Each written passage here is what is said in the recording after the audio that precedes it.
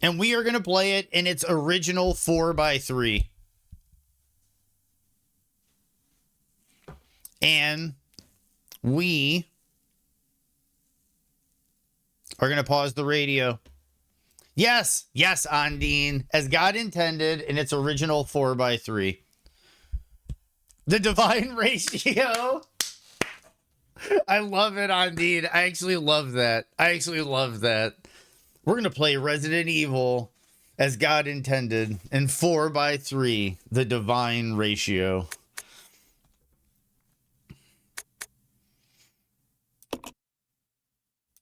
Resident Evil 0. Original. I will probably be using alternate controls just for my own sanity. If they get annoying, I don't mind tank controls. We can switch to tank controls. So let's start this up. Resident Evil 0, everybody. America, Raccoon City. Oh, a solitary island. I'm gonna do a crazy drop after the game starts. An island that would become the second Raccoon City, Sheena Island. There are still many unanswered questions about these seemingly unrelated yet intensely traumatic events. Though it is believed that the international enterprise umbrella was somehow involved, little is known as to the origin of this faceless corporation. When was it established? By whom?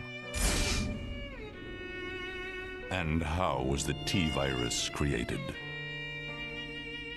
To uncover the truth, we must delve deeper into the events which transpired in the beginning, before the mansion incident.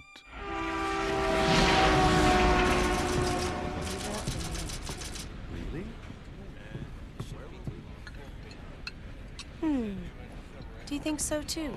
Yeah. Do about it. Hold off for a while. But I wonder how those are. Make that the alert, Ondine. Make my hype train alert. The RE0 train going past.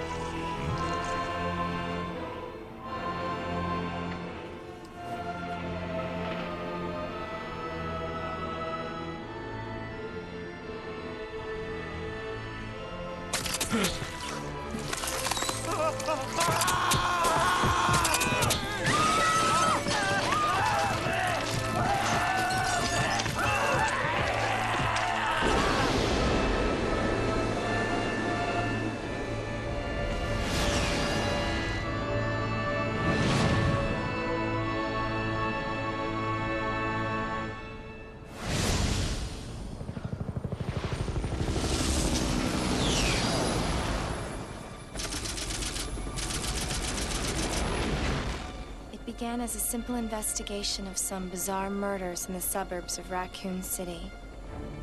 Nothing in our training could ever have prepared us for the nightmare that ensued. We never stood a chance. The one that Rebecca Chambers, not that I have a problem with Rebecca Chambers, but her story arc is one of the issues I have with Resident Evil. I'll get to that as we start getting into the game.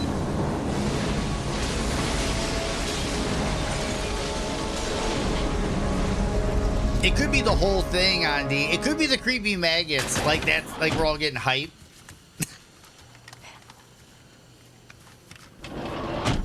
Check the current position and investigate the surrounding area.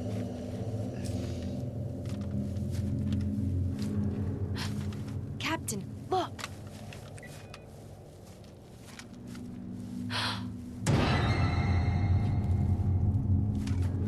The early sections of the game have their color really washed out. What happened? I noticed that going back to it. This is often considered the most frustrating and difficult Resident Evil, and this is where we're starting. Transportation. Prisoner Billy Cohen, ex-lieutenant, 26 years old. Court-martialed and sentenced to death July 22nd. Prisoners to be transferred to the Regathon base for execution. Those poor soldiers. They were good men just doing their jobs, and that scum murdered them and escaped. Yep, I mean, yep. Let's separate and survey the area. Our friend is brutal and ruthless. Keep your I guard have up. the OG. It's just for streaming and capturing convenience. This is a lot easier.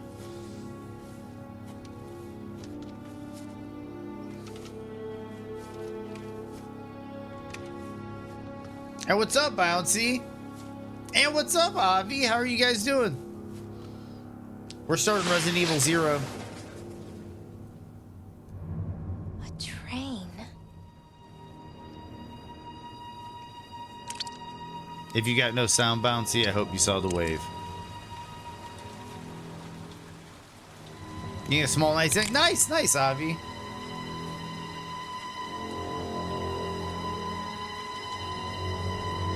I'm gonna go a bit of like what I know about this game after we get past the opening cutscene. I probably should have done like a bit of like a pre-game before we started playing, because I also have some other crazy news to drop on you guys too.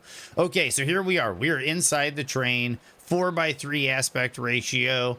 We're playing it the way God intended. Okay, so there's a few things. One, I'm not gonna be able to stream next Monday. I have to take next Monday off. We're moving speed runs. I'm going to do all day Tuesday speed runs. So it'll be like Tuesday run day next week. I may cancel casual Friday next week and we just do Resident Evil through like Thursday and Friday. But I am going to have to take Monday off of streaming next week. Just throwing that out there. A serious Friday? Yes, it'll be a serious Friday of zombies and murder. Yeah, a grave Friday. So, Resident Evil 0. Resident Evil 0 is a really interesting game because it came out and it was co-developed the same time they were working on the Resident Evil 1 remake for the GameCube. And Capcom was fulfilling certain duties to the GameCube by releasing certain games on the platform. RE0 was one of them. The Resident Evil remake was one. And they were working their way up towards doing RE4, which was originally a GameCube exclusive. One of the issues I have with this game is that the RE0 goes out of its way to build Rebecca's character arc up so that she's this extremely important and integral character within the narrative. But then the RE1 remake basically sidelines Rebecca just as it did in the original game, adding no depth or strength to her character. So you end up in this weird position where we got Resident Evil 0, and then immediately after that, I think it was immediately after that, within months, we got Resident Evil Remake, and it basically kind of undoes a lot of what RE0 did anyway. Which was kind of like where I kind of have some complaints here. The other big complaint most people have with RE0 is the hookshot situation and no item box. So there is no item box in this game. Those that are familiar with Resident Evil might know that the classic Resident Evil games have an item box where you can store items to make room for your inventory, and you can go to any item box in the game and retrieve those items and add them back to your inventory. This game added a system where you place items on the ground instead of in an item box. And if you need to get that item again, you have to retread your steps and pick that item up off the ground where you lift it. And I think Ivy hit a PB today, Mary. And I think it's 1 hour 5 seconds, if I remember correctly.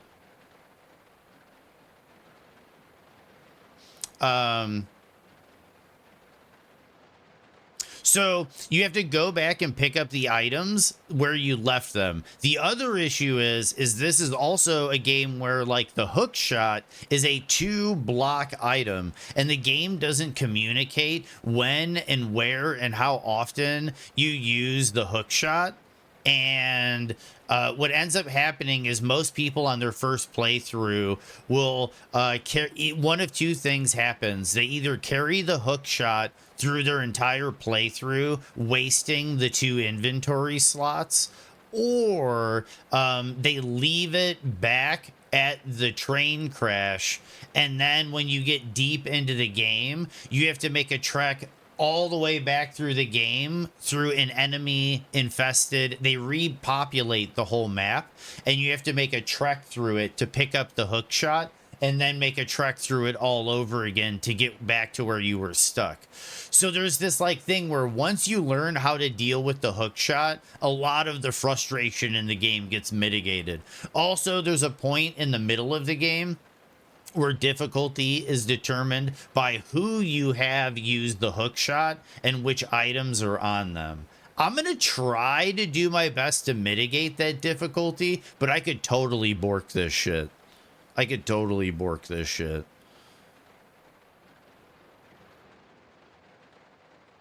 And I'm sorry work sucks, Mary.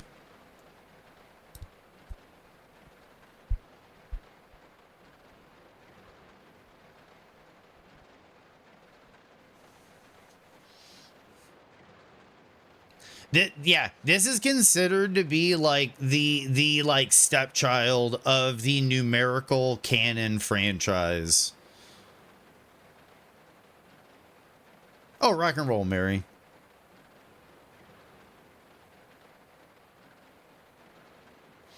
Dude, this is the thing, dude. He hits a 1 hour and 5 second PB. 6 seconds from a 59:59. And he's like, it's like, yeah, it's good and all. It could have been better. It worked.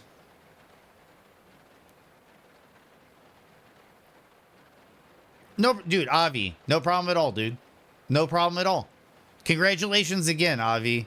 Congrats again. I might do a run before I sign off tonight. We'll see how things go. I really want to feel out this whole idea of just like running when I'm feeling it. Running when I'm feeling it, you know, Avi, and I feel it frequently, but it's a focus issue. Like what was it? I got Monday, I got 2 105s, and then yesterday I got like a 1010, and it's like the consistency's there, but it's always the first run of the day. I'll say that my first run of the day is really good, and then I get kind of poopy, and then my last run of the day is really good. And you love a franchise stepchild? I do too. Dark Souls 2 is speaking of Dark Souls 2, Freedoms is playing Dark Souls 2 right now, trying to learn the speedrun route.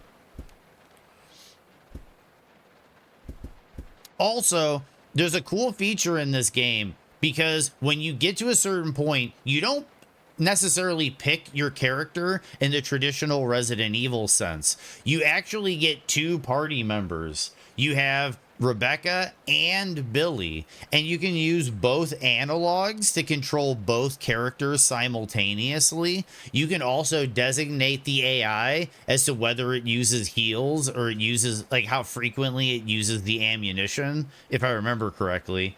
You can also, I think, tell it when to shoot. You can also hit a button to switch control between the 2 characters. So you can leave one character in a room and take another character somewhere else. And some of the puzzles require you to be in 2 places, solving the puzzles in different places.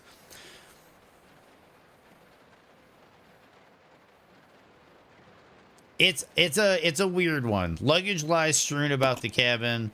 The seats are stained red with blood. Okay, this is gonna be a weird drop too. This is gonna be like a weird left field drop, and because I don't know how to drop this. I tend to be a very insular person. I tend to compartmentalize what's happening in my life and what's happening in the stream, and 2 things I overlap them. I am always the same, but I tend to compartmentalize certain things. Also, for privacy's sake, especially regarding things with Sophia. But I am taking Monday off of stream because we're getting married on Monday. That sounds weird to say on stream, but I'm just throwing that out there so people know why I'm not streaming on Monday.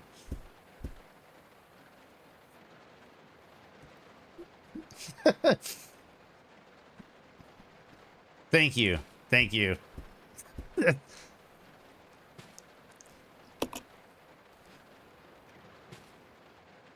We've been planning this and talking about this for a while. It's just I haven't really talked about it on stream. So thank you, Stug. Thank you, Snail. Thank you, Grim. Thank you, Big Chungus. This is Officer Chambers Thank you, from Avi. Stars Bravo team. Please identify yourself. Is someone there? Yep, I'm taking the name, Mary. Exactly. Yeah, it's happening Monday, Grim. So I'm not streaming Monday.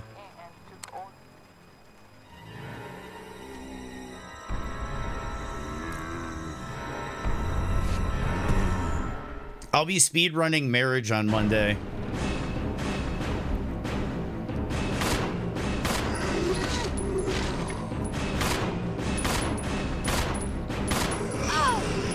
Okay, of course I didn't want that to happen.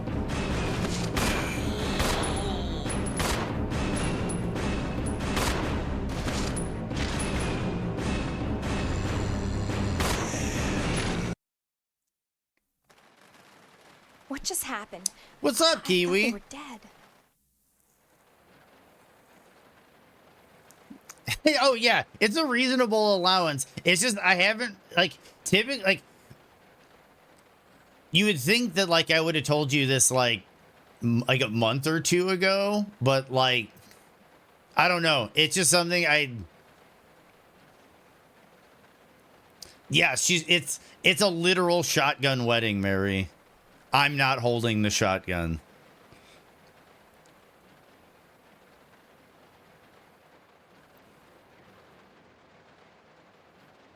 This is also getting remade, Nameless. This would be an interesting one to remake. And I'm already in caution.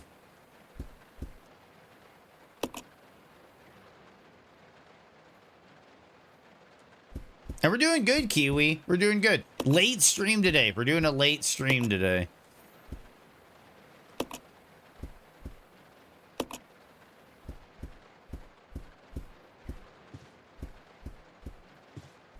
I'm wondering which way I go. Passenger luggage is scattered all over the place. What's up, Moon?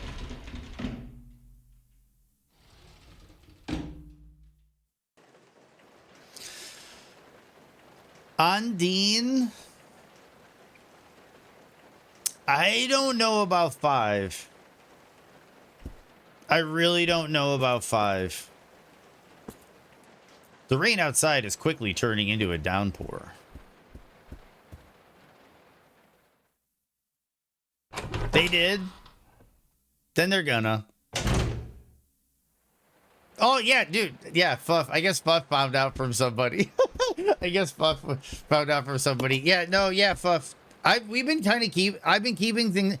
You know me, Fuff. Like, I open up about like myself and stuff, but there's certain personal things, especially like with Sophia, that I kind of compartmentalize a little bit. And it's no offense to the stream or anything. I think people might understand why, but I have a tendency to compartmentalize some of that stuff. But yeah, Monday we're getting married, so I'm not streaming Monday. Let me read this. I'm like nervously just tapping through shit. Yeah, Loopy. Yeah, Loopy. What's Queasy Face for, Loopy?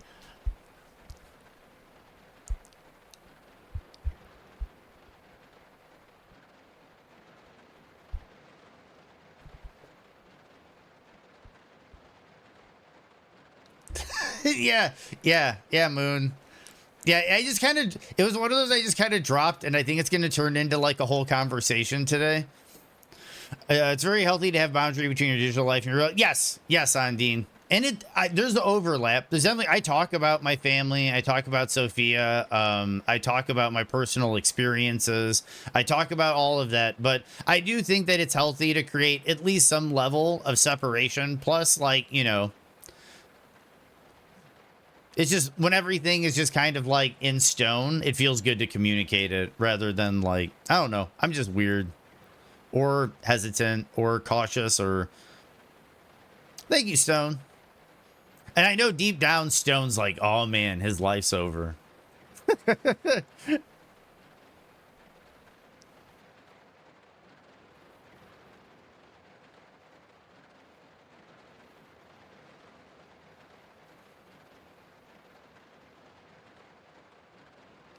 I call you Bite.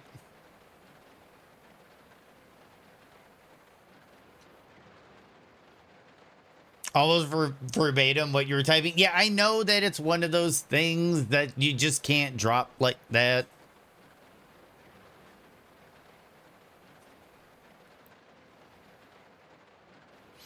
I ran an IG meme page for a few years, and I'm often wish the people who follow my page knew less about your life. I could understand that, Andine.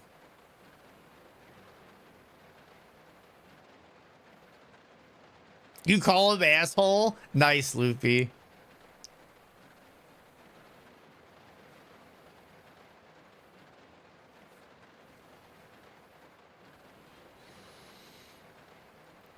I know it's your guys' love language. That's how the two of them communicate.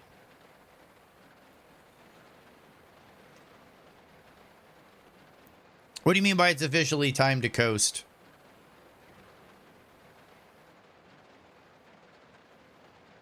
The best and most frustrating journey ever. I'll say this, by like me and Sophia have been together for like 17 years. It'll be 18 years in October. So like honestly at this point, I think we've kind of already been through the shit. Like I don't think it can really get much worse than it's already gotten. And it's not bad. That sounded like it was bad, but I think you know what I mean. Oh, dude, yeah, Ren. If you were curious, I did kind of drop that. Like, yeah, I'm not streaming on Monday because I'm getting married. Me and Sophia are getting married on Monday, so I'm not streaming on Monday.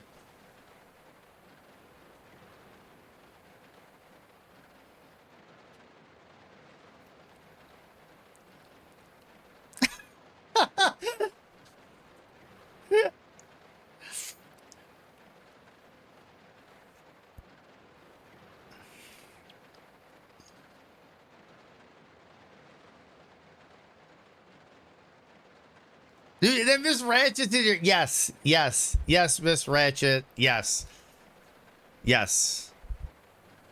I would love it, Fuff, if you could be my flower girl. And I would, dude, bring a lei and everything. You know, like we'd bring all that Hawaii spirit. It'd be fucking amazing. It'd be like 50 first dates and shit.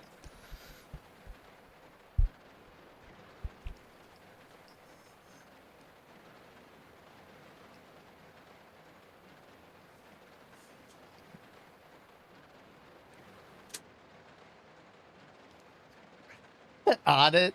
Nice. Nice. You got to ask permission, Mary. And I'm not the one to ask.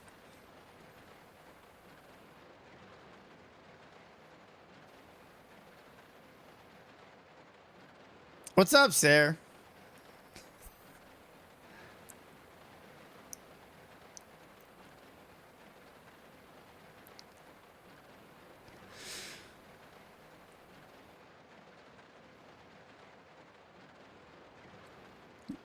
Yeah, yeah. The conversation changes. I agree, Snail. The and perception changes.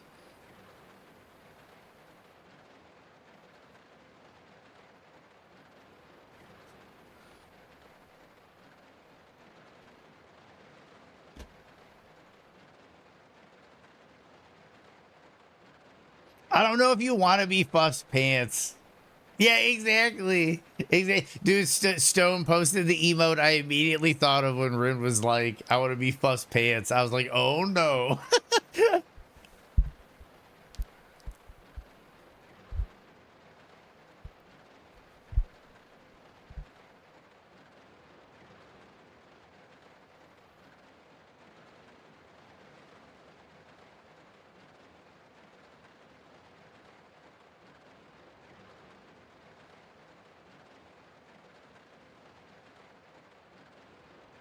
That's Patreon exclusive content. I fear I should leave now before the bro babes take my hubby away from me here. No, they won't, because this is all in a wholesome moment. Do you want it? What do you mean? What? I think Sarah knows.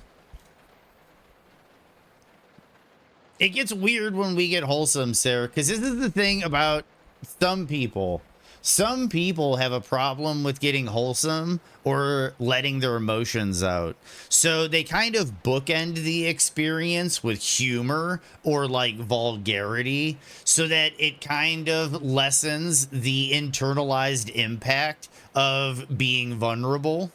And that's all bro babes are doing, is just they're opening up, but in a like what they feel is like a secure way.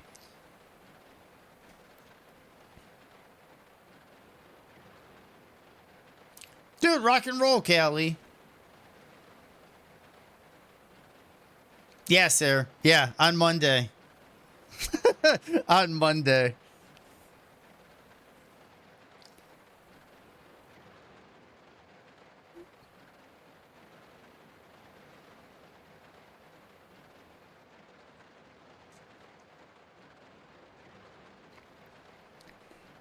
No, it's something we've kind of known is going to be happening for some time now. I just, like I was saying earlier, I have a tendency to kind of compartmentalize a little bit my like IRL stuff and my stream stuff.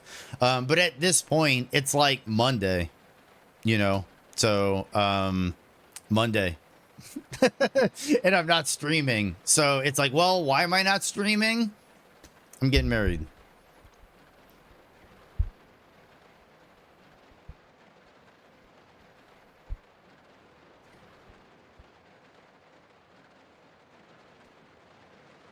That's hilarious, Grim.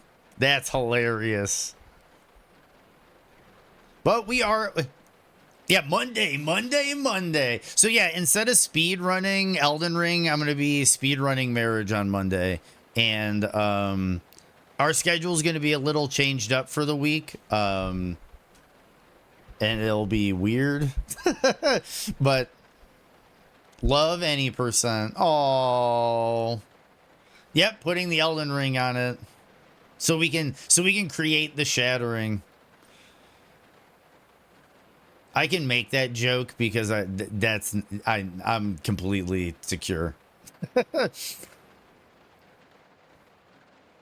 You came here to talk about Taco Bell, but this is so much better than that. What did you think of? I don't know location to location, Stone, but out of curiosity, for its price and value, what did you think of the Cantina Chicken Bowl? It fucked?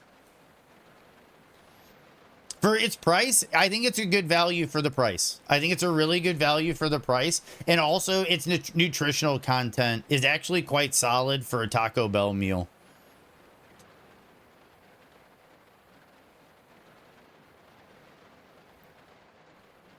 It's not like, you know, it's not like gourmet food or anything, but like for hitting up a fast food joint and getting like a bowl of like what we've been calling the modern American slop bowl, just like where you get like, you know, your rice, your chicken, your sour cream, your beans, some lettuce and some other stuff just kind of thrown in there. Like it's actually like a protein dense meal that's like relatively balanced, and it has a lower sodium content than a lot of the other things that are on the menu. And sodium's good for you, so it's not that it's bad, but it definitely, dude, it's good times. I do too, Stone. That I agree with you on. So what I sometimes do is I get the bowl and then supplement it with something else on the menu, is usually what I do. But the bowl totally hits the spot for me. I do agree with you. Which is a bit bigger. Also, maybe a regionality locale. This spot uses they scoop the fucking chicken and slap it in there, and then the other place they measure it out and they make sure it's portioned like corporate says it's supposed to be, and then they put it in. Like, who knows? It's like, you know, it is what. Lumi the influencer. I try, Soul. I try with Taco Bell because I feel like the thing is like people typically take shots at fast food, but I think there are 1 to 3 things on every fast food menu that you can order that's actually like good for you. Taco Bell is one of those places where, and also price. Taco Bell, I think for what you're getting has kept a relatively moderate price.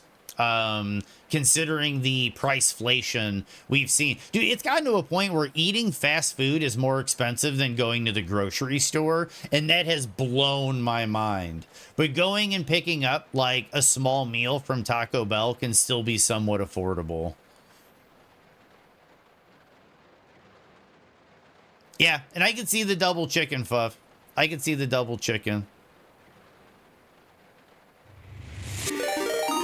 And Daft is raiding in. What is up, Daft? Sorry it's a quiet raid in. We're kind of chatting. We're playing Resident Evil 0. Welcome in, I'm Jinx. Red Crims? Crims? Blairwood? Welcome in, everybody. How's everybody doing? Daft. Not often I get a Daft raid. Romina Rising, welcome in. How's everybody doing?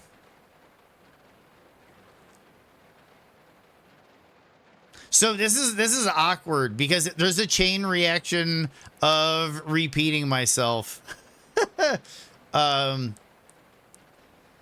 So I am not streaming Monday. And I have a tendency to compartmentalize real world events from my streaming life. Like, and I'm sure you get it, Daft. I'm sure everybody that stream gets it. Where you open yourself up to your channel, but there's just like a few things you kind of keep kind of private. But Monday, I'm not streaming because me and Sophia are getting married on Monday. So I just kind of dropped that a little while ago. And then, yeah, exactly, Def. So like now, like that's the thing. Like that's what we were like talking about for some time now.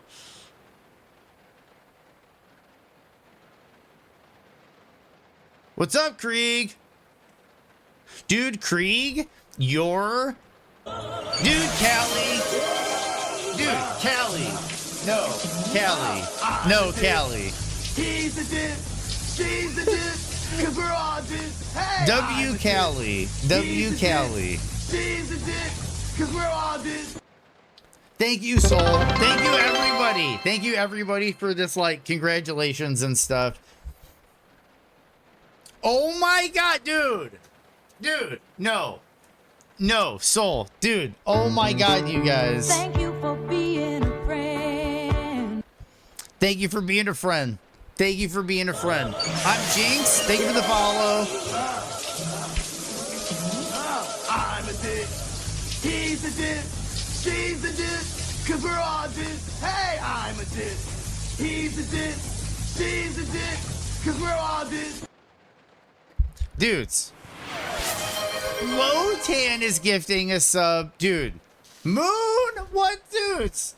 Dudes. All you guys. Dude, Soul. Dude, this means a lot. It really means a lot. Oh my goodness.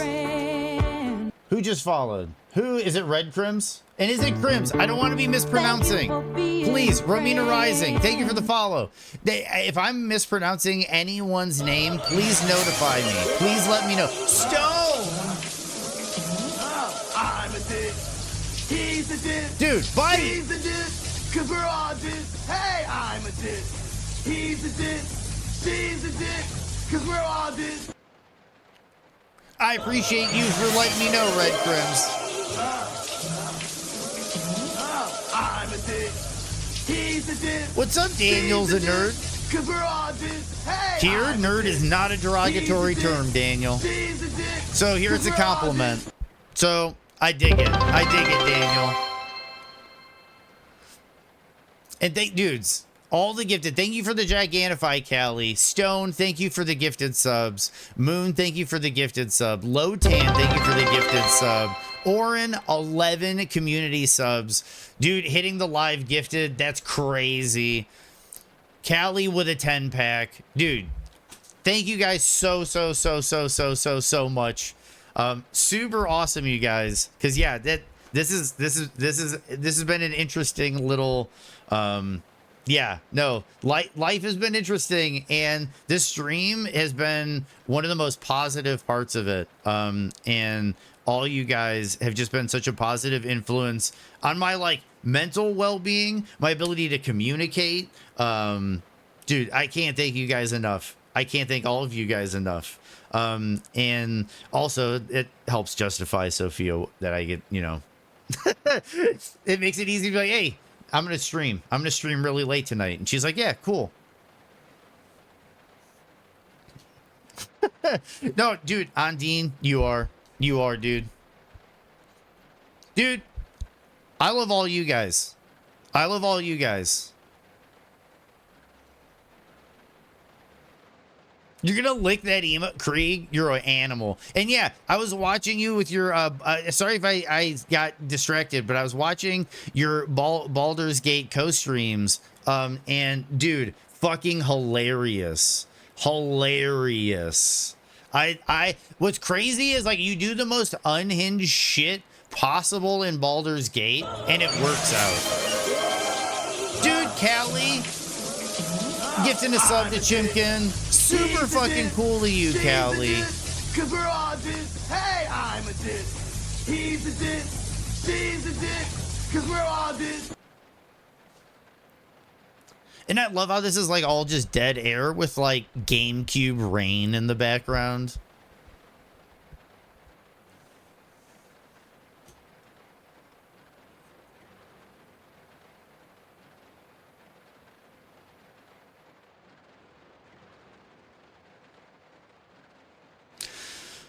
I try so damn hard to be that person on here. Not to say I'm not like this IRL, but I definitely put in more of an effort on here. I think I get what you mean, Mary. Mary's talked about this before, and this is kind of an interesting tangent to go on. But I think some people do this, and I think this is a really positive thing, is like, I've heard people say, Mary's one of them, where they get to be the person they want to be on Twitch, which allows them to kind of like take themselves wherever it may be in their like current IRL situation and slowly move that mentality, like align them. I can be definitely a bit more pessimistic, and I can get a lot more down on myself off stream.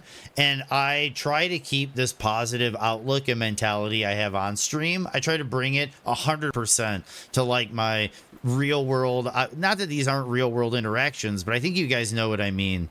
My interactions, like just on the day to day when I'm out and about, and try to keep that mind state, that like mindset that I have of, you know, just like difficulties in life just being like a speed run challenge. Like, you'll get over it. You just grind at it some more and you'll get better at it. And I try to carry that mentality. And I try to be positive, but you guys make it so easy to be positive. And I'll be forever grateful to you guys for making it easy to be that positive. It means a lot. It's changed my life. It's changed my life. Weird tangent, but you guys changed my life. I always feel more authentic on stream, and have been applying it more to everyday life. Yeah, Daft. The other thing is, I get kind of caught up, and you might know what I mean. I get caught up in how people will perceive how I'm expressing myself and how I'm communicating myself and how I'm communicating my emotions. And through navigating that on stream and communicating with people with chat and communicating myself and finding the words to do so has allowed me to now in real world situations communicate my boundaries, communicate my goals, communicate my desires, and communicate those things clearly and be understood. And that's another facet where I feel like streaming has made me a much better communicator. I think I was decent at communication skills to begin with, but there were definitely things like, especially things with an emotional context, where I feel like my upbringing didn't give me the lexicon for it. I didn't have the language to speak about those things and communicate myself. And how I felt about certain things. And now I feel like I've gotten that language, and streaming has really helped me get that. It has really helped me like pull that together. So when I'm uncomfortable and I need to set a boundary IRL, I'm like, dude, I do this shit like all day long on stream. Like, here we go. This is how I feel. This is what I think about it. I might not be talking about hitboxes, and I might not be talking about like developer patch rollouts. I might not be talking about the game industry. I might be talking about something more personal or something that affects me more directly. But now I can communicate those things. And it's because I have all this practice of communicating all day long. And I'm grateful to you guys, because if there's nobody on the other end, I'm not getting that communication. I'm not getting that interaction. I'm not being corrected. I'm not learning. That's another aspect of communication, is learning. Like, I'll say it, I'm 41. I'm fucking old. So like, and not that I'm like old, but like, I'm old in the sense that like language and communication has already like started kind of changing in a way where I'm like misspeaking, because not that I'm saying things ill-intended from my perspective, but it's being interpreted as ill-intended from someone else's perspective, because there's a bit of a communication breakdown. And streaming has also been one of those things that's really been helping mitigate that communication breakdown feeling, which has been fucking awesome. And we got a hype train, guys. Speaking of, I got a little trickster.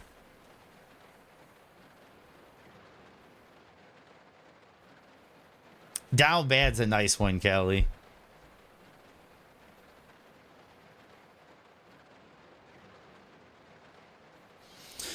Huge growth phase as it relates to releasing care for how I'm perceived. Doesn't mean I don't care about people, but I can release caring how they see me. That's a great way to put it too, Soul. I totally understand that.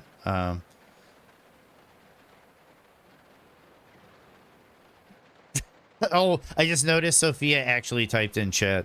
It always makes my day.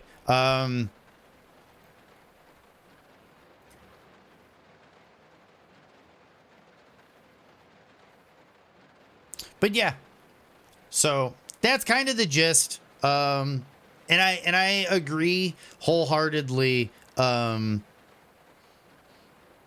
when you have a bunch of people when we're lucky enough to have the ability to go live and just kind of socialize with this many people and know that there's this many like-minded people out on planet Earth, and know that like we have like at least like a shared, like, I don't know, just like shared motivations, shared interests, shared importance on caring for each other.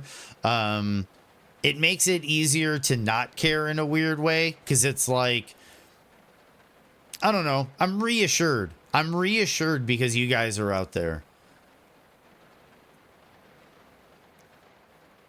Whether I need to be more courageous, whether I need to be more thoughtful, whether I need to be anything, whether I need to be more anything, it's like you have the motivation because we are all here helping each other be more.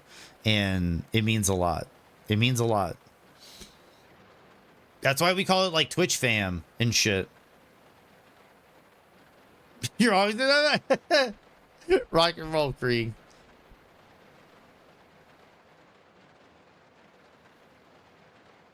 Sophia's my best friend. Like, hands down. Sophia's my best friend. So that's that. I'm gonna get another beverage and then we're gonna start the game. We need to start the game, guys. I'm sorry if I'm gonna keep yapping, and you can get me to yap, but we're gonna try to continue the game today. But I'm gonna get another drink. I gotta throw this one away.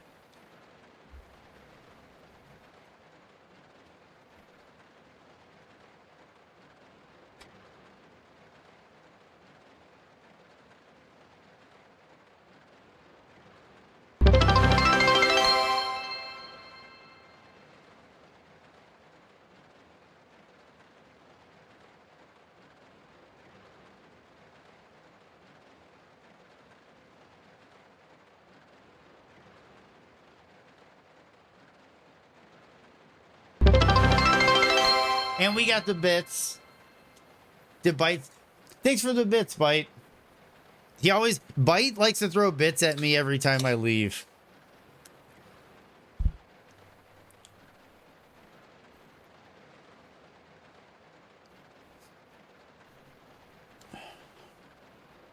You're having to. Oh, I'm sorry to hear that, Stug.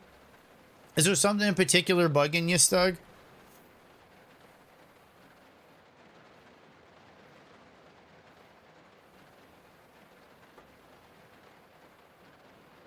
I'm surprised the dog isn't telling you you're okay to do it, Ondine.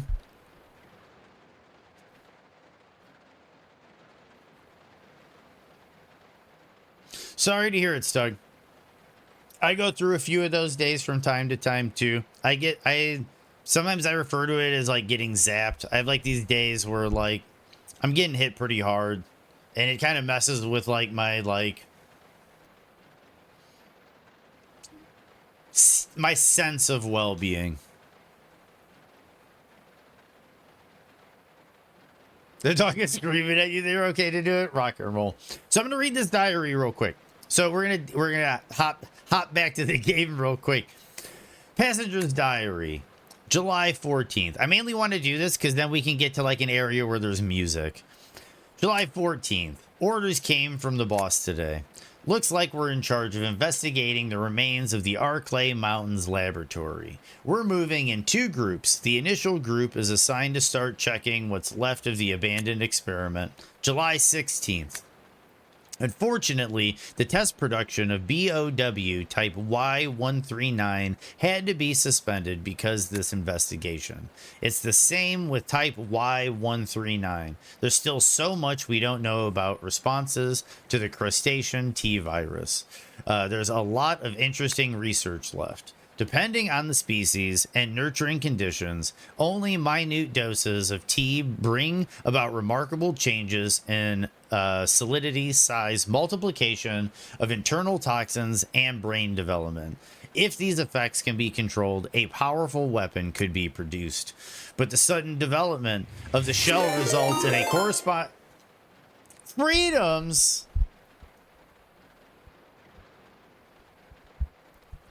I like to think streamers only exist to about the chess level. Yep. What is up, Freedom? How is the DS2 going? Dude, is this okay? So do I have to do this like every time somebody raids in today? So Freedoms, because you're close to the channel. So yeah, the reason the reason I'm not streaming on Monday is because I'm getting married. I'm getting married to Sophia on Monday. You heard the news? Cool, Freedoms. Cool.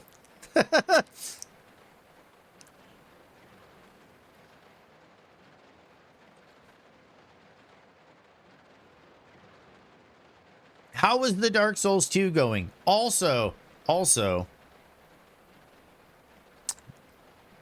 what was Daft up to? I missed it.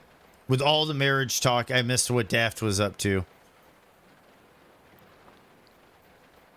And we had the bits drops.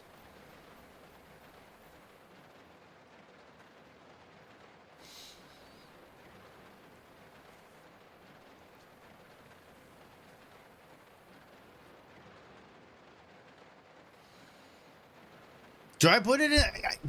I thought it was a little like, I don't know. Thank you, Avi. Thank you. Dude, and congrats again on the PB. Congrats again on the PB, Avi. Dude, Callie. Dude, Callie, thank you so much for the bits, dude. Thank you so much. You've done well enough already, Callie.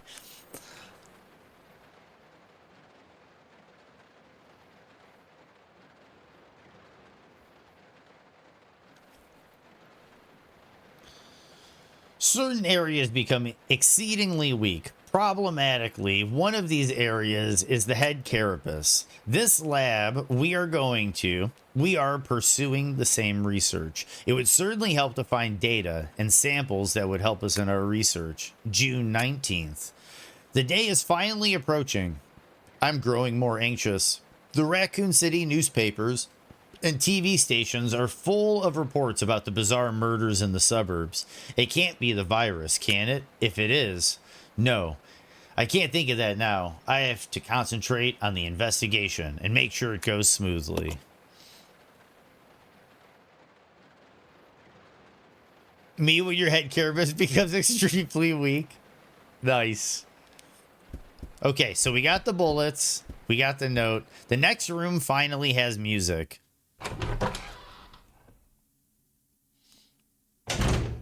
I know that because we get to save room here, if I remember correctly. Kermit oh yeah, Kermit has cheeks.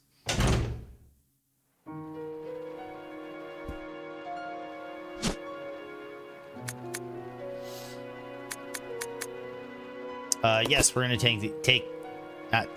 we're gonna take the ink ribbon. Anything we leave on the ground, I think when the train crashes, you can pick up after the train crash.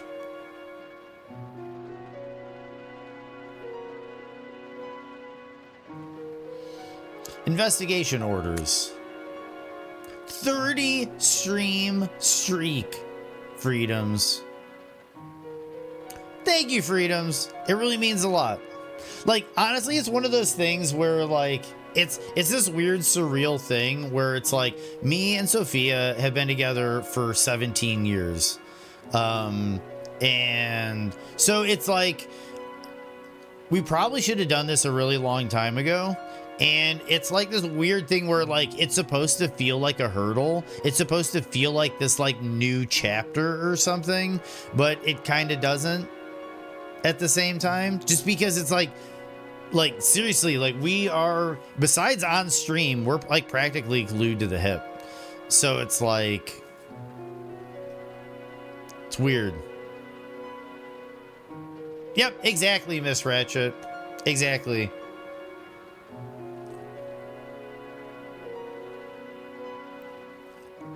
To be completely honest, Ondine, it was really just like,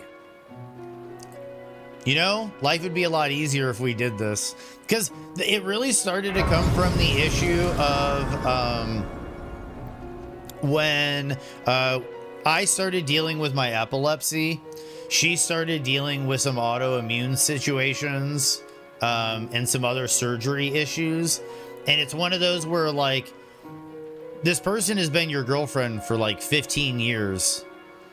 And you've lived together for like 13 years. And for all intents and purposes, they're your significant other. And a doctor comes into the doctor's office and says, or into the room, like the patient's room, because she was having like a surgery, a procedure done, and was like, "Are you the husband?" And you're like, "Well, I'm not the husband, I'm the boyfriend." And he's like, "Well, I can't talk to you." And then he leaves. And it's like, you can go through the process of like filling out all this other stuff and doing this rigmarole so you don't run into that situation.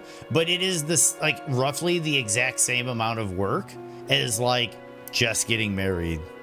So we kind of just like socially just kind of agreed on it and just like thought, yeah, we should probably just do this.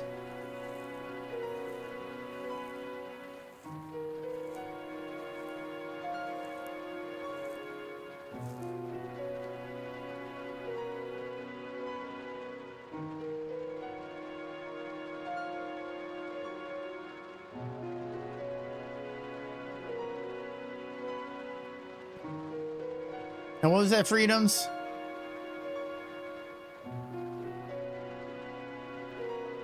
Oh, the Devo? Yeah.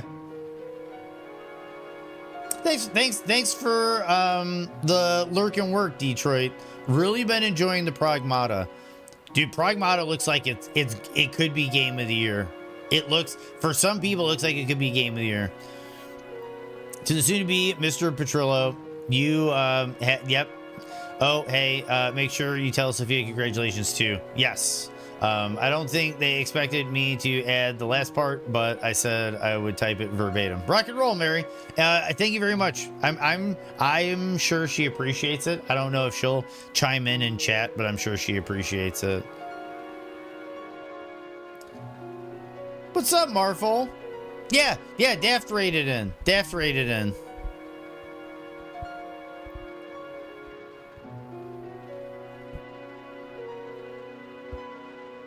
But no, yeah, because there were issues with like my epilepsy and seizures and stuff, and it's just one of those things where it's just difficult to like navigate a lot of those issues where and then it's like now we're gonna get that taken care of, so it's just something that we don't have to worry about.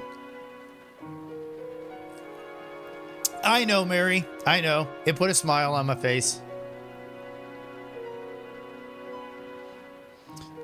What is lunatic mode? Is that just like the hardest difficulty setting?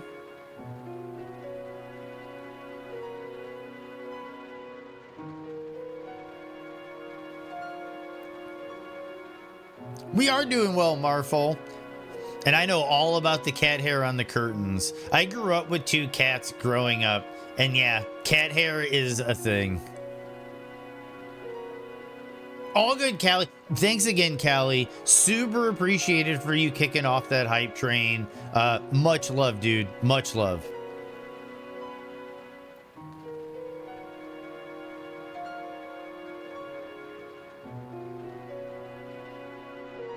I'm sorry if you're kind of having a rough one, Stug.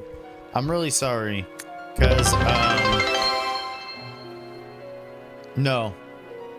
I get hit with it. I get hit. I have some rough days. I definitely have some rough days. That was why last year, when I had the whole like fracturing my hand thing and going through that whole arc, I took a lot of days off of streaming because it was just, I didn't want to bring that energy to the stream. It is just, but dude, I'm curious how tricky that game gets, or if like the puzzles get harder, or like how they work with the difficulty. I'm really curious, Detroit.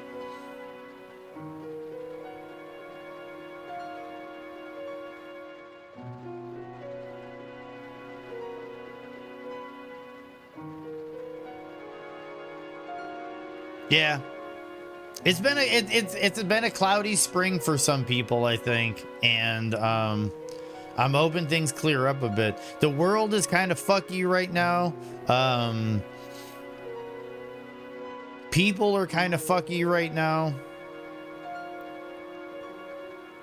But sometimes I just feel that's how it always is.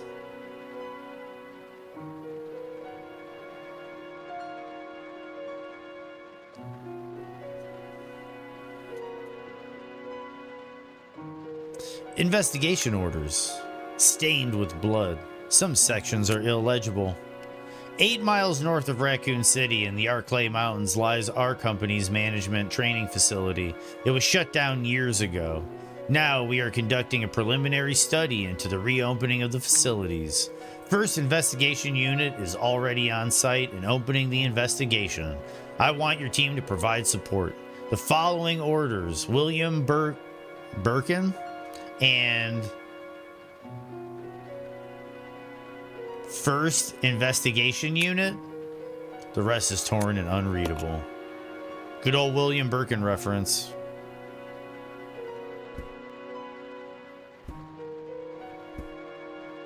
So we can save the game, but honestly, I don't think we've done enough to warrant saving the game.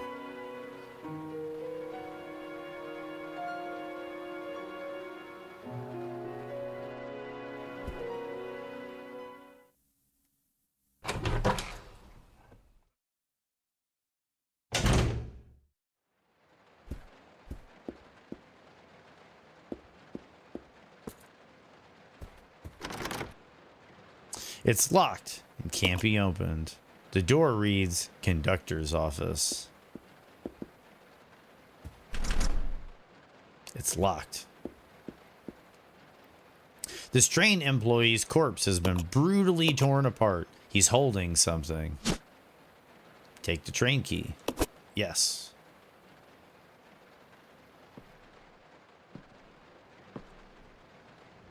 There's Billy.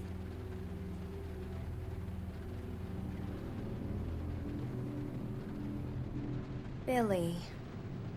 Lieutenant Cohen. So, you seem to know me. Been fantasizing about me, have you? You're the prisoner that was being transferred for execution. You were with those soldiers outside. Oh, I see. You're with stars. Well, no offense, honey, but your kind doesn't seem to want me around, so I'm afraid our little chat time is over. Thanks for the bits, Doug. Wait! You're If I under didn't say arrest. that, thank you.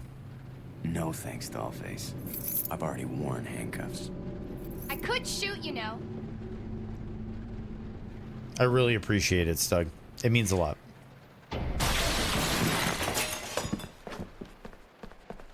Edward! Your Are you presence alright? means a lot. What happened? It's worse than... We can't. You must be careful, Rebecca. The forest is full of zombies and monsters. Zombies and monsters.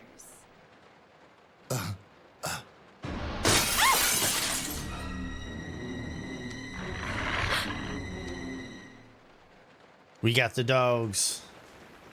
Okay, so I think I'm gonna go here.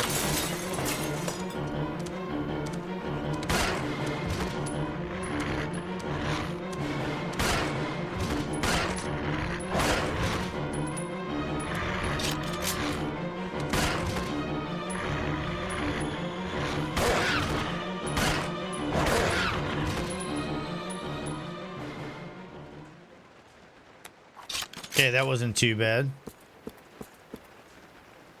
Okay.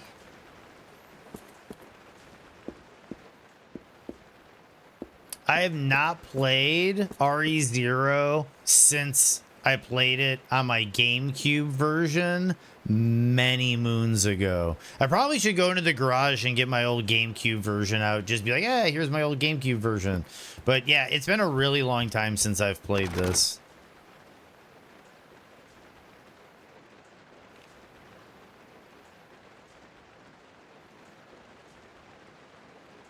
That dude. Congratulations.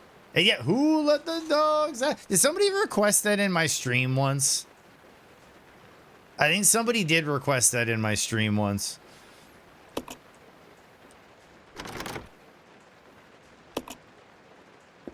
Okay, so that's conductor's office. Let's check what our key is for. Examine. Dining car.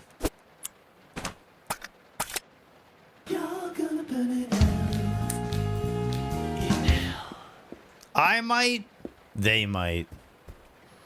Kind of reminds me of Dawn of the Dead when the guy's like, my mom always said, or my grandma always said, when there was no more room in hell, the dead would walk the earth. Edward, you were so happy just a few hours ago. He's holding something. Take them bullets. This body has bite marks all over it. Okay. Do we save now? Probably. And that is like the highest compliment, Miss Ratchet. That is totally the highest compliment.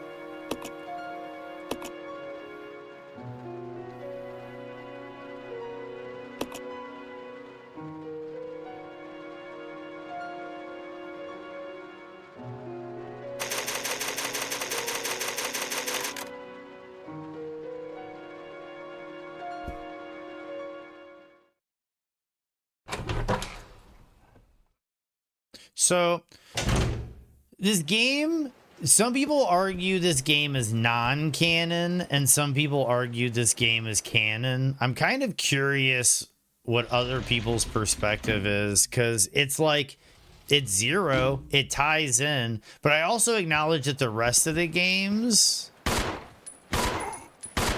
Ow! Shit.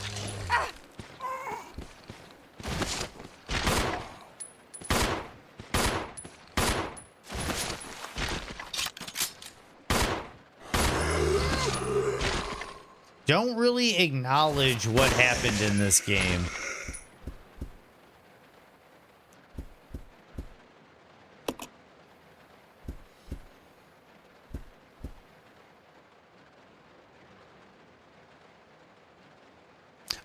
Dude, I totally get you. Dude, I think there's certain foods that are like your family kind of lays claim to them. I think a lot of families, it can be mac and cheese. It can be a few other items. Cookies are another thing that are very particular, where like, oh, like my so-and-so's chocolate chip cookies were the best ever. I think there's a lot of like tradition and like just because that's what nostalgia is. It's like taking you back, you know. Is this the dining car?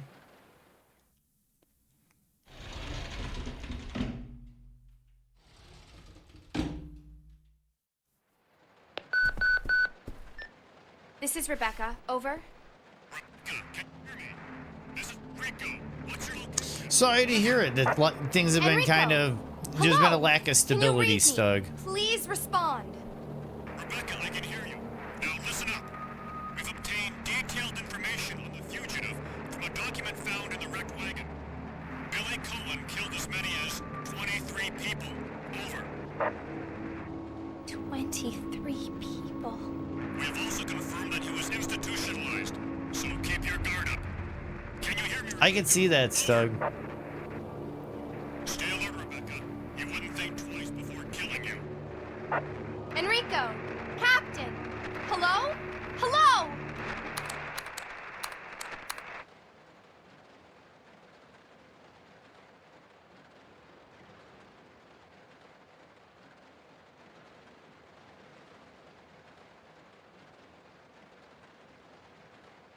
Nice, Miss Ratchet.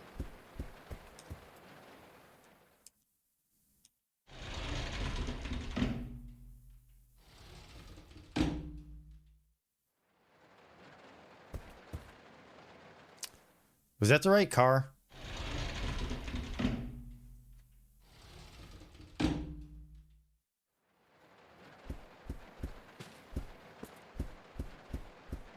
This is the car I started in, right? Oh, shit. Okay, so I can use the dining car key. And I am going to throw it away.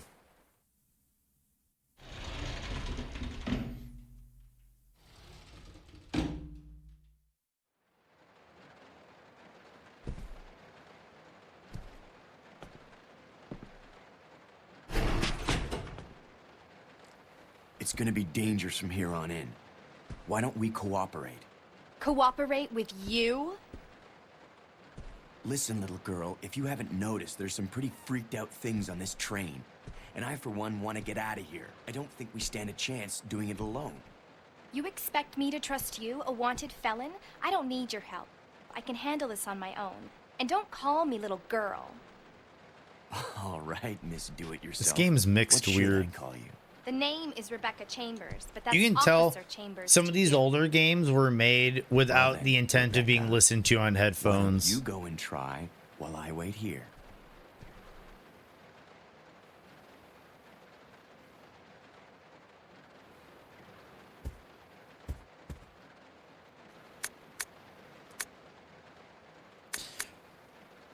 I think that's where the beginning of blackout tattoos started, was people just covering up tribals.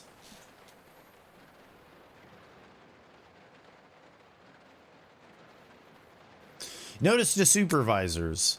When closing the dining car, supervisors are asked to switch off the automatic doors after ensuring all staff have vacated the car. The main automatic door power switch is located on the roof of the 5th car. Inspections will take place when the train is garaged. After inspections are complete, use the ladder at the rear of the 2nd floor of the dining car. Umbrella Corps, Maintenance Department.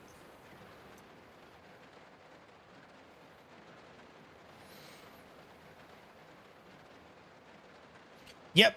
Have you seen those TikTok channels where it's like just people that go around and translate kanji tattoos? Well then, Rebecca, why don't you go and try while I wait here?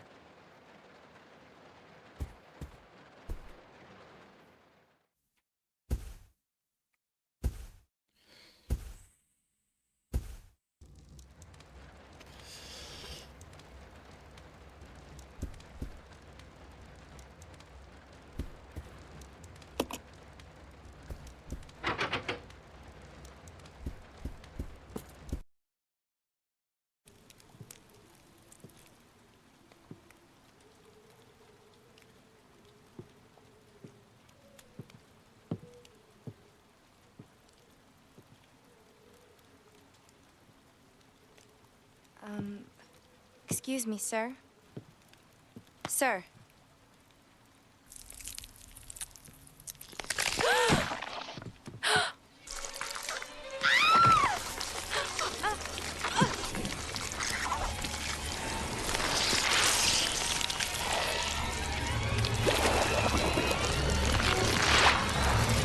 Nice.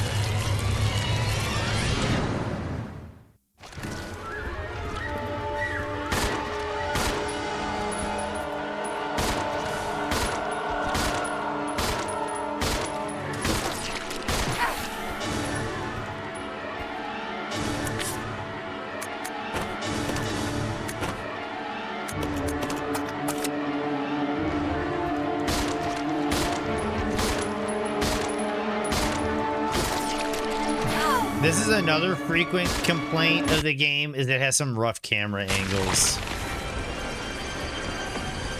Watch this shit. I think this might be it. There's some like gun fu that Billy does in some of these cutscenes. Yeah, there we go.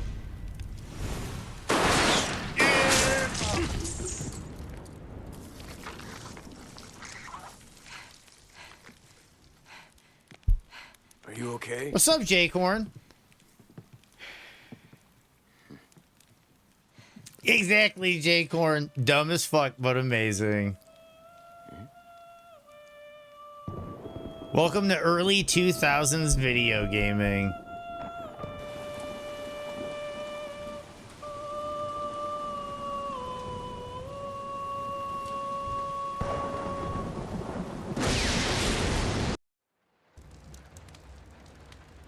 Who is that guy?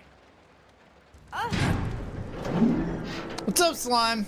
What's going on? Never give up. Who's controlling the train? Good luck, little Go fly. and check out the first engine car. Listen, we gotta cooperate with each other from now on. You Yep, got when that? I couldn't fathom graphics getting any more refined. Well, I don't- Blew it, Exactly. girl. Or maybe you like being worm bait. It was All Sasuke. right. But you just remember, I will shoot you if you try anything funny. Fine. Now take these with you. If you find anything, give me a call, all right?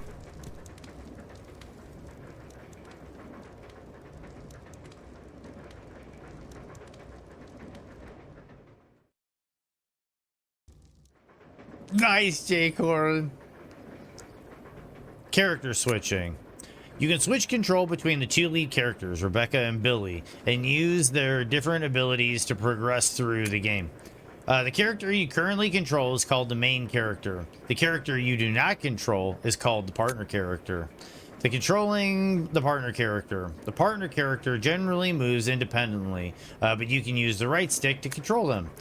Selecting partner on the status screen allows you to assign instructions to this character. Solo, both characters move independently. Team, partner follows the main character. Attack, partner attacks automatically. Idle, partner will not attack. You can also press the touchpad to switch between solo and team behavior. Switching characters. Press triangle at the status screen to switch characters. You will need to switch characters in order to progress in certain situations. Exchanging items. When your partner character is nearby, you can exchange items on the status screen.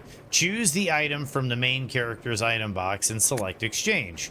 Character attributes. Rebecca. Rebecca has the following attributes. Can combine herb-related items. Weak defense. Can use a mixing set to combine chemicals. Billy. Cannot combine herb-related items. Has a strong offense and can push many large objects. If the partner character is attacked, both the main and partner character will die if they take too much damage.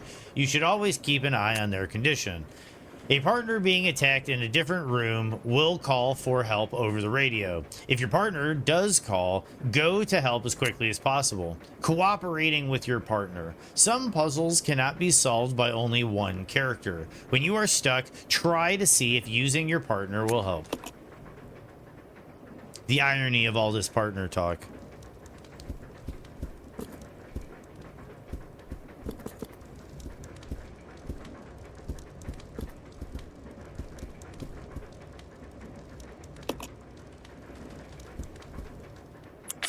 Do I can't heal up.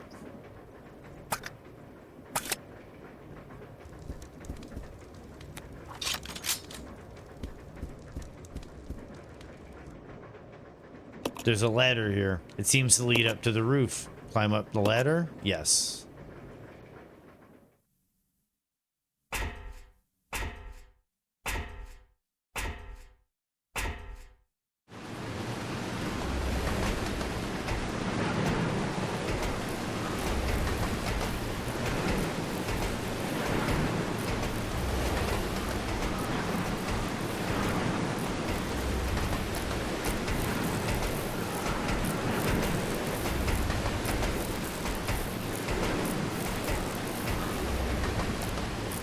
Power cable has been disconnected. Reconnect the cable? Yes. He just grabbed that shit with his bare hands, or she did.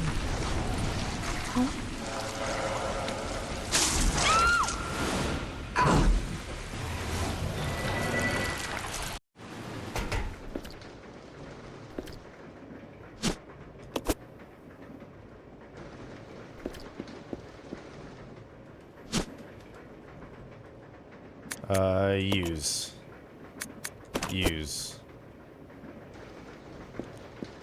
Okay. Train key. Yes. This is where the puzzles start getting mildly annoying. There's something stuck in the keyhole. It's preventing the doorknob from turning. You could probably get it out if you had something sharp.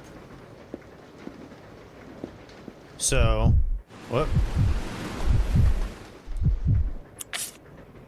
So, what we do, examine the key. Gotta take care of a few things real quick. Totally understandable, but conductor room.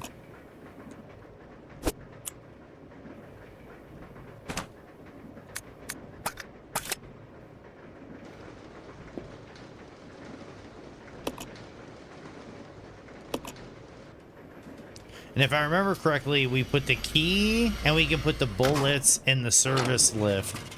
And then that way, Billy can go get it.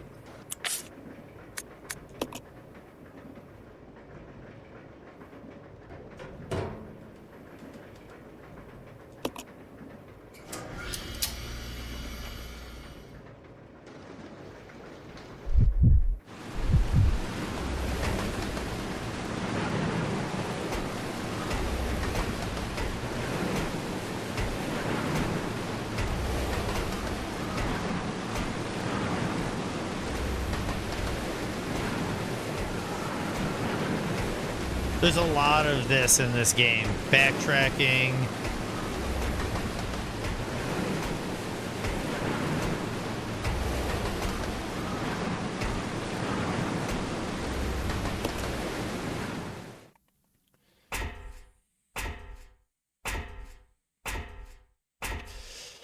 I'm glad you're enjoying it, Lotan. This game is really cool. See, and then that is where Rebecca is.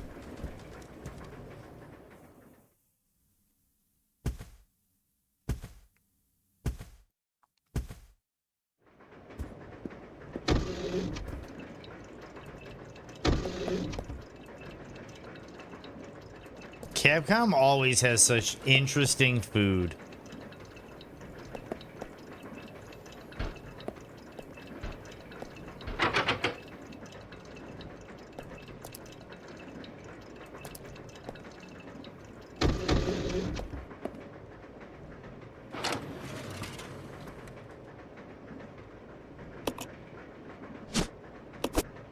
We'll take the conductor key.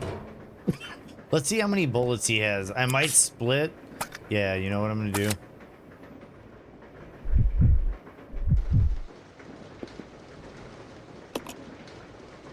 Not yet. Can I split? No. Okay, we'll just split. We'll just switch to Billy.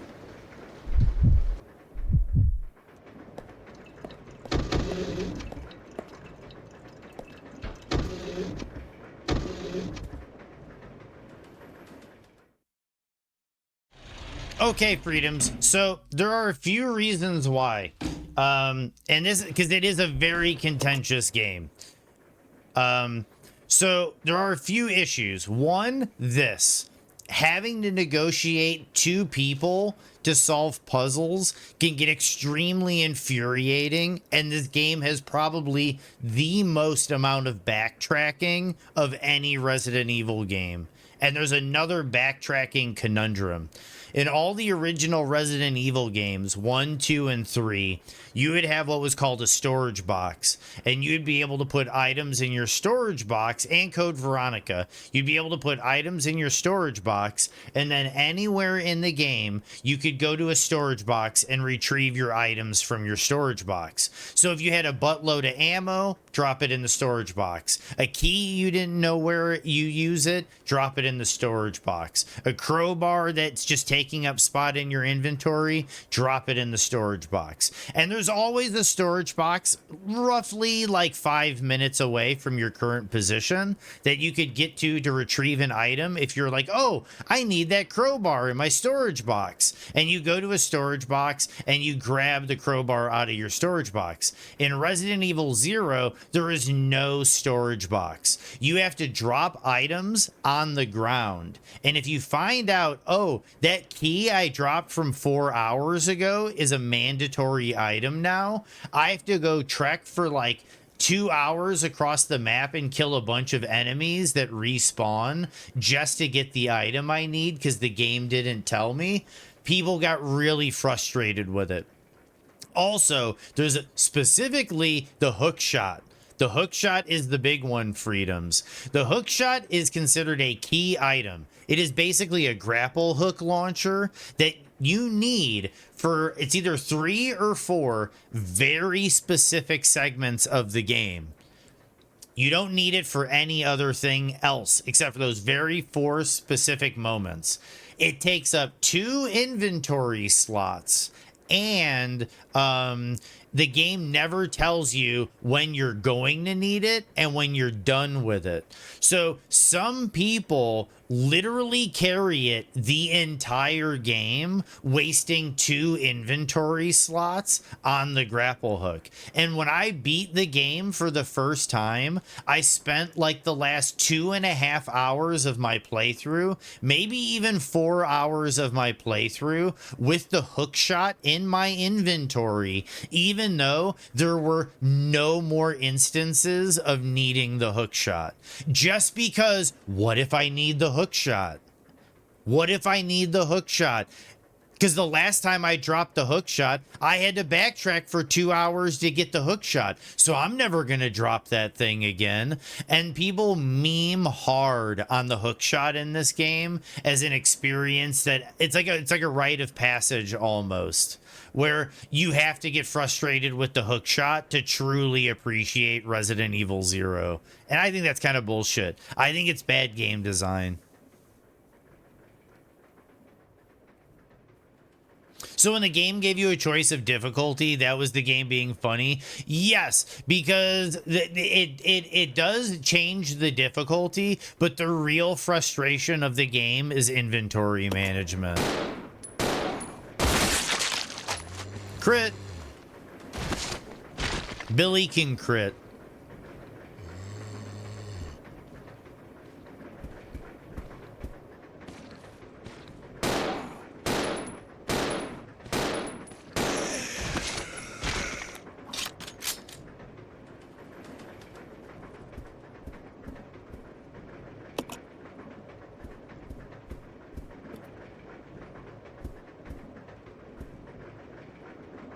Billy can crit sounds like a Tom Petty B-side.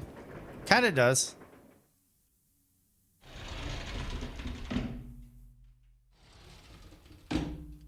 But the cool thing is, it's one of those interesting things, Freedoms, because it basically... One second. I'm going to have to clear out the cabin, I think.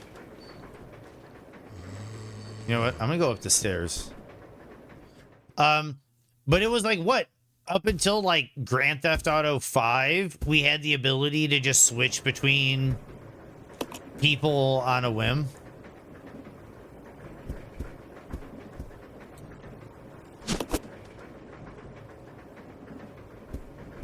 So you can hit a button right now and boom, you're Rebecca. And then you hit a button and then boom, you're Billy. And you have to solve puzzles like this.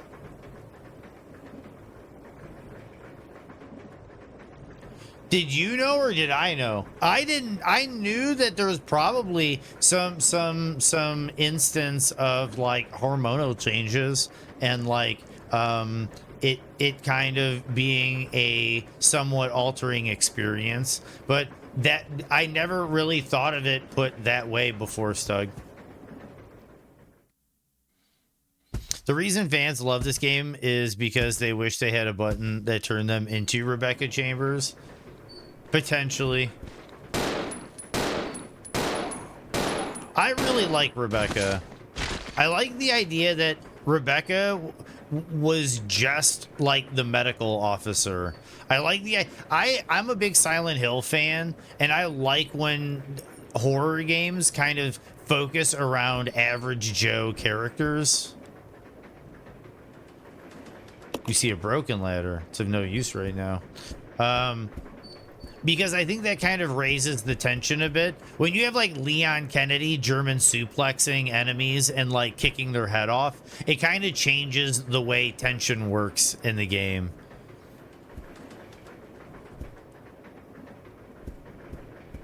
I still love RE4, like don't get me wrong. RE4, goated. Chris punching boulders, goated. Leon the Sex Kennedy, goated. But like the way that you create tension has to change.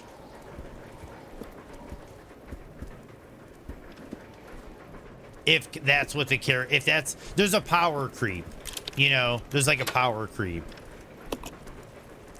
See, like this, you don't need the key anymore. You don't need the key anymore. Seems you don't need it. Do you want to throw it away? Yeah, I'd love to throw away the key. It wastes up inventory slot. Why don't they tell you that when it comes to the grapple hook?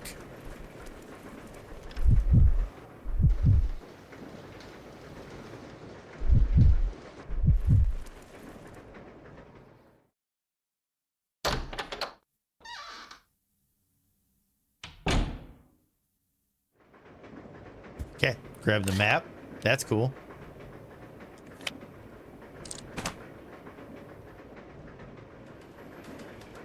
I think once you get off the train, you get a bit more music in the game. Yes, take the red herb. Yes, take the green herb. See, this is where the inventory situation can turn into a conundrum. Note from conductor. Leon, please fill my sister Claire with your... Whoa! I remember that shitpost video now. But yes, yes, Doug. That was a whoa.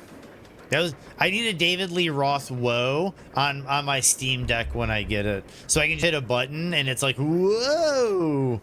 And that would really convey my attitude sometimes. I will say Leon is definitely extremely Leon the Sex Kennedy in RE9, and that is one of its most favorable aspects. And then an immediate 100 from Puff. I don't know. Billy is kind of an edgelord stud, and I'm curious why Billy never showed up in any of the other games. Note from the conductor: the key for the driver's compartment is in my bag as always, but I need the other guy's key to open the damn thing. But it looks like I've lost it somewhere. If it was a normal key, someone would be sure to turn it in. But this key is different. I'll look for it too. But if you happen to find it, please hand it in. Thanks in advance.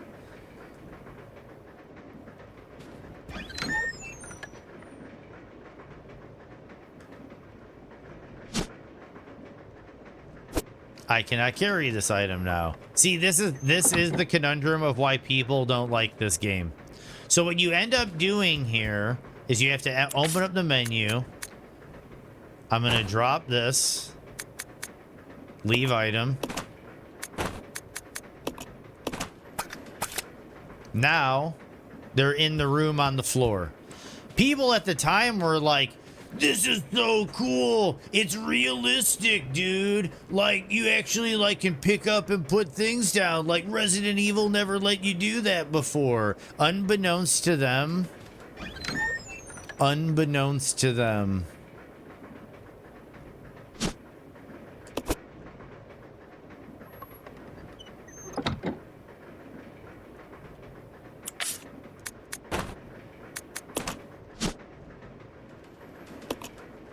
It appears to be locked. There are two holes that look as if some kind of round object. Okay, so...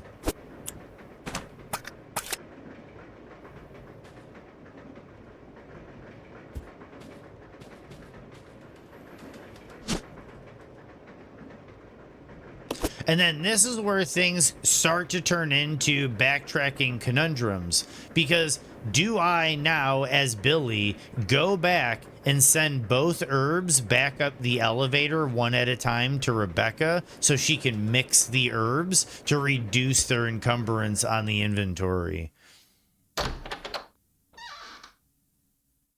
It kind of does. It kind of does, Stug.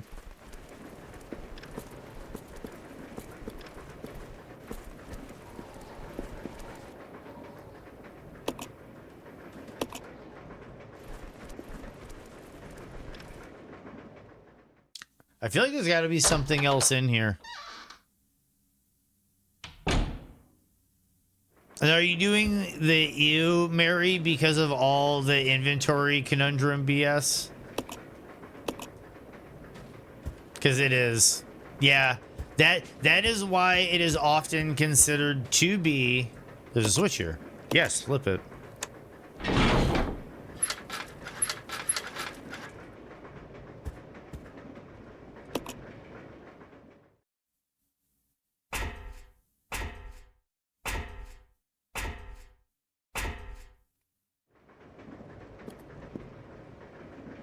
Today's specials: Mediterranean style shrimp, carpaccio roast chicken.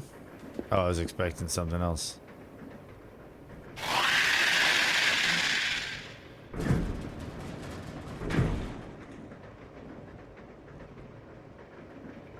Okay, if I remember correctly, this is kind of some bullshit.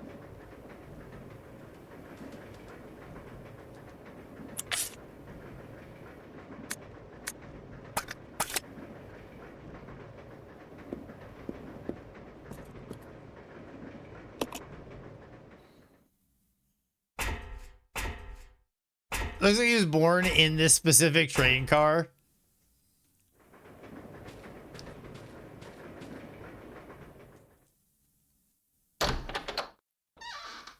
I want more ammo from Rebecca.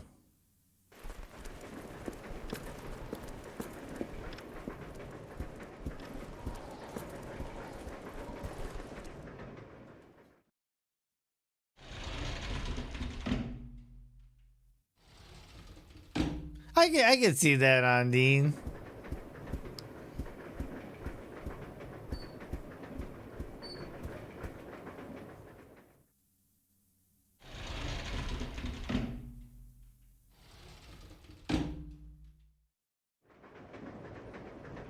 Rebecca from the Mortuary Assistant. I haven't played Mortuary Assistant yet.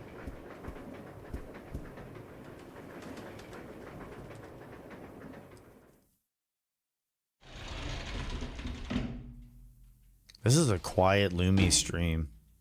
Like, I feel like I need to start, like, whispering and, like...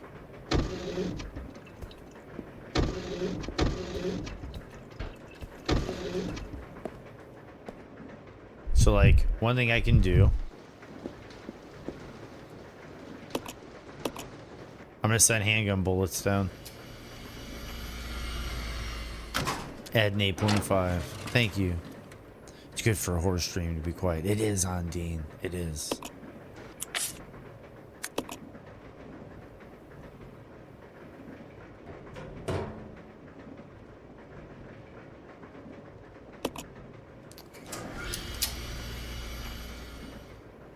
Lumi RE ASMR stream one. Is that like an unboxing? Like a...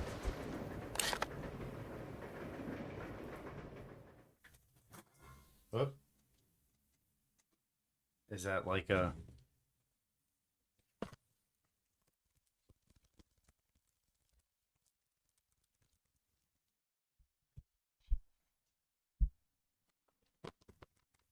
And then you like...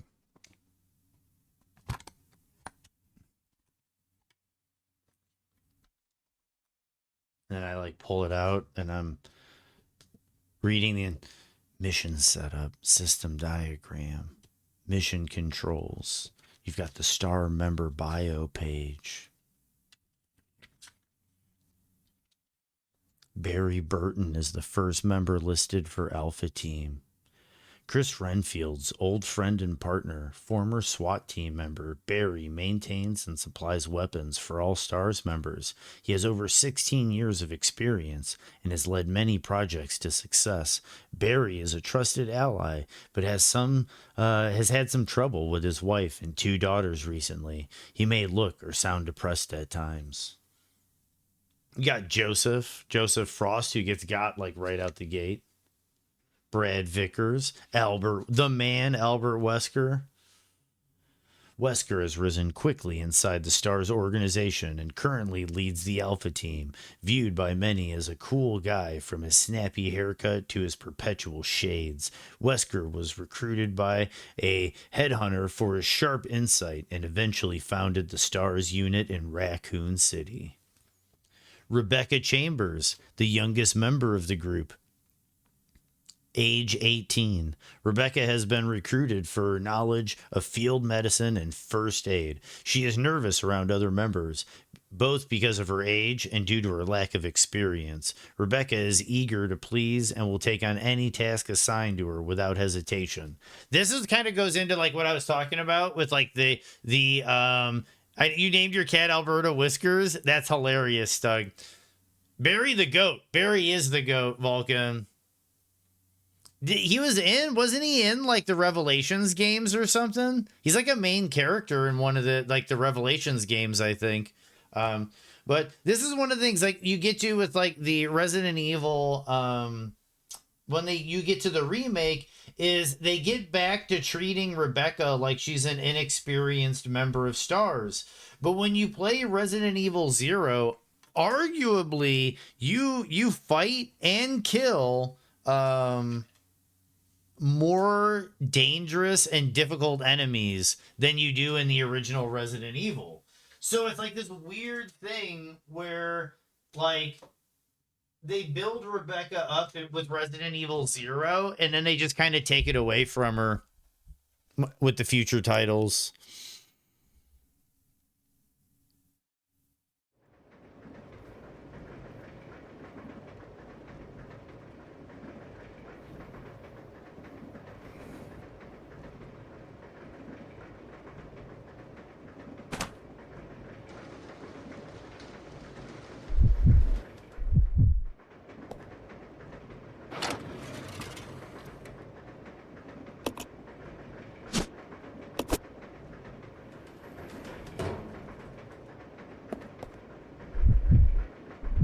Oh, nope. We're going to send the red herb up.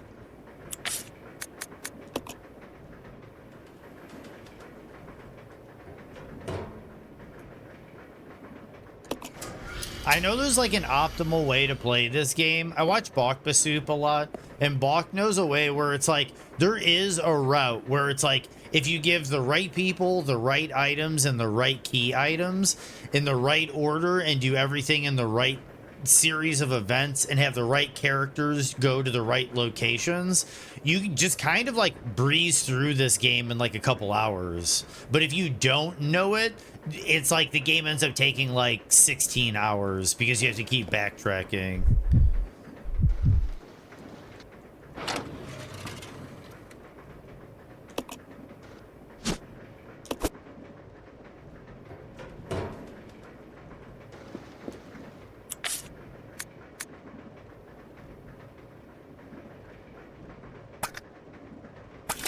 Okay, he's gonna have to send the green.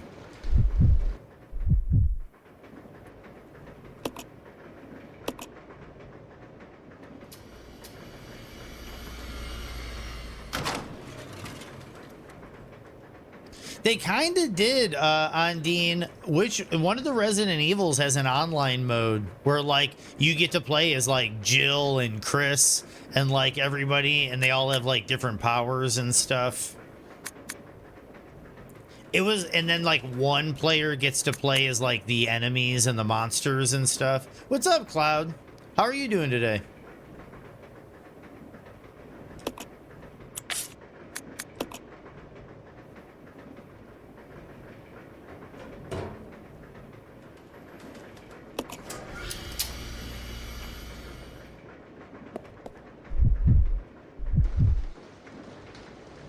No, it was newer. It was newer. It might have been RE6, but there was a newer one on Dean.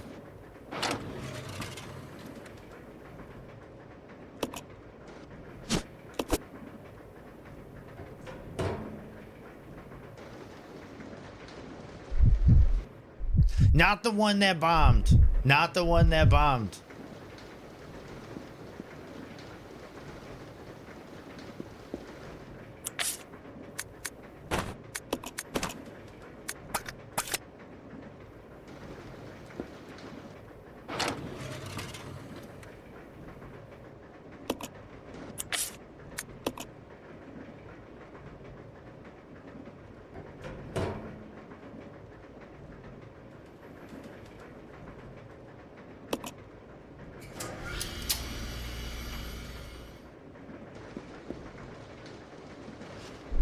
Okay, let's hope we're doing the right thing here.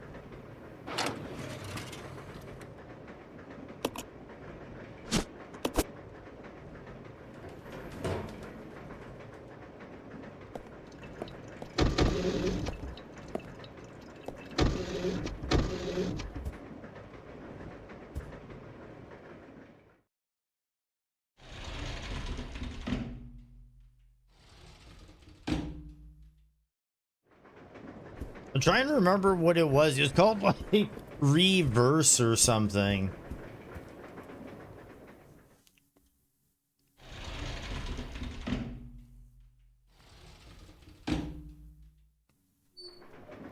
It had some goofy name like that.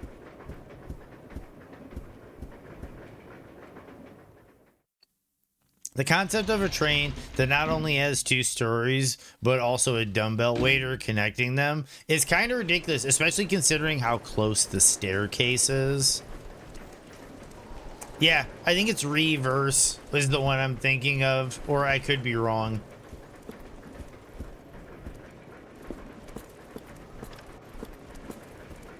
Am I going the wrong way? Yeah, I am.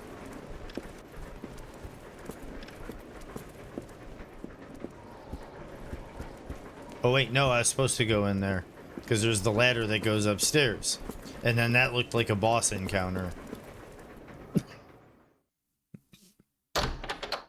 Oh, it did Ondine. Pretty good, been jamming. Probably gonna throw some speedrun practice into it. Rock and roll, dude, rock and roll. Make sure your HUD is always on, Cloud. I forgot to mention that, but if you're ever thinking about sending times, make sure you have HUD set to always on.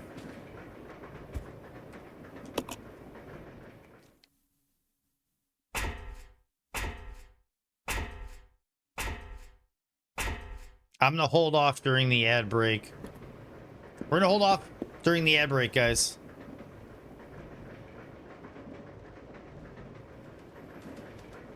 Cool, Cloud. I just figured I would let that know because I know I didn't mention that, and it's one of the rules is your HUD has to be visible for the entire playthrough. I think that there's certain things they look for in your HUD, and there's certain things that they look for elsewhere when they are confirming runs. They don't tell you specifically what they're looking for, I think, because, you know, stay one ahead of anybody that's trying to, you know, get one by them. But yeah, so HUD always on. Yeah, probably to prevent splicing and other things too, probably. But I can see that where it's like, oh, you've got like X amount of blood grease, now you've got Y amount of blood grease, or like, why did your stamina jump weird, or why does your health change, or why is your blue bar changing in this instance?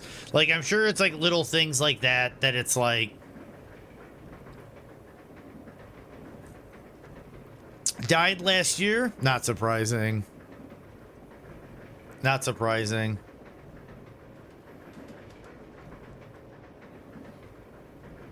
I do want to get off the train today. I do have the goal of getting off the train today. And holy shit, guys, once again, thank you everybody for the congratulations, the subs, and all the love today. Hey, when your blue bar gets loaded, same, Ondine. And thanks for the 25 stream streak, Slime. I need to get like an alert set up for streaks.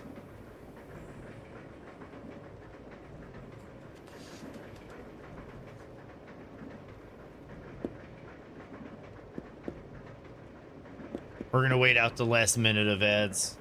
We're just going to hang out at the bar. Billy's got like a weird stooped... He's shrimping. Billy's shrimping.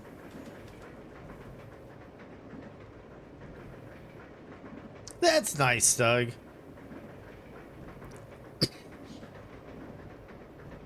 I hope that calms your nerves a bit, Stug.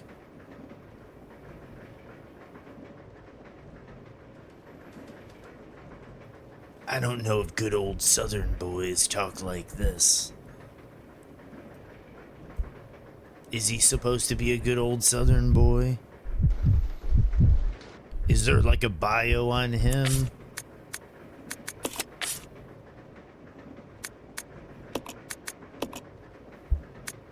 Court order for transportation. Prisoner name, Billy Cohen. He's one of the Cohen brothers? Well, that changes some things.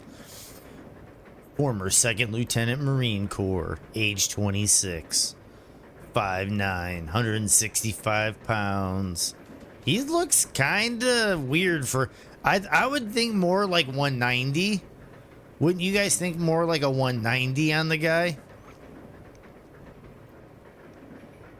And what is Regerson base? Convicted of first-degree murder, court-martialed and sentenced to death by the military tribunal. Sentence to be carried out upon arrival. Samuel Reagan, Commander, Dunno Marine Base.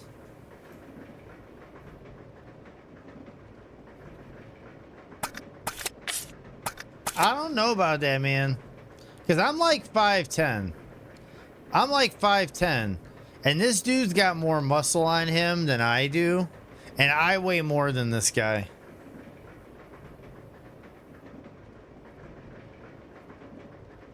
And I'm not that big. I'm not big at all.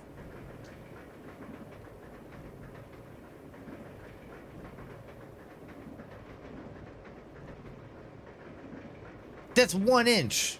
That's 1 inch. Ondine. That's what she said. But 1 inch.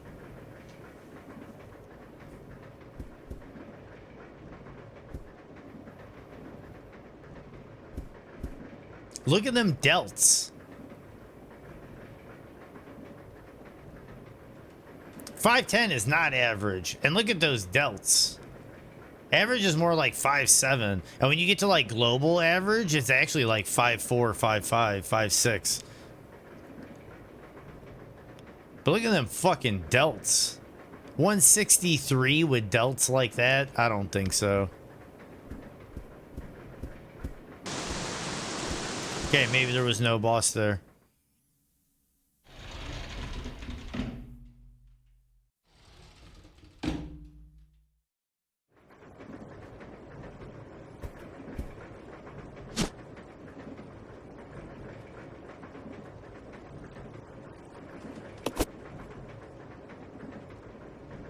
See, then we get the ice pick. See, I did all of that for nothing. That's what this game is all about. That's why people don't like RE0. Uh-oh.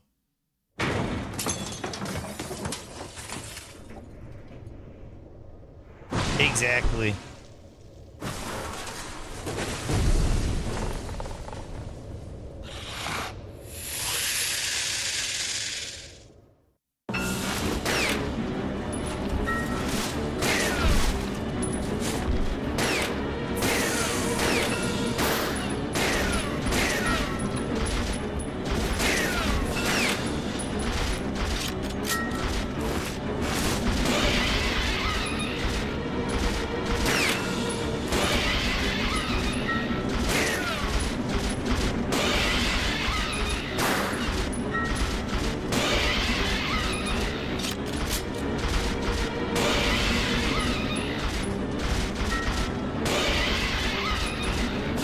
Did I just like figure it out?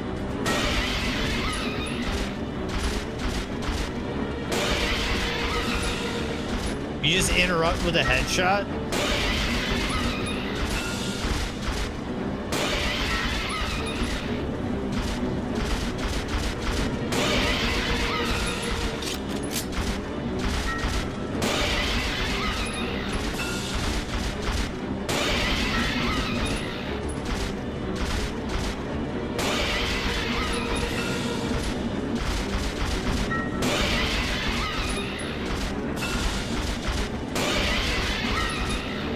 See, what would have happened if I didn't give Billy the bullets?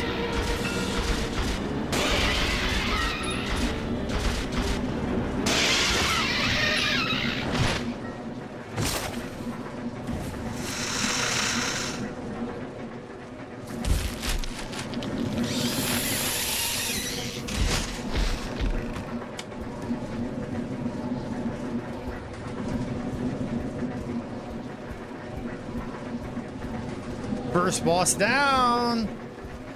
The ease with which Billy is doing this suggests that this is a leisure activity where he's from, further cementing his rugged southern backstory. Oh, and we got this thing. I don't think I have the inventory space, though. Okay, so I'm going to go get Rebecca, and then we're going to come back. Thanks for the let's fucking goes and GG's, guys. But that's the first boss down. We figured out how to stagger lock the first boss already. Feeling pretty good.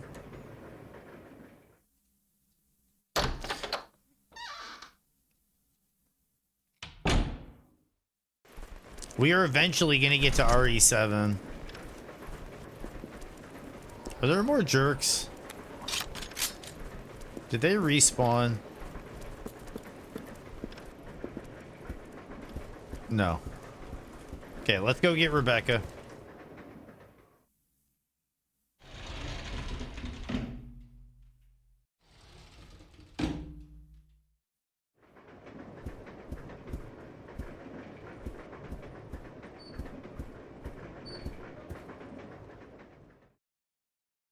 It already feels like a speed run. I'm sure there's a faster way to kill that scorpion. Also, I don't know if the speedrun plays on normal. They probably play on easy. RE7 is easily your favorite, but it has to be because I am from Louisiana and I too fight the mold in Musty Bayou Homes. I've heard about the mold down there in like the Delta area. We have a lot of mold up here too, Ondine, in Chicago. For a lot of people that don't know, Chicago is actually a swamp. It's a city built on top of a swamp. Yeah, it's a mess. I thought this was supposed to be a casual playthrough. Speedruns happen on Mondays and Tuesdays. Dude, Stone, exactly. I don't know how. It was just, we figured it out. We figured it out. Okay, so then we send the ice pickup, and that she should be able to use that to unlock the door.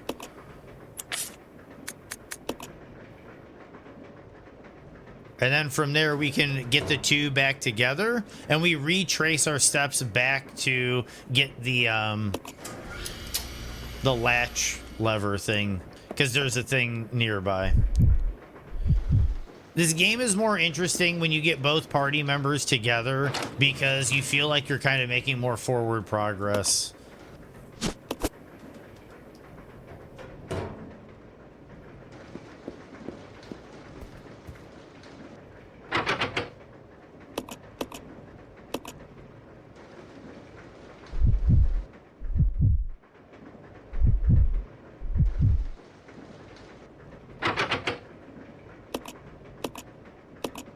Do I have to use it from my inventory?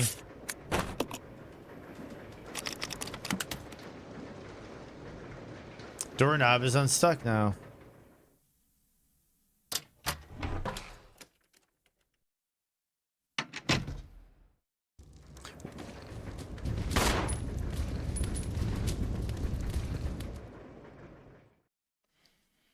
What if you're on world record pace for the RE0 and you didn't? Oh, I've done way too much talking on Dean. I've done way too much yapping.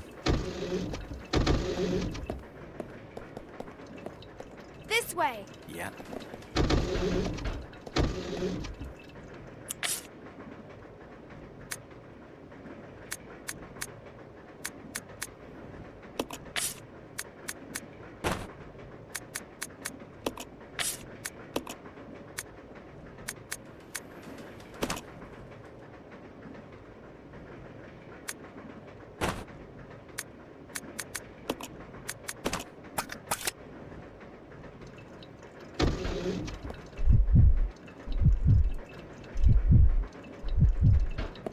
See, this is what I need to open here. And I need that lever thing that was upstairs. So we're going back. But now we have both of us.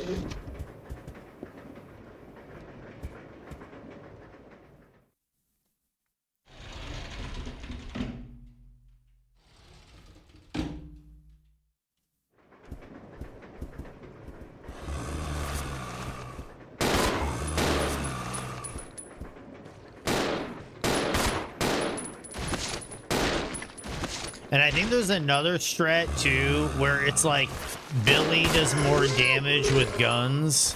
So I think you're technically supposed to not let Rebecca have ammo, and you do like all the shooting with Billy to ensure that you're saving as much ammo as possible.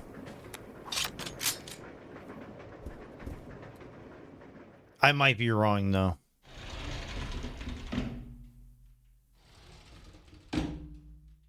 Sentient Mold gave you the formulas for your math homework? That's fucking awesome.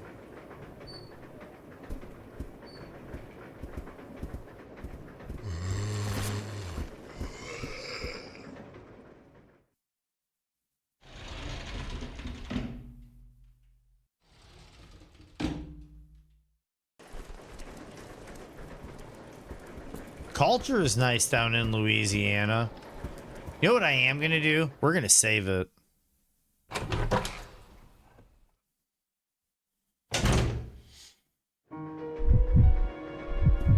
To the home state of Pantera.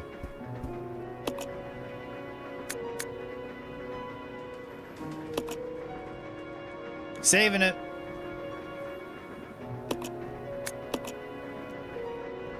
That was like a good hour or so of progress. Also, ink ribbons, so we're limited on our saves.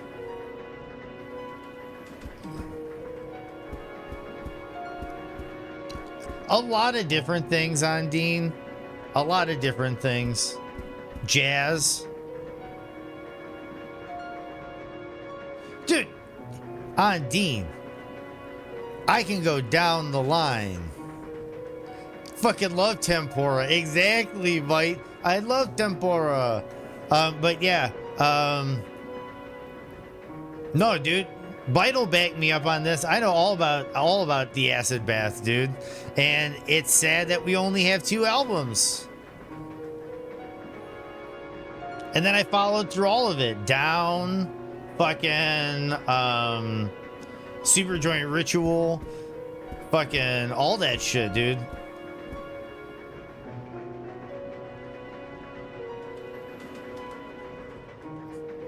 Yes, I am from the land of Pogo. I have to know about that album. And I've seen the actual painting.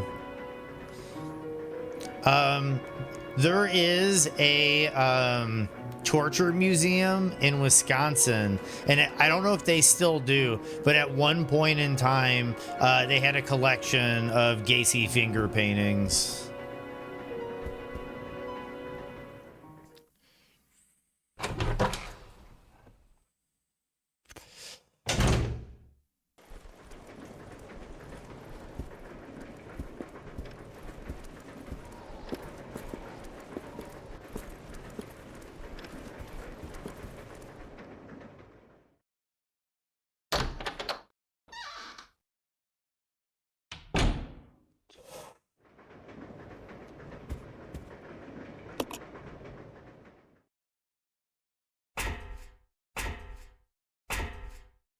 Yeah, I have mixed feelings on it too, Stug.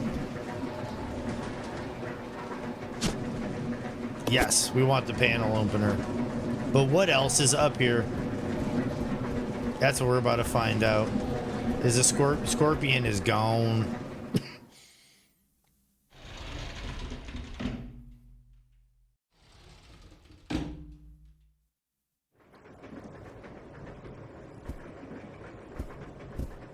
That's cool, Ondine.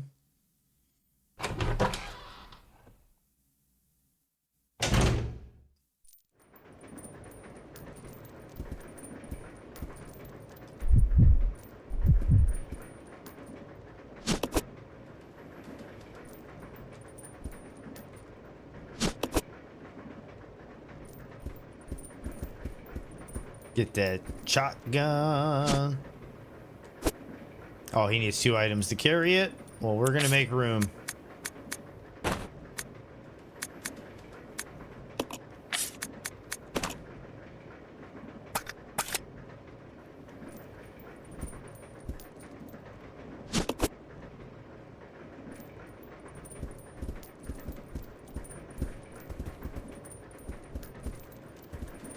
First aid spray. There's a lot of good stuff in here. Ink ribbon.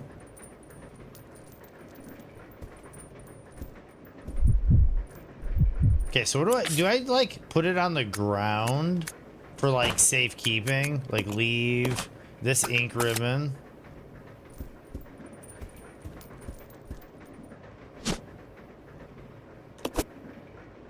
Because it shows you on the map, I think, where you've left items.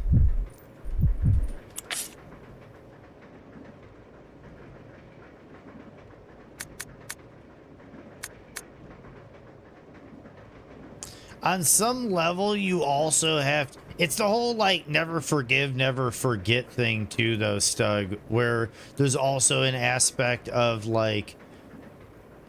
understanding for the sake of prevention, if that makes any sense.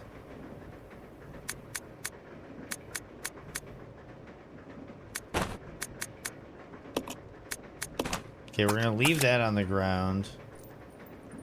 Then we're gonna grab the, and then I know when the train crashes later, I think it's any item you've left on the ground of the train will end up in the final train crash room. So it's worth picking everything up and dropping it on the ground, I think.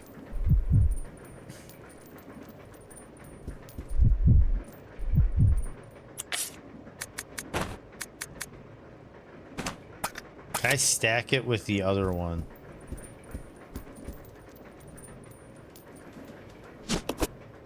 Yes.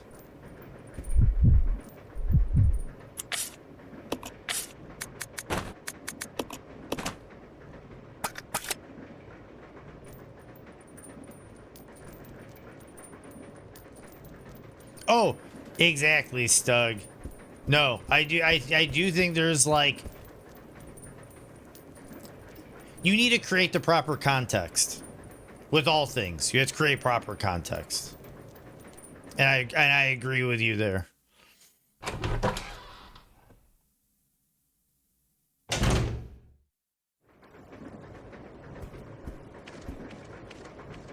Okay, so that's an end of the road.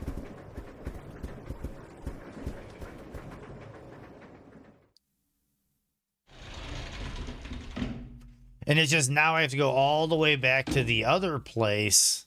And then by the time I get there, if I need to save the game, I have to come all the way back for an ink ribbon.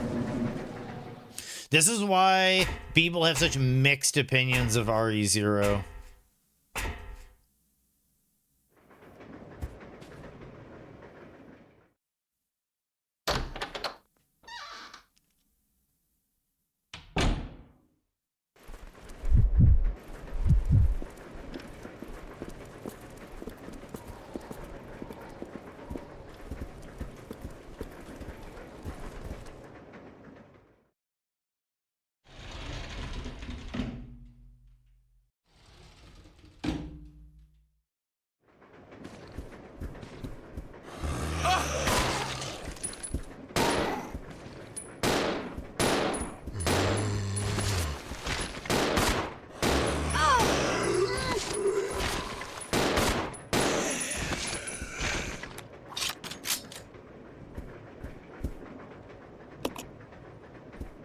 Dude, the bodies they just keep respawning. Yes, through here. Oh, Rule of Rose. That's a classic. Really expensive game.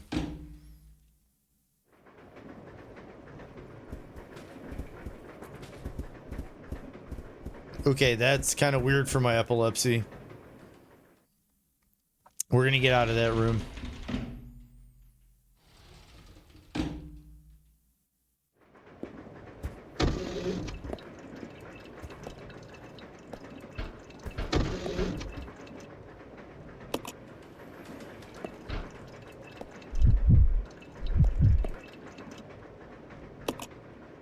Oh, I had to do it from the menu again.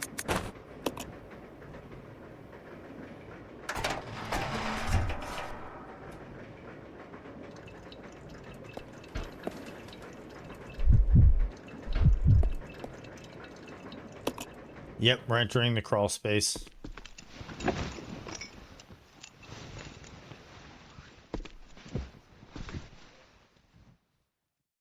Such a weird crawl space. Whoa!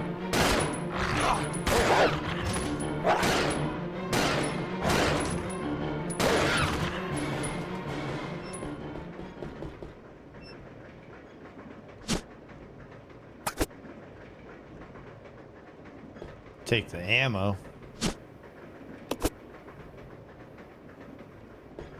Okay, now we got this fuel canister situation.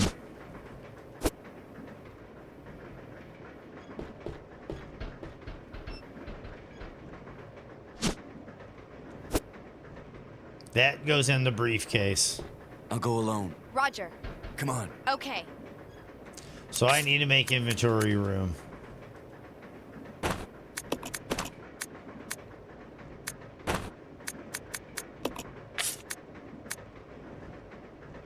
Actually, I don't. Give me a second here.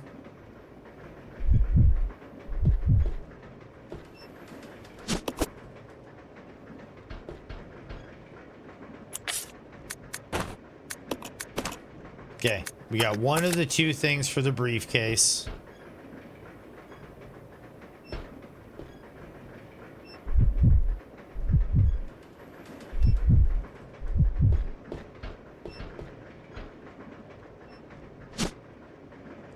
We're gonna take the gas tank with Rebecca.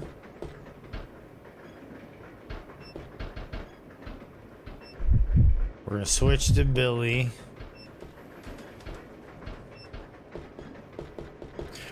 Rebecca Chambers is easily the most stoned Resident Evil protagonist. She is the one who figured out how to use the weed to treat zombie bites. Yep, she discovered the whole thing with herb mixtures. Okay, we're gonna unlock that door.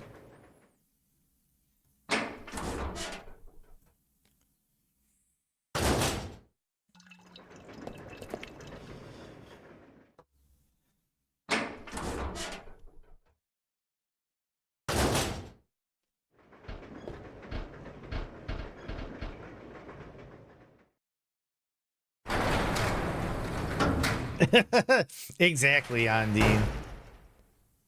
Ahead of the curve.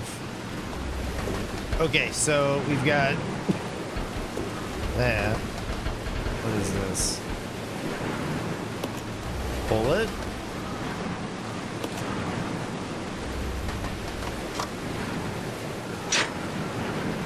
And so it begins.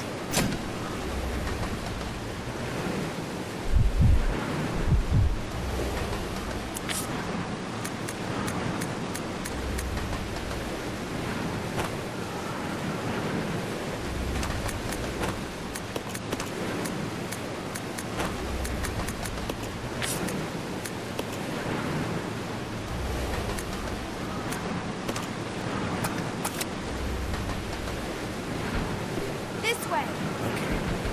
I'll go check over there. Okay.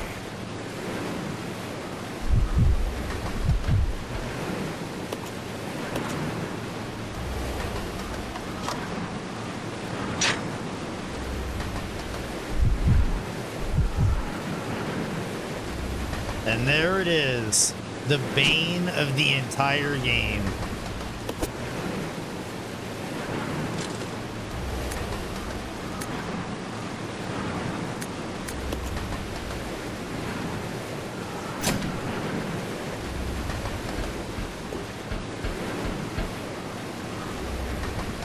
There's a hand-operated brake here. You'll need a magnetic card to operate it.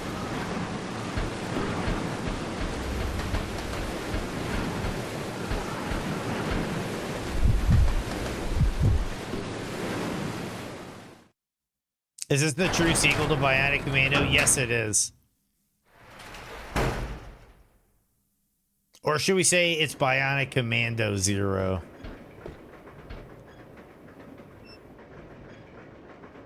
Whoops.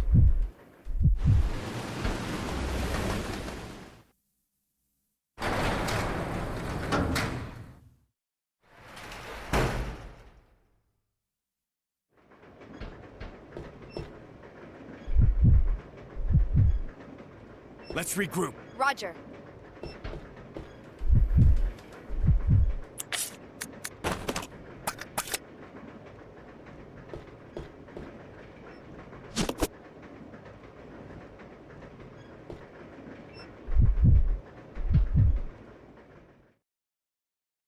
Metal Gear.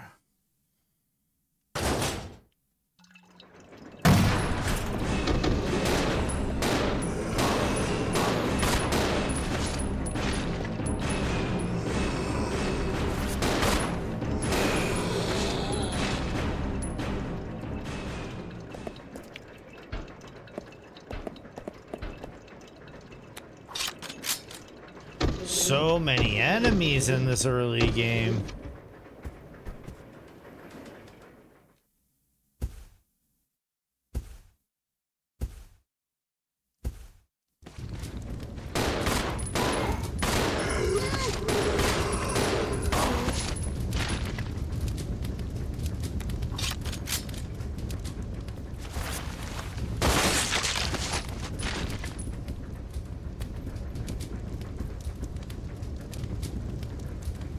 Do I use it at the broken one? The broken window? I think I do. Visually stuck, this game is still really impressive for its time. This was a GameCube game. Let that sink in.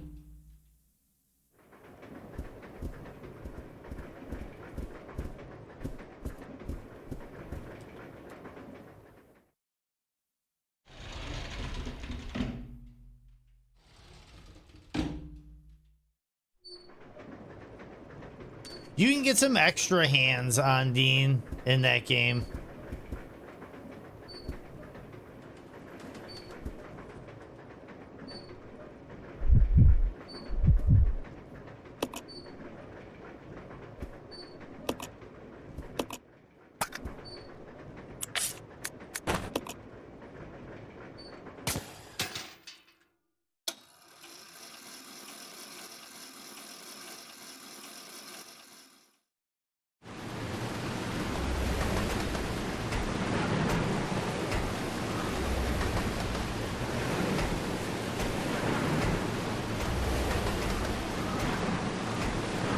That looks kind of wild.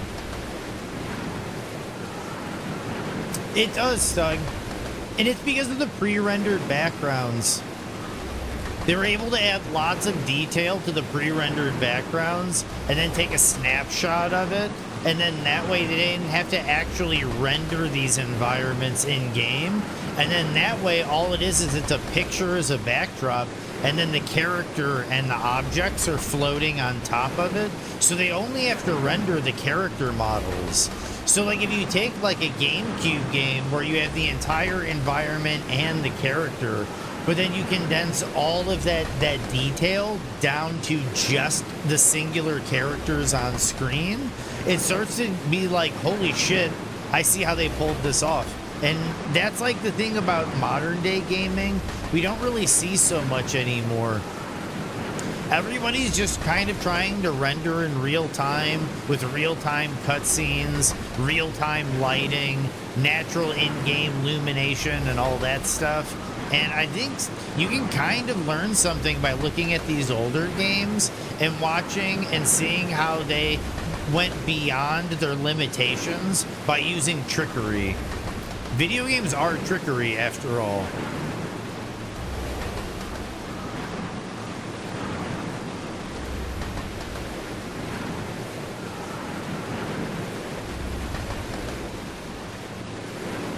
Yeah, and they can also curate a very specific lighting. It's very deliberate. The shot, as I would call it, the view you're looking at in these older Resident Evil games were very deliberate. And free camera has kind of ruined that a bit too. Where like this scene is like dressed. It's like set. Things are put in very specific places for very specific reasons.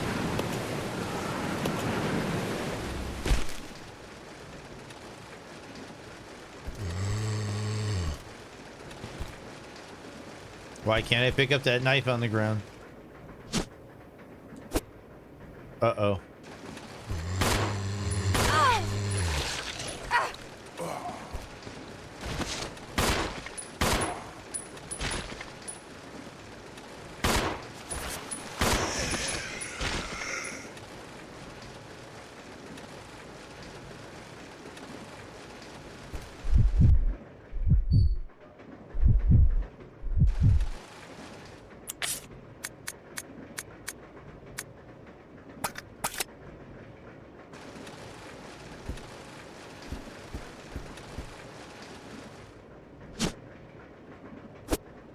I need more inventory space.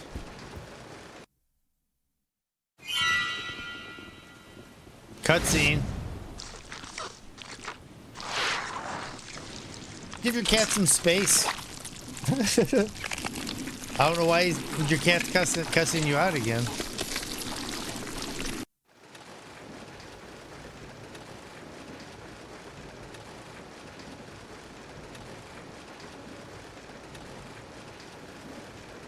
And that's what I've heard on Dean. I can agree from what I've seen as well. What is happening out here?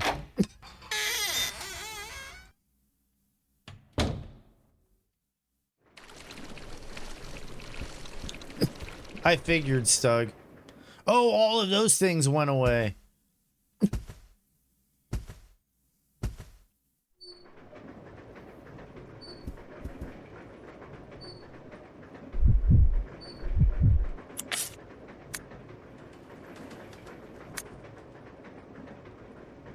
Can I drop this knife?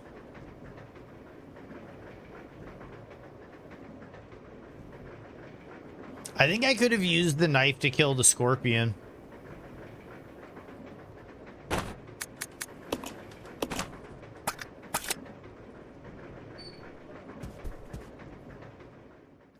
We gotta do some item management upstairs again.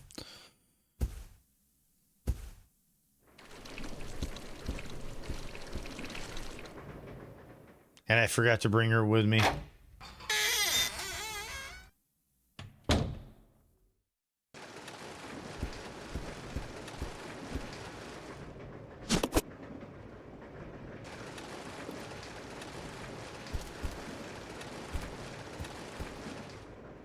I think that knife is purely there if you go there without a weapon. You can drop the hook shot, pick up the knife. Like, that's kind of the weird thing about this game, is they had to make so many accommodations because of how weird the routing is. I haven't played the remake yet. That's going to be part of this journey, Stug. I have not played RE3 remake. I have not played RE4 remake. And I have not played RE2 remake in its entirety. I have not played 8. And we will be getting to 9. We just are going to slog through literally every single RE, including the remakes, on the way to 9. This way. Roger.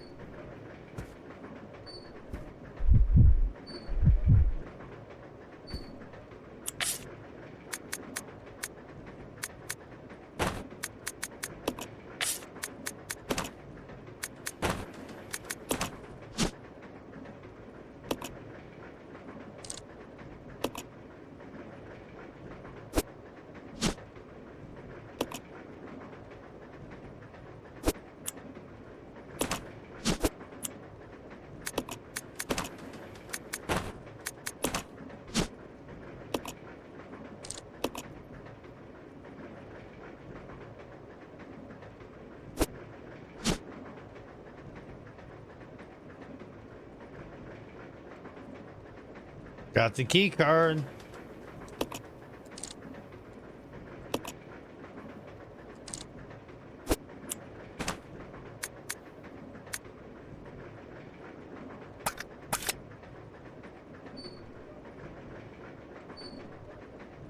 It is really stress-inducing.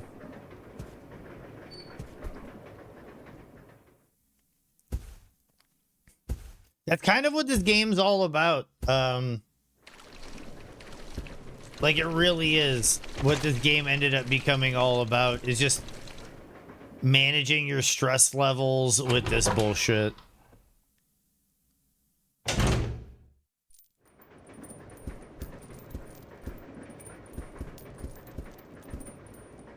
And we're back here.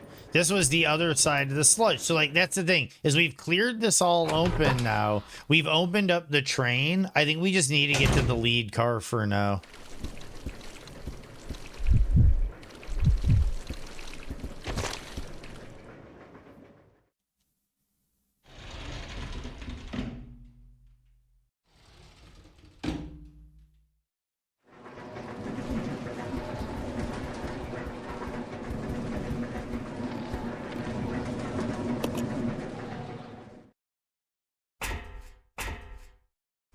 Oh yeah, you want tension, you want friction, Ondine, definitely. Like, that's kind of like how like all these games kind of operate. Where like Silent Hill gives you infinite inventory space. The tension came from your character's lack of ability to defend themselves, an average Joeism when it came to like combat. Resident Evil much more was the item management. It was the tension of, do I have the right things for this situation, or have I painted myself into a corner?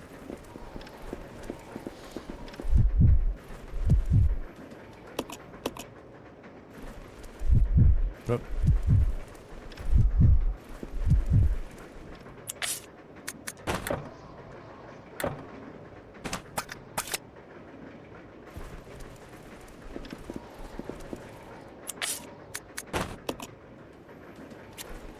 Yep, same. See? Lets you know when you don't need it anymore. Throw it away. Yep.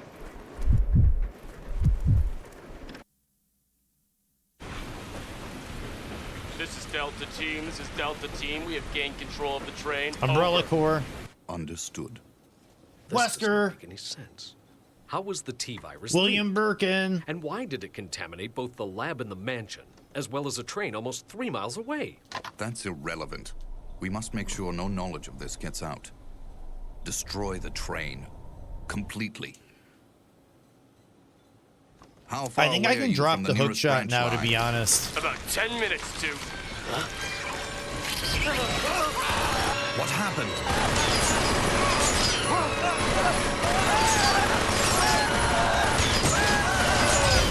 Thanks for the lurks, Doug. I know this is a bit later than I usually stream, Stug.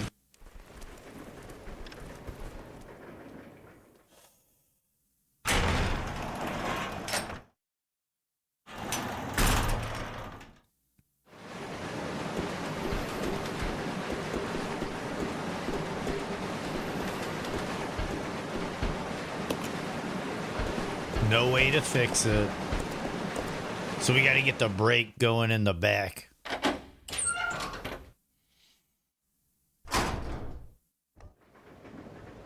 Not with that attitude, Billy.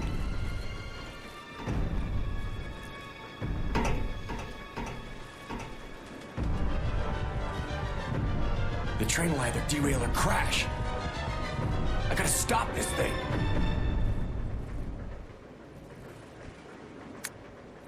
Brake operation manual. Using the brake control, the following 3 steps are necessary to operate the brakes. Activating the controls. Brake controls are located in the following locations. First car's driver compartment. Rear deck of the 5th car. To activate the system, you must insert the magnetic card into the device in the 5th car. This will supply power to both sets of controls. Enter the rear deck code. Enter the code for the rear deck unit to release the lock. After this, the driver's compartment code can be entered. Enter driver's compartment code. Enter the code for the driver's compartment unit to remove the lock. Upon completing of these 3 steps, the manual brake can be used. So I gotta go to the back to turn it on. Who will stay behind? Who will stay behind? If this isn't loaded, Rebecca's staying behind. I'll go over to the back deck and manipulate the control panel for the brake. Then you apply the brake from here, okay? All right. Billy, What? be careful. Yeah.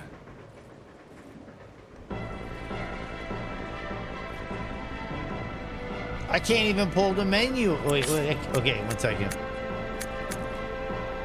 Why do I have the gasoline? What is the gas can used for? Was this for burning bodies? Is this for burning bodies? Were redhead, death's head, because there were redhead zombies in the remake for Resident Evil 1, and if you didn't burn the bodies, they could come back to life, and they would be harder than before. Do I not need any other item than what I'm carrying, is what I'm thinking. Should I bring a healing? You know what? Fuck this. We going. We gotta get to the back of the train.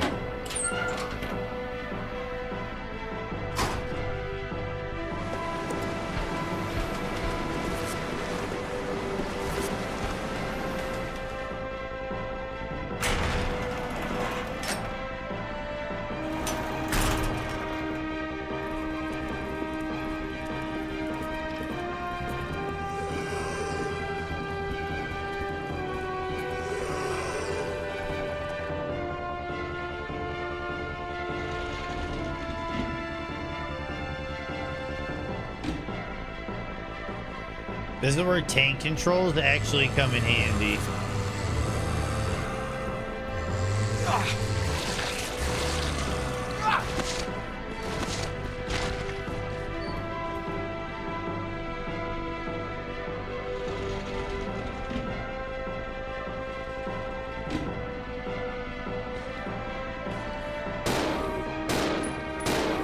Stars. It's the dude.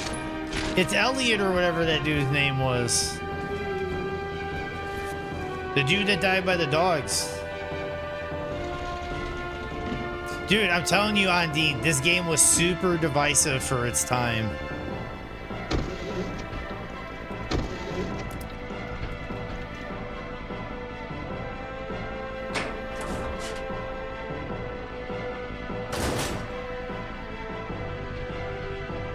Wait, do I not have a key card? This is what I mean about this game being fucking crazy. But give me a second.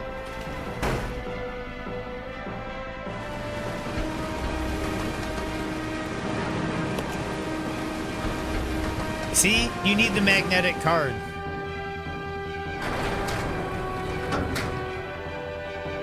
I think we're screwed.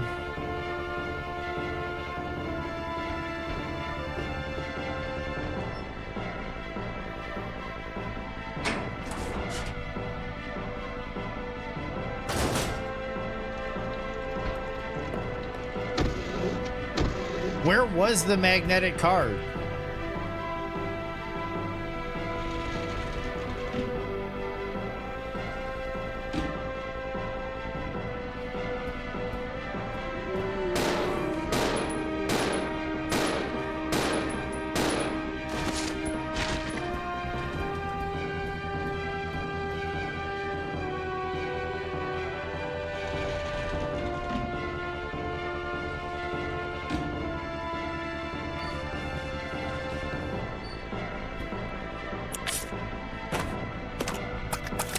We gonna get loud.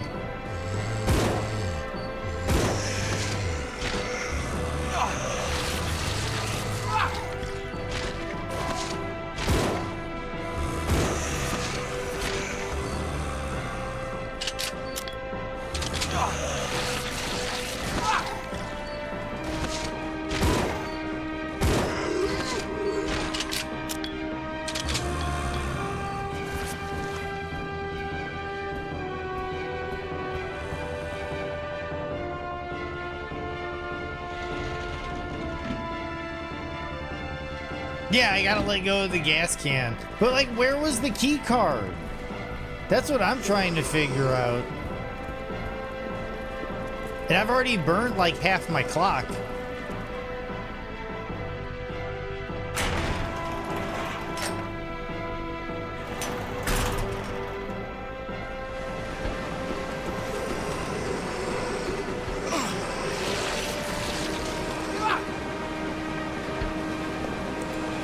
And I burnt a bunch of extra health and stuff with all this nonsense. Right there.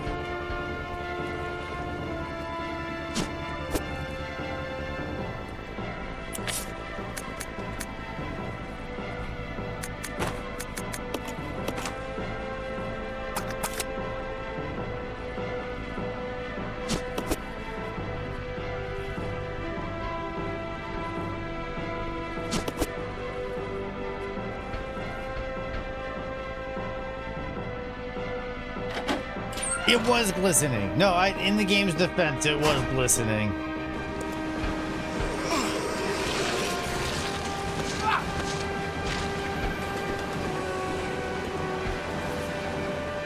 I should have healed up while I was in there, but I'm on the clock.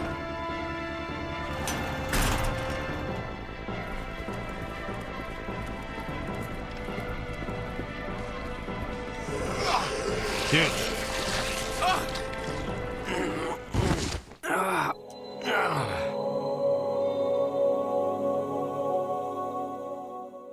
So if I would have grabbed the card, we would have been fine.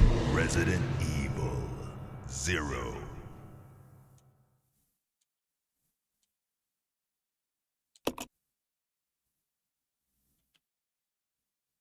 Now, where was the save?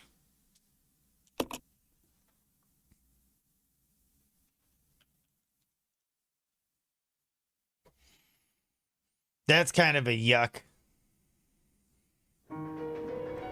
Okay, we're both back together. What's in our inventories? No shotgun.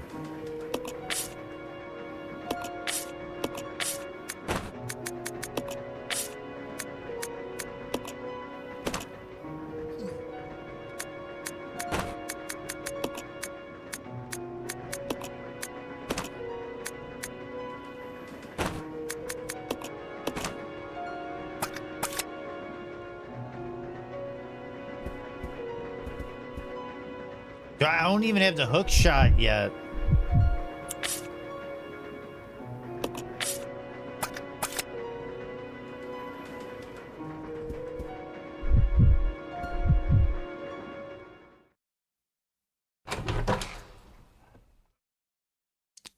Which sparkly lizard? Dark Souls?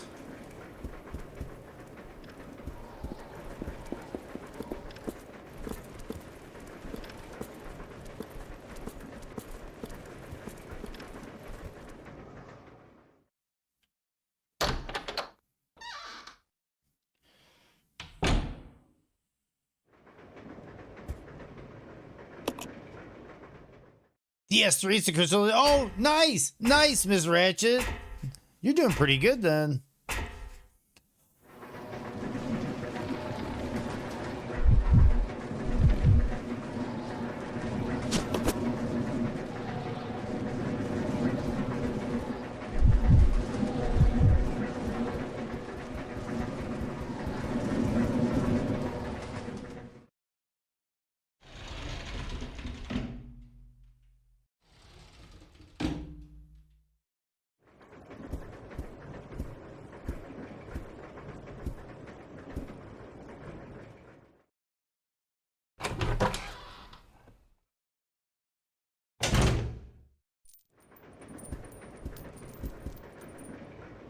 Okay, shotgun shells, handgun bullets,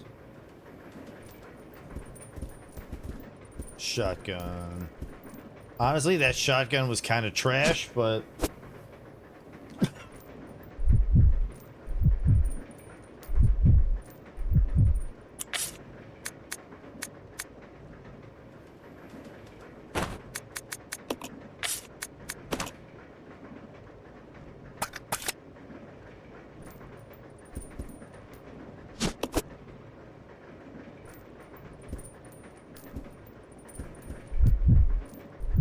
keep hitting the wrong buttons.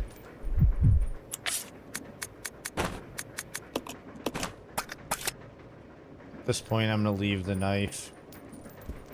I'm gonna grab this and leave it.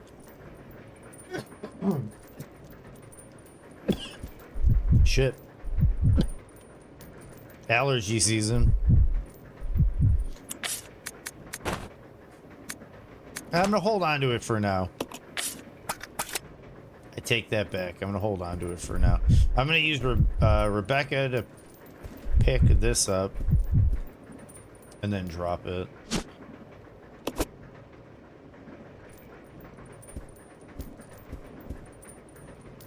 Yeah, but to my understanding, what happens on Dean is eventually we're going to be stopping the train. And every item that's on the ground gets moved to a new location for you to grab because you can't get back on the train.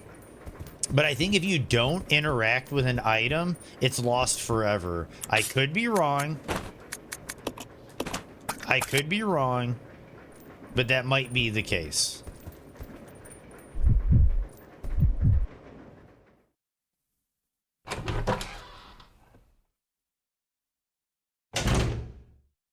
Kind of, but not quite. Kind of, but not quite. Okay, now that I have that thing, we go back to the kitchen. We go through the crawl space, open it up, go to the back of the train to get the hook shot, use the hook shot.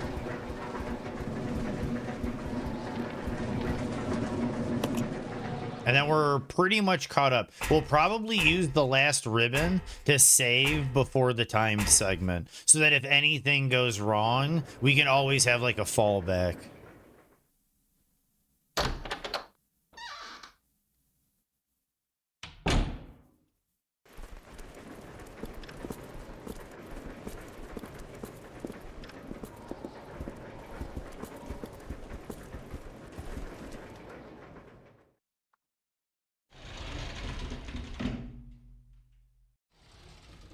Once you get off the train, the game kind of begins properly.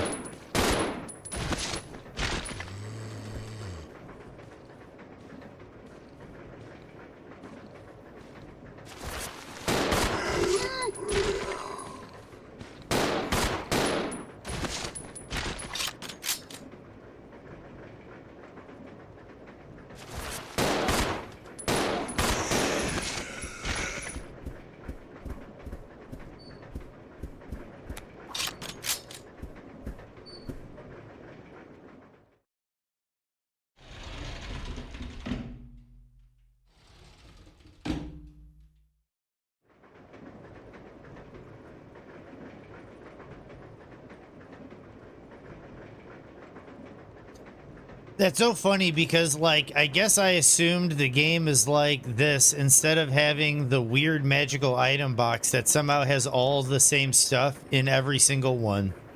But no, instead it's an even more ludicrous video gamey abstraction. Yeah, something weird does kind of happen, how you keep those items that are on the ground.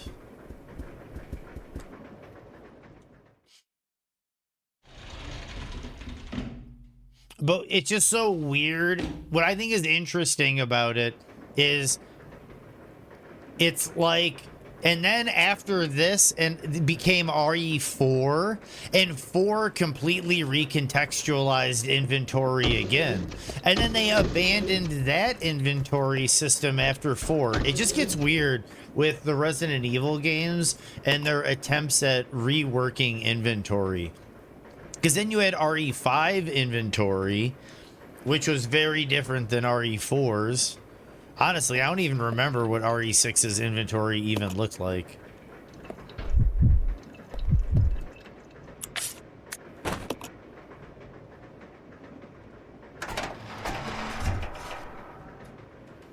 RE7 came back home to the item box.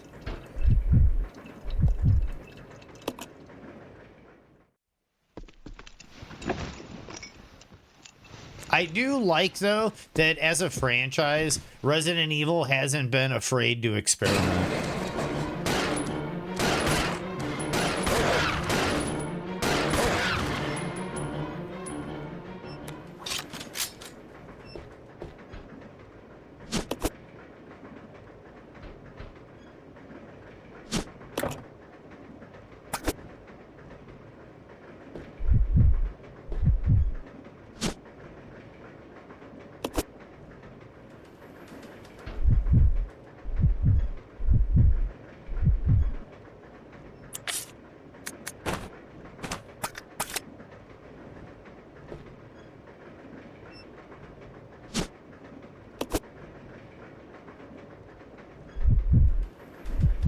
Nope. Come, dude.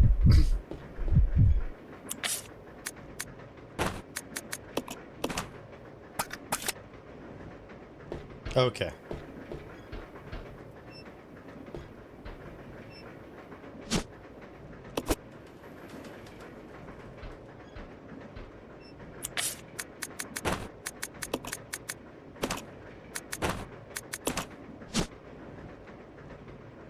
Looking for the other one. And that's right, it's in the, it's after the hook shot.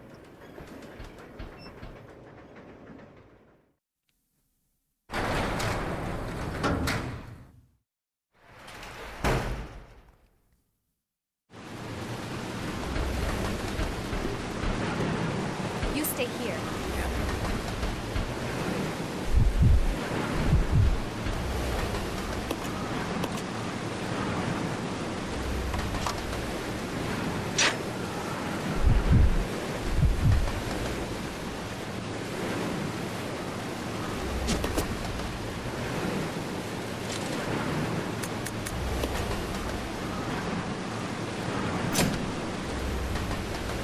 Oh, we're taking an ad break. I can at least catch up to where we were. Follow me.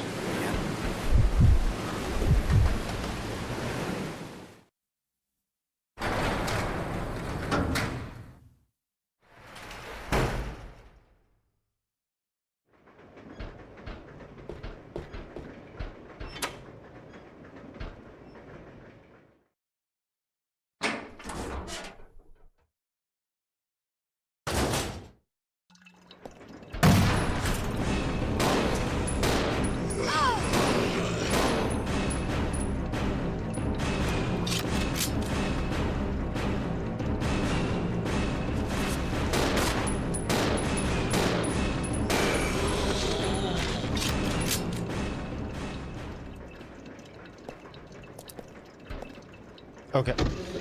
He did. So now we got to get to that window and hook shot up with Rebecca. We're almost caught up to where we were, which is nice.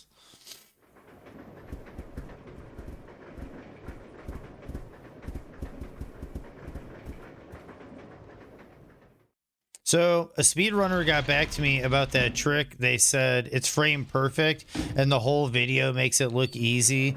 What it isn't showing is the hours of reset just to hit it.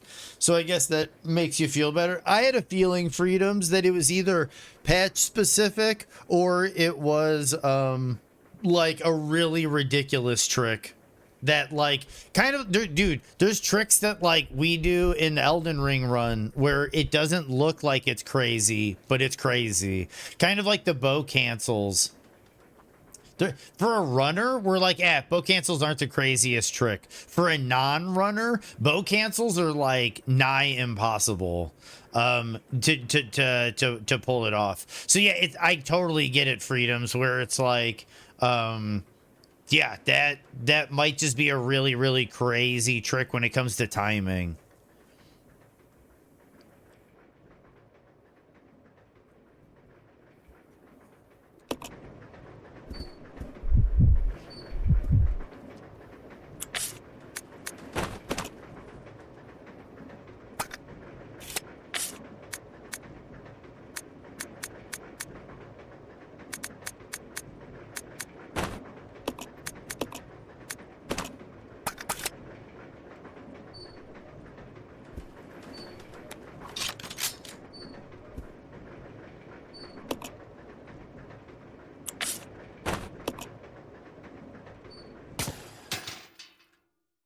I would too, Freedoms. I would too.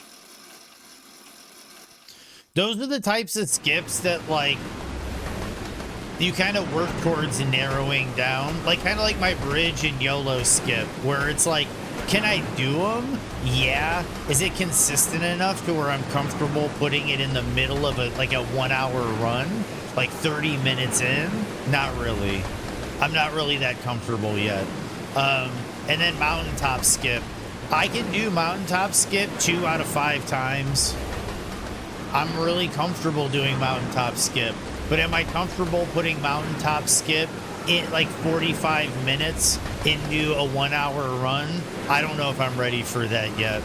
But yeah, exactly. But when I start narrowing down my times and I'm like, where the hell am I going to get 30 seconds? I know what I'm doing for the weekend.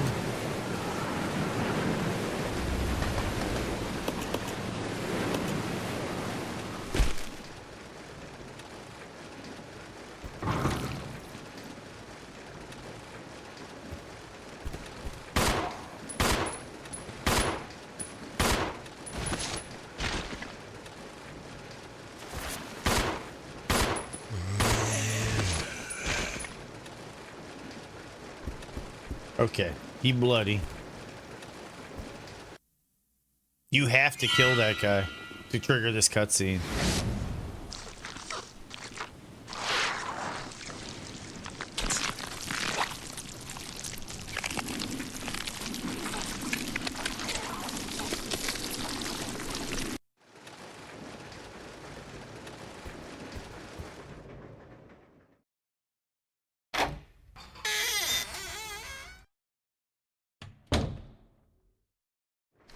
I guess technically what you can do, this would be the smart thing to do.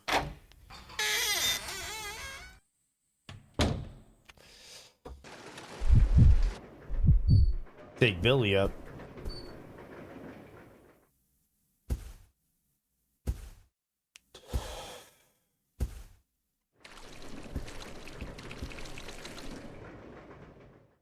What are some of the other tricks you've been working on, Freedoms? What other routing stuff have you been working on? Or are you doing it like front to back? Let's regroup. Roger. Like you wipe.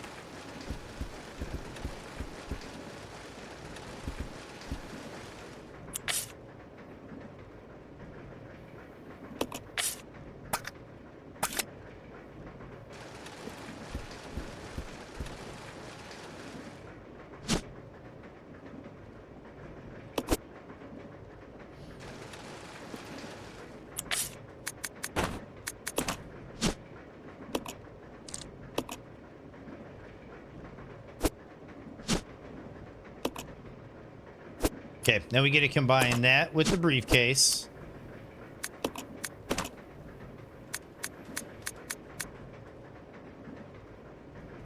Then we examine the briefcase. Get to open the briefcase. Actually has a really cool opening animation. I'm actually really impressed with the opening of the briefcase. Then we have the security card we need for the front cabin. Now we switch back to Billy and we work our way to the front.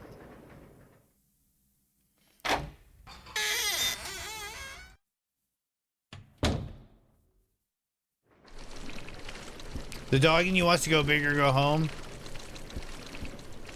I feel ya. Freedoms.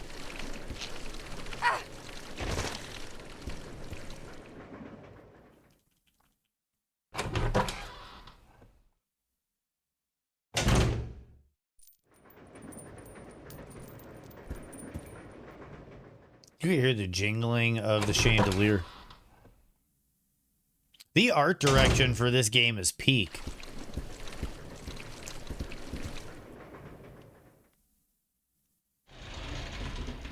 Some of the best screens ever in Resident Evil are in this game, but it's just hidden behind a really, really frustrating inventory system.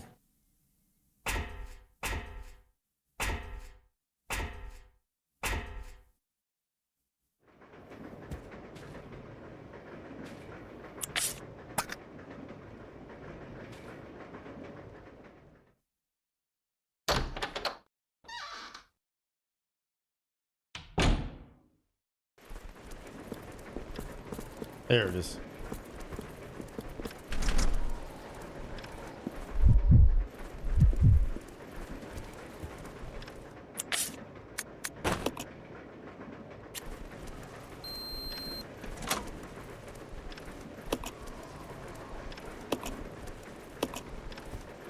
Threw the card away.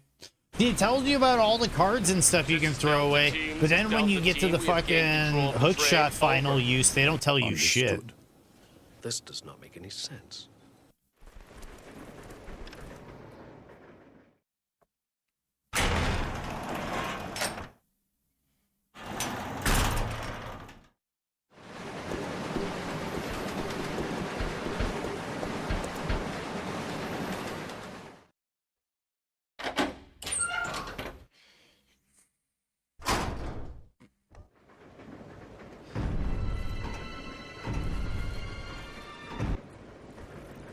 Okay, so here we go, guys. Who will stay behind? Rebecca. I'll go over to the back deck and manipulate the control panel for the brake. Then you apply the brake from here, okay? All right. Billy. What? Okay, so first aid spray. Leave. Yes. We're gonna grab the handgun bullets.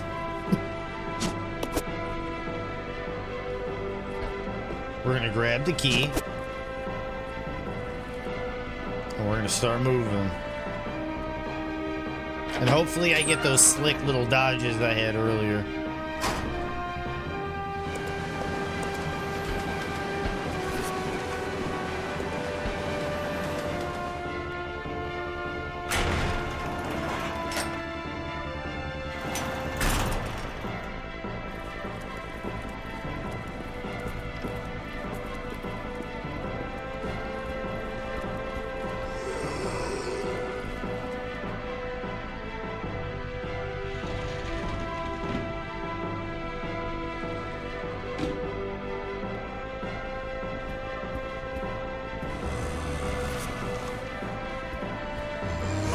Oh shit. Not good.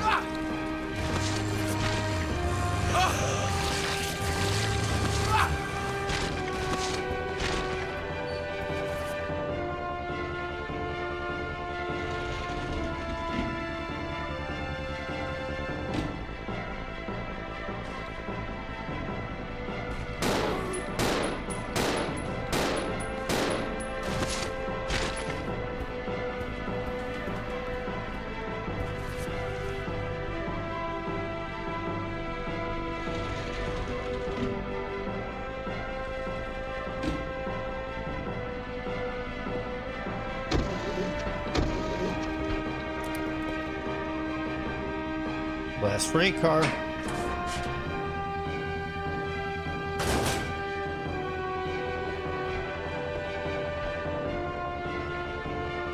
Okay, hopefully I have everything I need.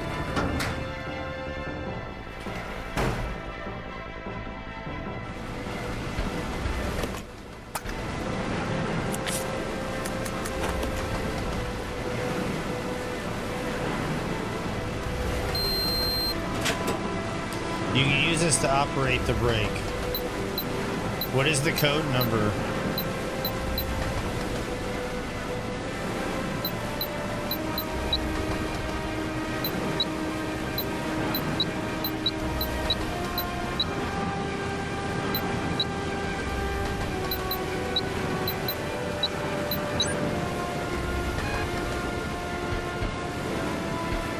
What is happening here?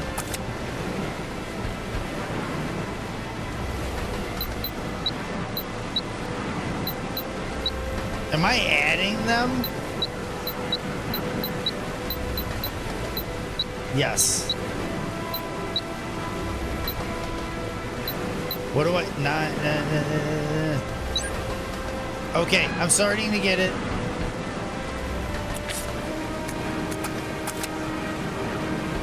Gaming? Exactly, Ryan.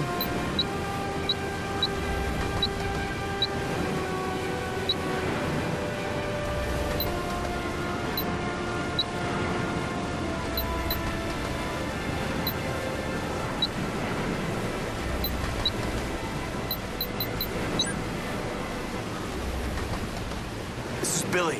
I've engaged the control device for the brake. Over. Roger. I'll put the brake on now.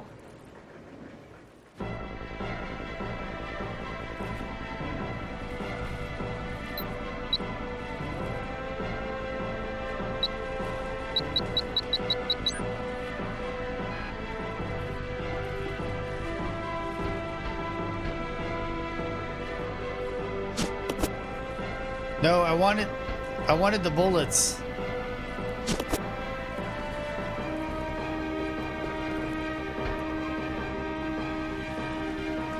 Okay, so 1, 2, 3, 4, 5, 6, 7, 8.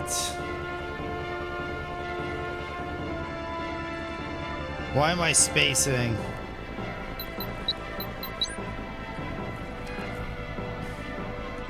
How many nodes is it? How many nodes is it?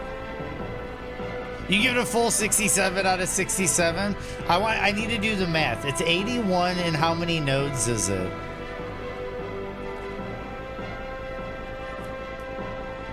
Like I'm having a brain fart. And I have 40 seconds to figure this out. So if I do 8 times 10, how many nodes are there? I can do that real quick. We can do 8 all the way through. 1, 2, 3, 4, 5, 6, 7, 8, 9, 10. So it'd be 8 and then a 9. 1, 2, 3, 4, 5, 6, 7.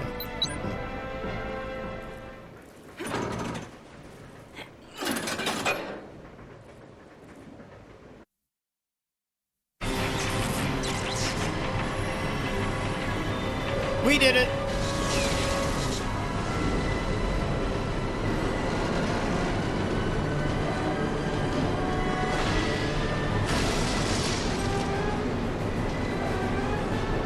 Nice, Mary.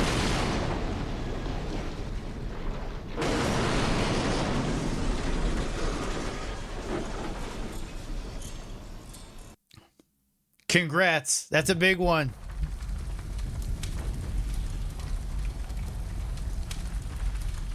You're all good. You're all good, Andine.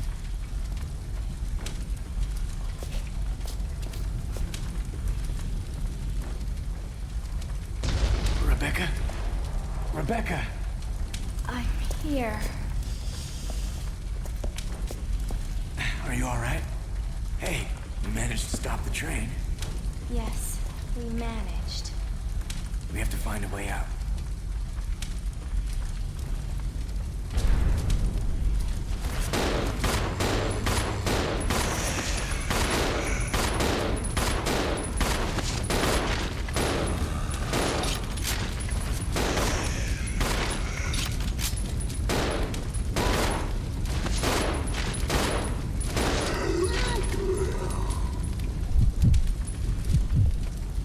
And then those are our items. The knife, the ink ribbon, the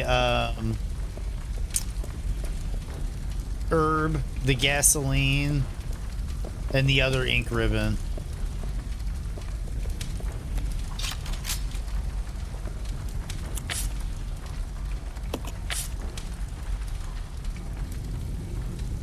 So what I'm gonna do is have Rebecca grab the ink ribbons.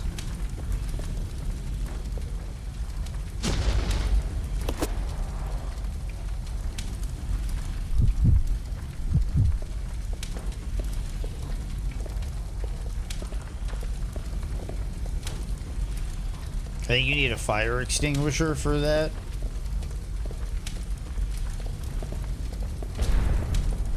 Dude, what's up, Lycan?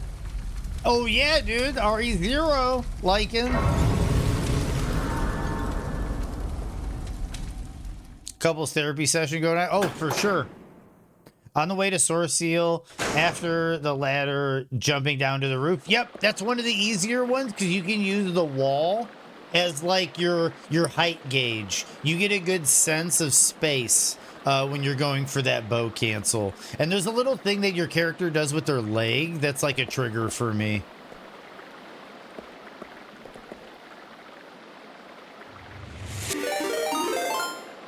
Joey! What the fuck is up, Joey? How are you doing today? Ghosty, you handsome son of a bitch. Grab a bucket and a mop. It's a raid. I like that because I could use a mop and bucket. I need to do some cleaning.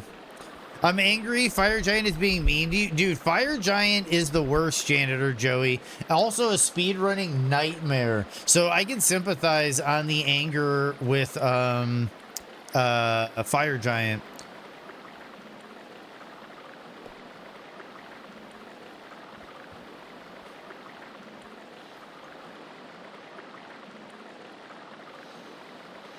Huge fan of classics more than the newer one. I like to hear it, Lycan, because that's where we're starting. We're doing in chronological order, Lycan. We're going to do 0, then we're going to do RE1 Classic, then we're going to do RE1 Remake, then we're going to do RE2 Classic, then RE2 Remake, then RE3 Classic, RE3 Remake. I think you get the idea. We're going to go all the way to 9. We're going to go all the way to 9. Code Veronica included. I bought Code Veronica for the PS5 because I have it for Dreamcast. I have the OG for Dreamcast, but my Dreamcast motor has been making a noise lately, and I think it needs to go to the doctor. So I'm going to take my Dreamcast to the doctor at some point soon. And if it goes to the doctor and gets a clean bill of health before we get to Code Veronica, I'll play the original. But if the Dreamcast has not been healed by then, by the ancient shaman lord, then we'll play the PlayStation 5 version. But I'm going to go through all of them up through 9. Because I haven't played 8 yet, Lycan. I haven't played 8 Village. I haven't played 8 yet. So I want to play 8 before 9. And then that's when people in chat were like, dude, why don't you just do like a whole franchise playthrough? Each game takes what, like 3 streams tops? Like RE1 OG, I'll probably have done in like a day or 2. So it's like, you know, like, I think we'll get through them pretty quickly. Because here, yeah, I don't know if you saw it over here, Ondine. Because it's over here.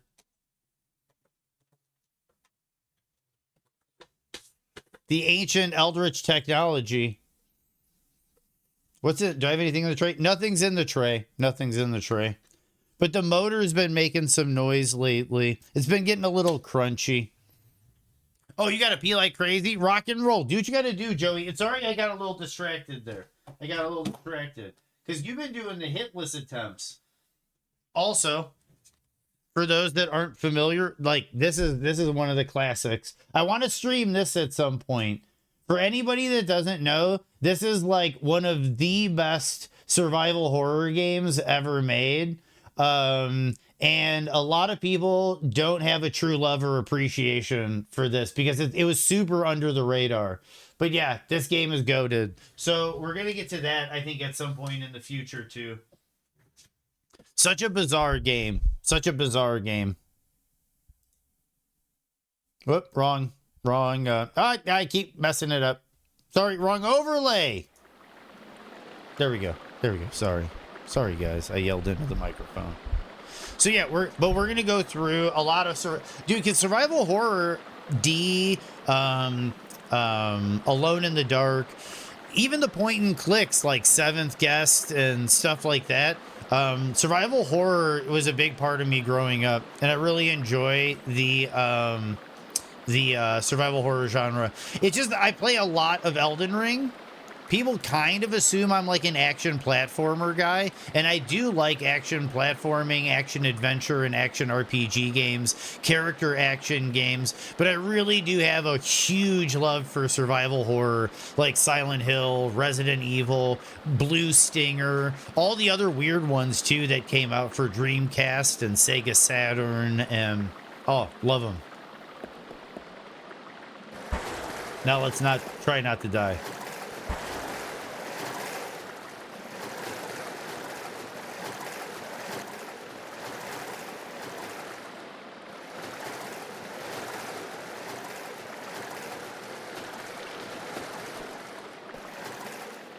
Yes, we'll climb up the ladder.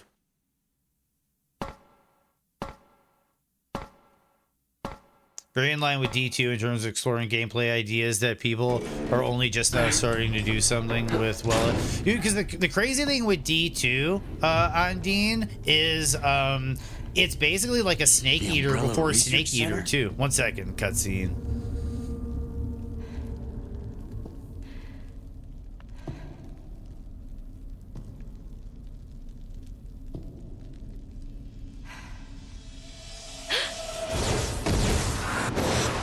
First general manager, Dr. James Marcus. Who on earth are those people? She's just a rookie, a member of STARS. What about the male? I'm unfamiliar with him. Attention. This is Dr. Marcus. Please be silent as we reflect upon our company motto. Obedience breeds discipline. Discipline breeds unity. Unity breeds power. Power is life. Who are you? It was I who scattered the T-virus in the mansion. Needless to say, I contaminated the train, too. What? Revenge. On Umbrella. I'm curious how Joey's doing besides Fire Giant.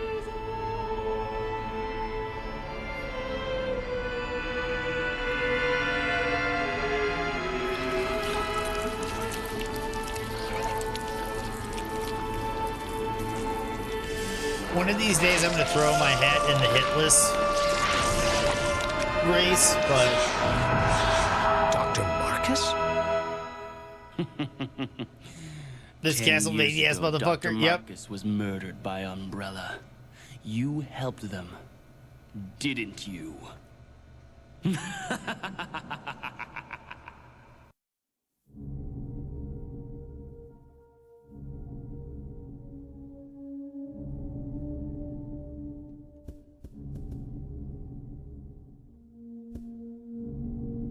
The huge portrait of the first director of the facility, James Marcus. So here we are. We are essentially at a pseudo RE1 front room. You've got a door to the right. You've got a door to the left. Stairs to go up in the middle. Doors upstairs. And items around the front. Ink ribbon on the front counter, just like RE1, with a typewriter.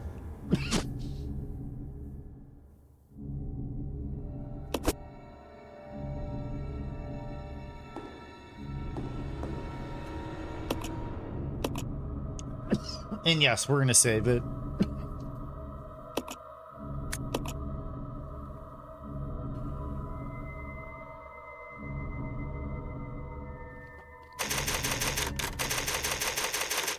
I don't know, Ondine. I don't, because it really is.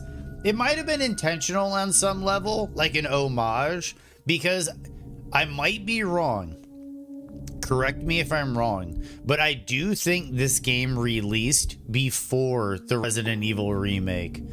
So it might have been a situation where they wanted to hit fans with like the head nods and like the homages.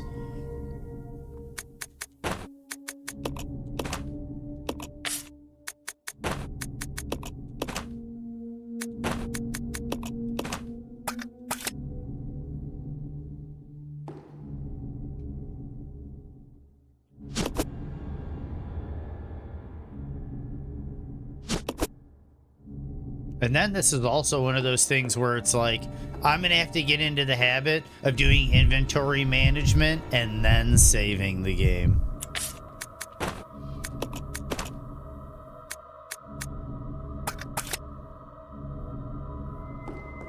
Because if I die, I'm going to have to do all that inventory management over. So I have a first aid and a bunch of ink ribbons in the front room. That's where I come up. That's the sewer that goes down to the sewers we came up. This door is open. Let's try this door.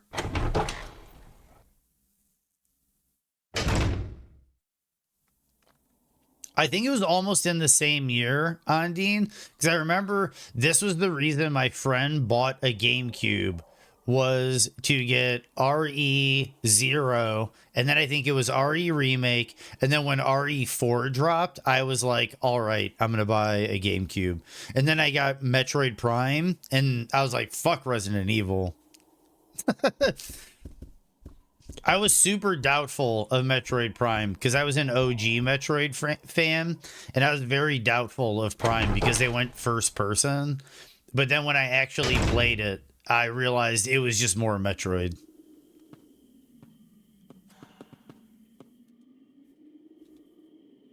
Okay, so we accrue a map over time, and if you see, we got the reds in there and then the green in there. X for item list. So you can see your item list.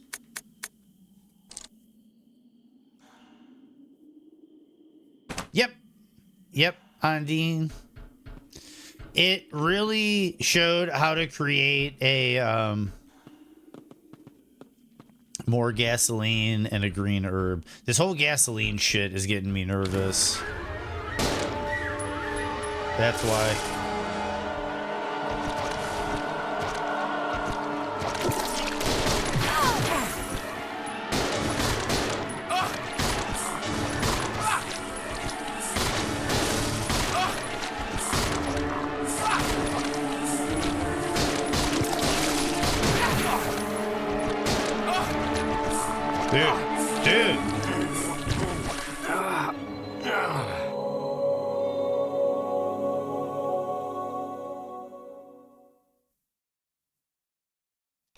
Resident Evil 0.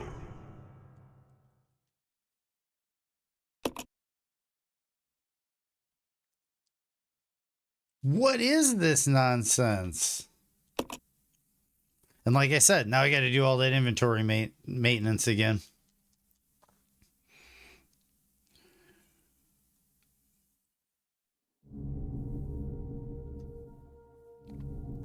This game dropped 8 months after remake. Oh, so this was after remake. Interesting.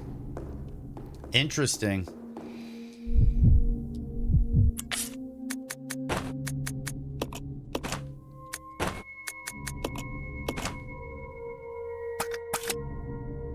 I also think I can do this.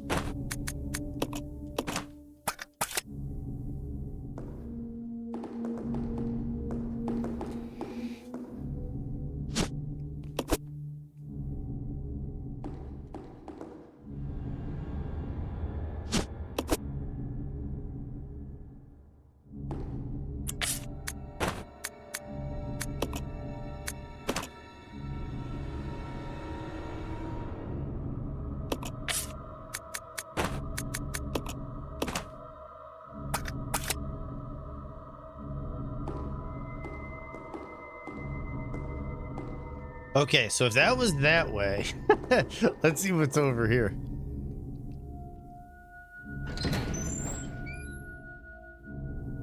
Yes.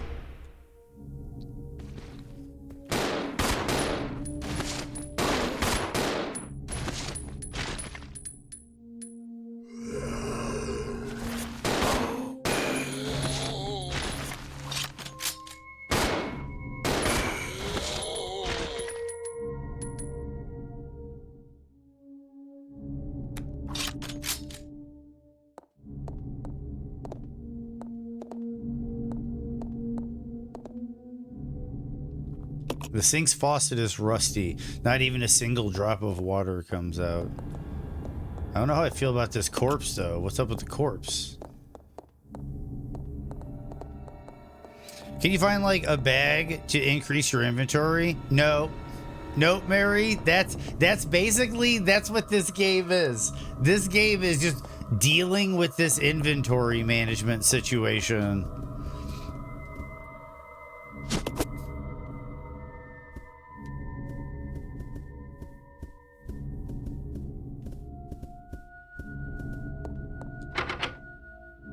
It's locked. Fire motif.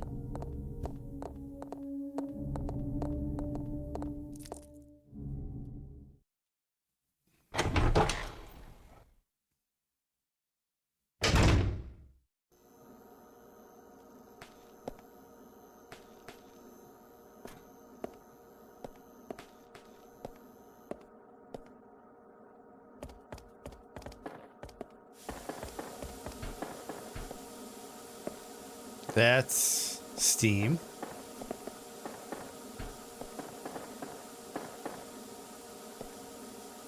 Clearly, this is a puzzle of some kind.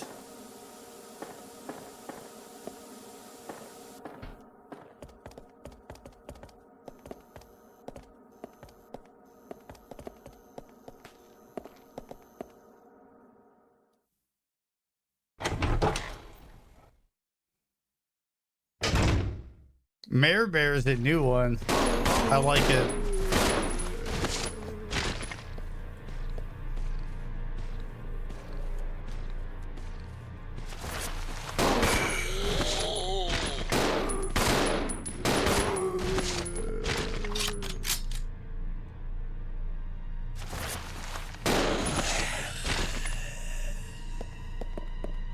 Okay, that's a ladder. What is this? Black statue. Yes. We can always leave it on the ground and the game will let us know where it is. Okay, we're swapping out the shoddy. We're getting rid of this trash shoddy and getting the goodie. I think that's the good one. Leave. Yes.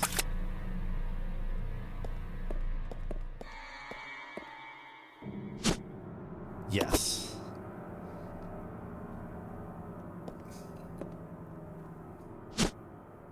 Can I carry it now?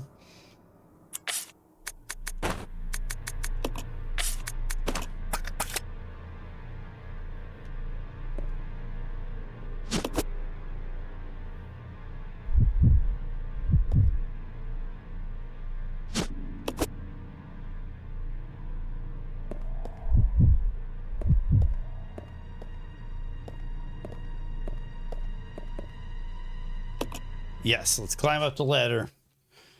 We got a Warhammer figurine? Yep. I used to play Warhammer 40k on Dean.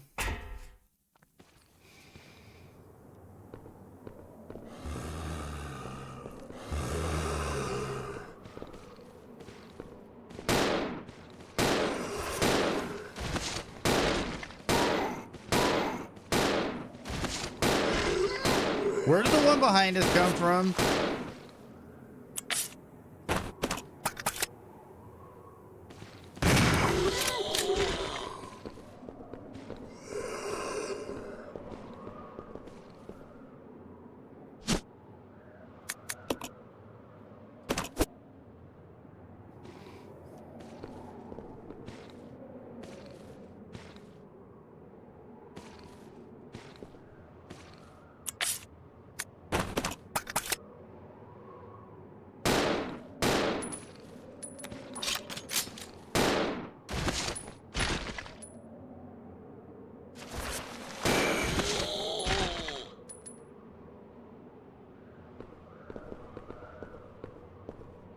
Okay, so that's just the green herb there.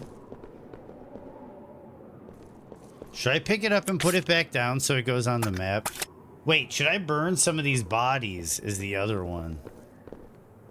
Is that what the gasoline is for?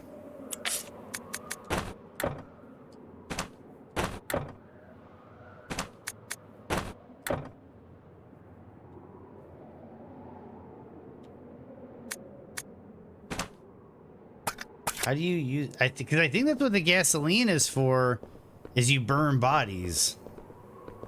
But I could be completely wrong on that one. Now the door is unlocked. Yeah, exactly, Ondine.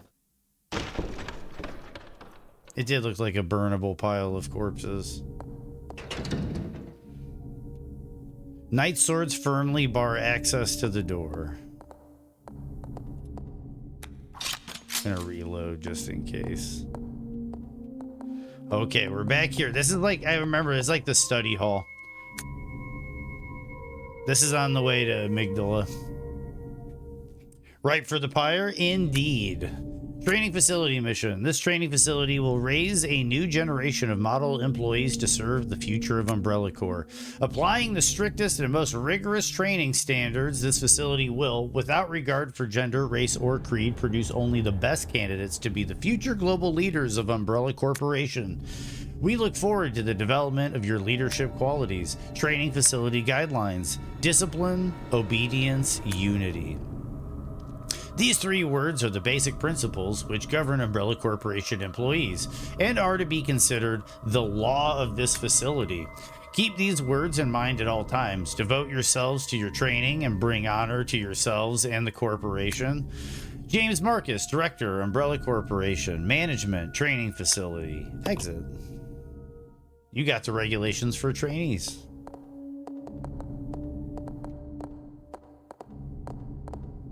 Okay, there's shotgun ammo up there. That's kind of exciting. Was that another typewriter? Yes.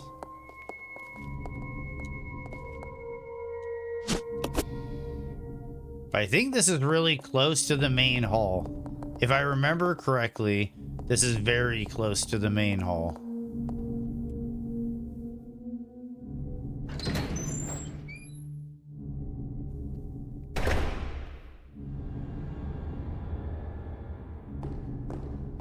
Yep, see, we're back at the main hall.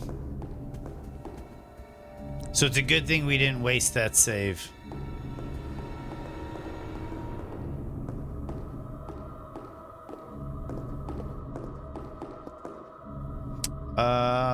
Rebecca.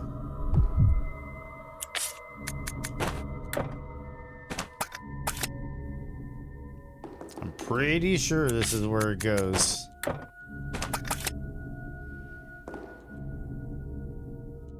There's something written at the base. When good and evil are brought into balance, a new path will be opened before you.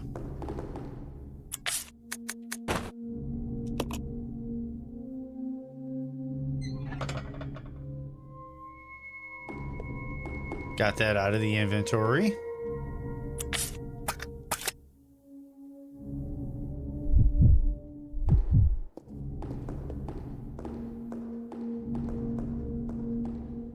Sent notes in case I have to make dinner. Oh, are you saying for stream and stuff, Mary? If so, that's, dude, I super appreciate it, Mary. And I really, dude, Mary, I really appreciate it a lot. I know I bring it up all the time, Mary, but I genuinely appreciate it a lot. Like, there's a part of this channel where it's like I genuinely wouldn't know if it would be happening if you weren't here, and I really appreciate it. I appreciate you being part of this.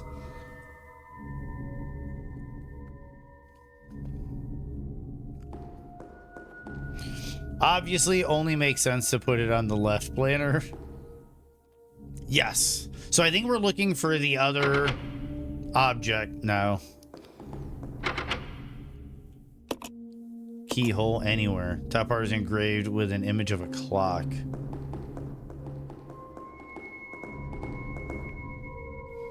The rain seems to have let up, but the sky is still covered with dark, ominous clouds.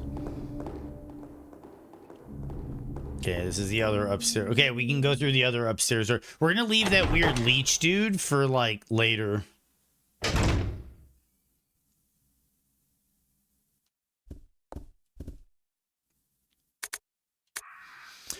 Notice to all staff. This document is very old. Much of the writing is illegible. If Spencer had been born a decade later, he could have just started an escape room franchise. Yeah, and made a shitload of money, dude.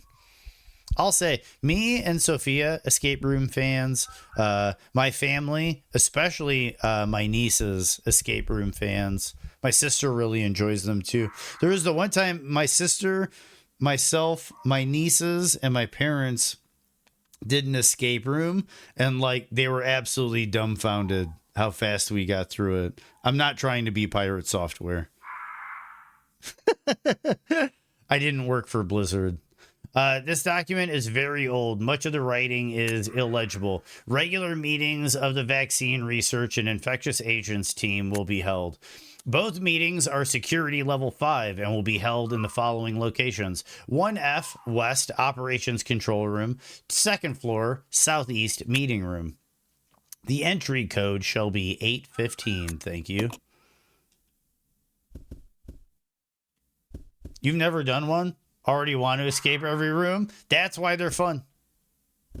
Because you'll realize how great you are at it, especially if you're a gamer.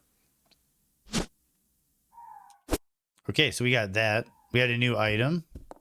Wait, I can't carry it now. I don't have the room. Okay, so Rebecca's going to take it. I wish when you try to pick something up with like Billy with full inventory and Rebecca's right behind you, you'd get an option saying, would you like Rebecca to take this?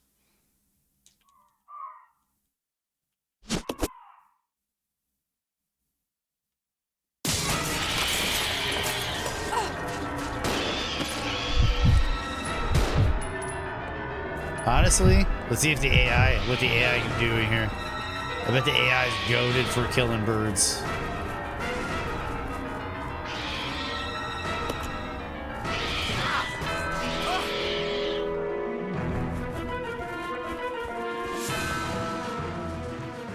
Was it just the birds? The kind resident seems deeply allergic to as a friend. Wait.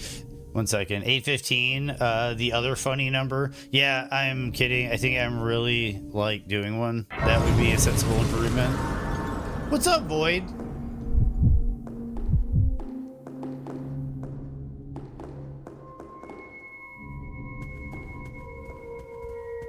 How are you doing? I think we're gonna resave now that we made a bit of progress. We're going through Resident Evil 0, Void. We're going through the entire franchise in chronological order, and we're going to play OGs before remakes. We're starting with Resident Evil 0 today, and it has been stressful. It has been stressful.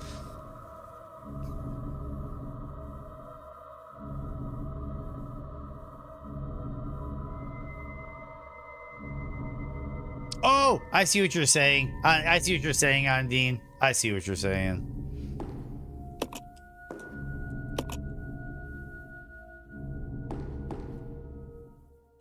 Do I have a full inventory? Yeah, I got a full inventory with Rebecca now. So I got to do inventory management.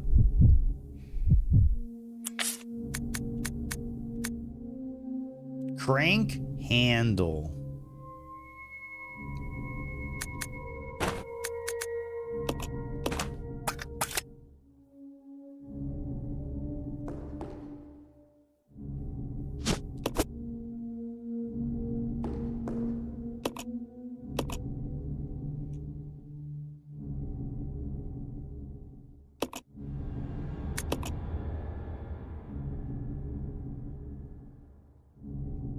Thanks for thanking Soul for the sub, Void. I really appreciate when people, you don't have to, but I do appreciate it when people thank the sub givers. I think we're going after this weird leech dude over here.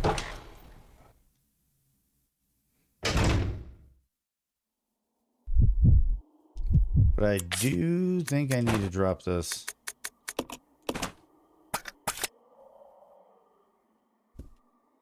I don't want to get too far away from the save before I drop it.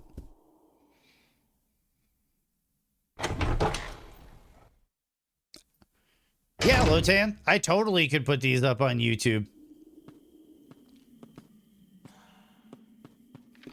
It'll be funny though, because the first video will have like an hour of me talking about getting married. Which is like really funny. I don't need to think. Oh, that's right. This is going to get weird. So I want to equip the shotgun. Do you burn the leech dudes?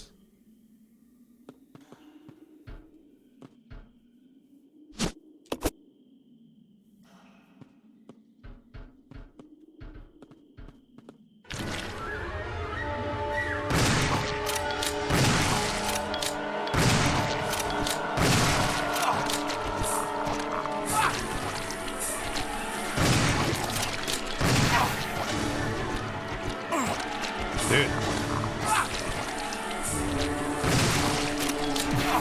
I need to get out of here. And then hit the menu. Okay.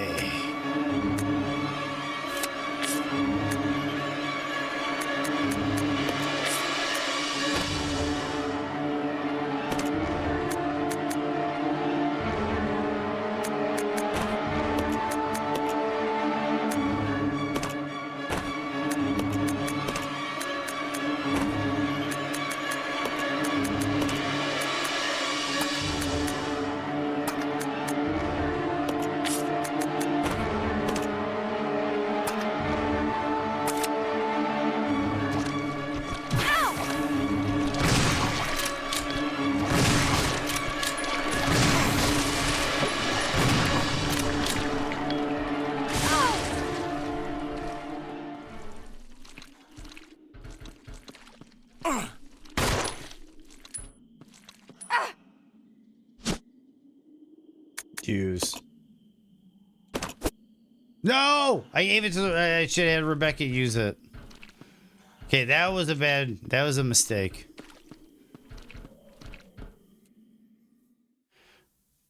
I gotta get back to, I think the first aid kit is in the main hall. I don't even know if that got me anything. Did that just make me burn resources going in that room? Because I got the gasoline, but I don't know if...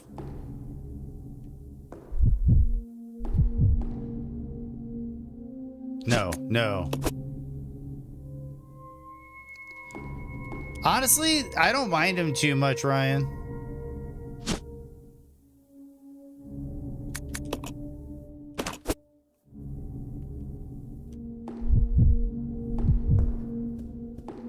It's the inventory management is more painful than the door animations.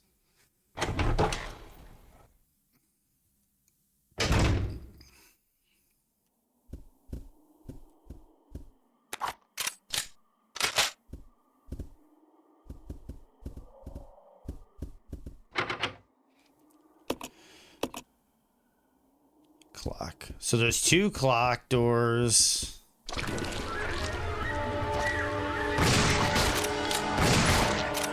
This is why this game is hated.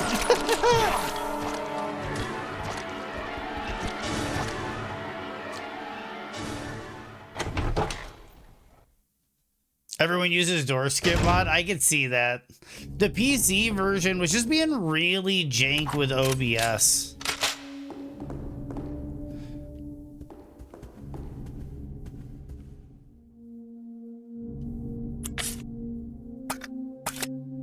So where do I go from here? I have the crank handle.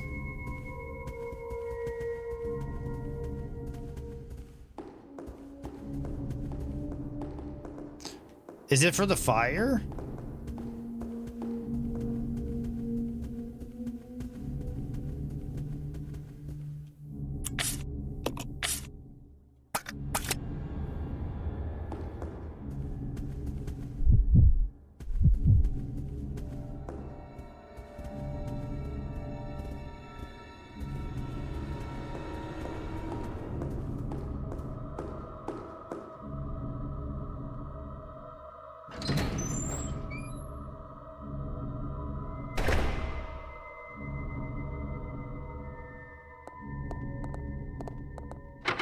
That's fire motif.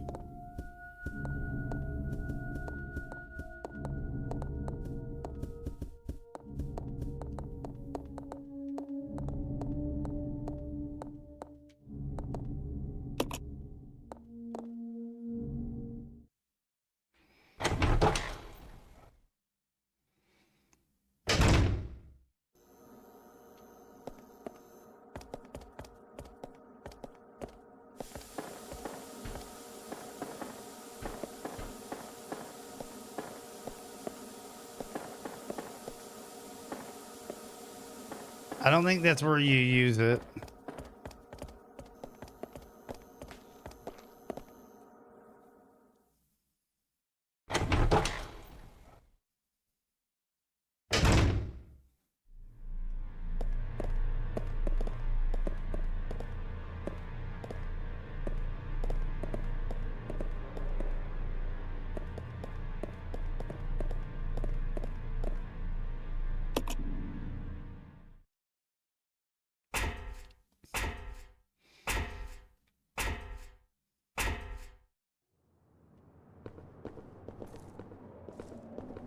So you're back here.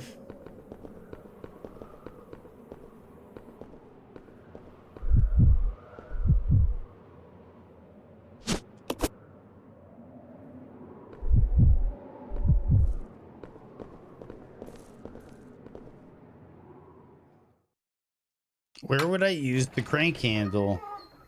I found that weird Warhammer 40k statue. And then here we are here.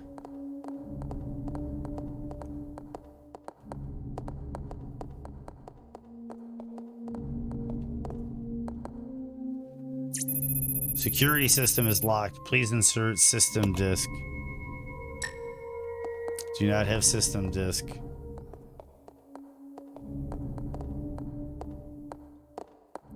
The classroom from FF8. Nice on Dean.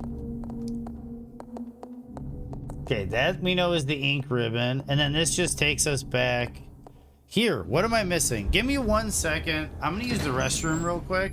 I'm going to run an ad real quick. When we get back, hopefully I can figure out where we're supposed to be going from here. So give me 1 second, guys.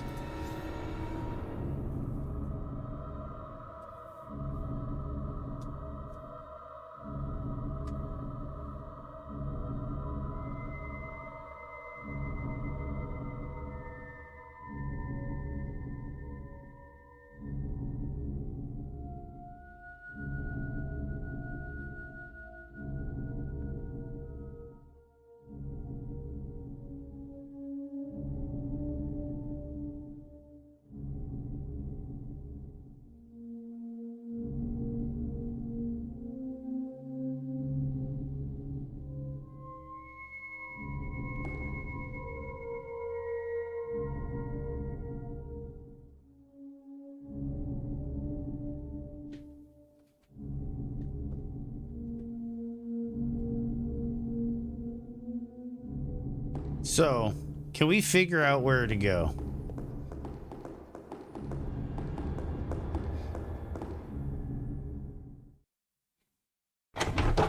What was in here?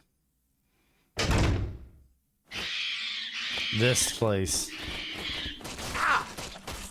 And this is where we got the crank.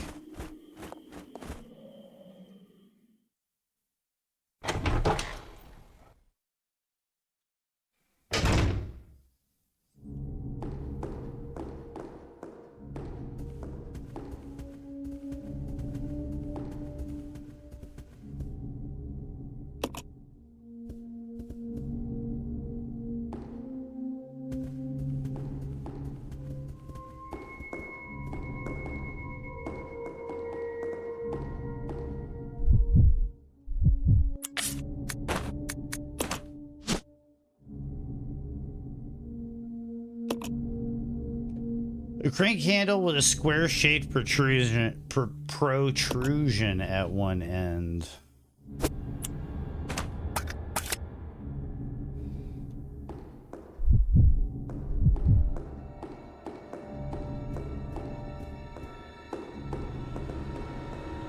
I'm still trying to figure out what I even earned from going over here, other than getting attacked by those two leech dudes.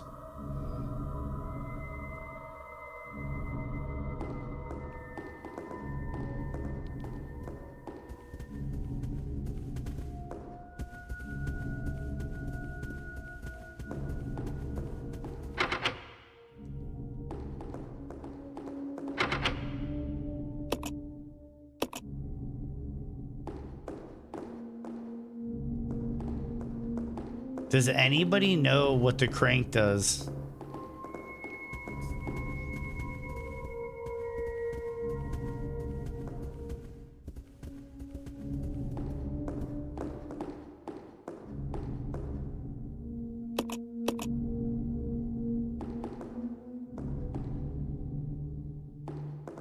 I don't want to run back through that area again. Do I go back down here with the crank handle?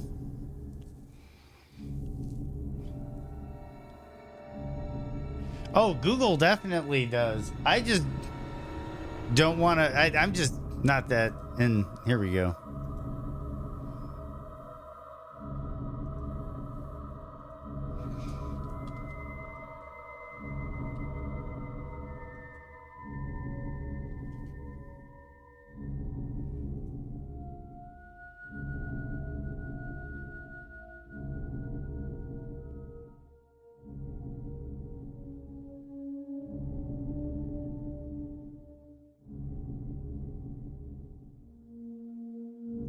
I'll check it out.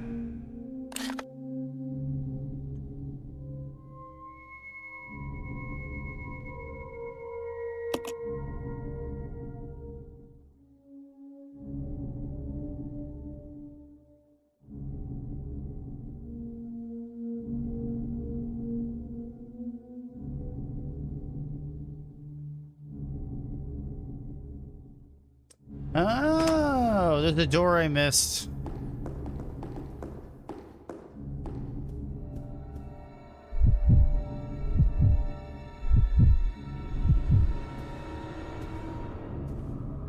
This way. Roger.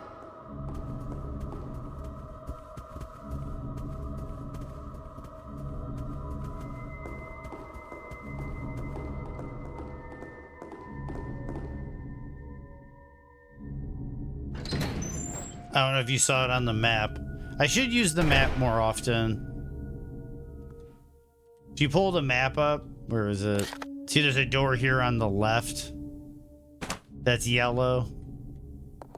So let's come over this way. Or this door right here.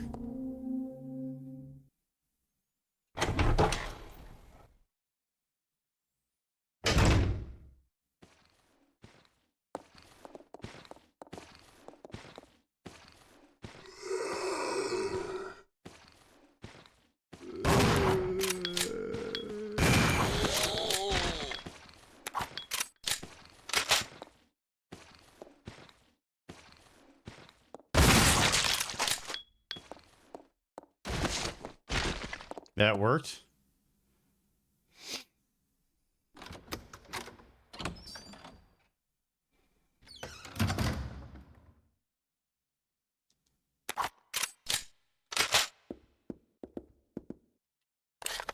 We got a map.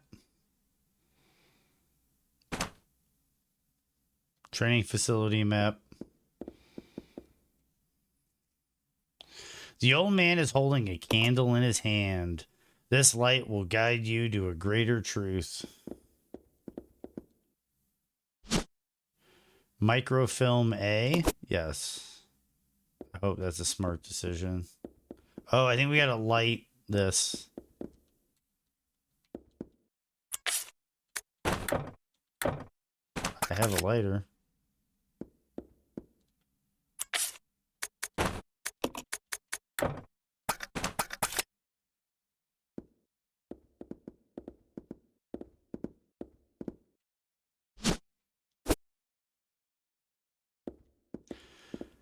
Maybe grab the ink ribbon and ditch it on the ground. Oh, I can't grab it yet. Rebecca, you grab it.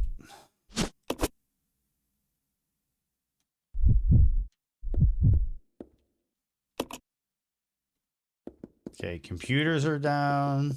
What's over here? Crank handle.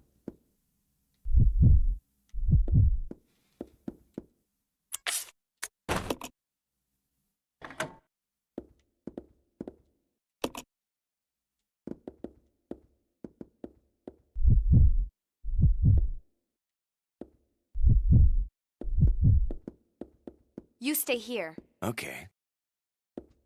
Come on! Yeah. Oh, we're separating again. Let's split up. Okay.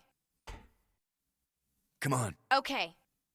I'll check it out. Okay. Crank handle? That's what I call your weeder? No, we're not timing you out for that one, Freedoms. It's going good, Callie. We are slowly making our way through the game. Oh, Rebecca can't use it. Okay, so we're going to have to do some item management here, I think.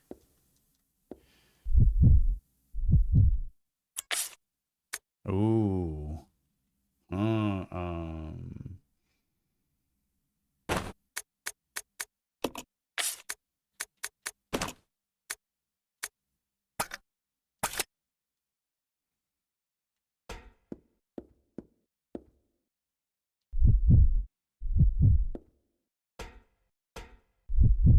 You just have to sit in your shame and reflect on your choices, Freedoms.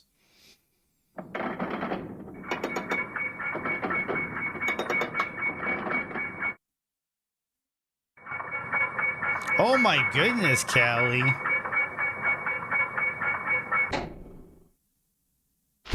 One second. Can you guys give me a second?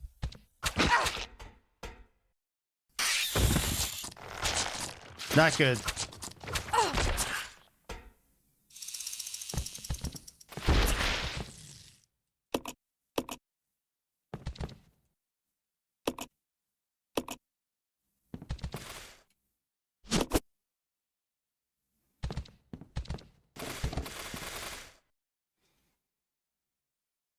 That was scary.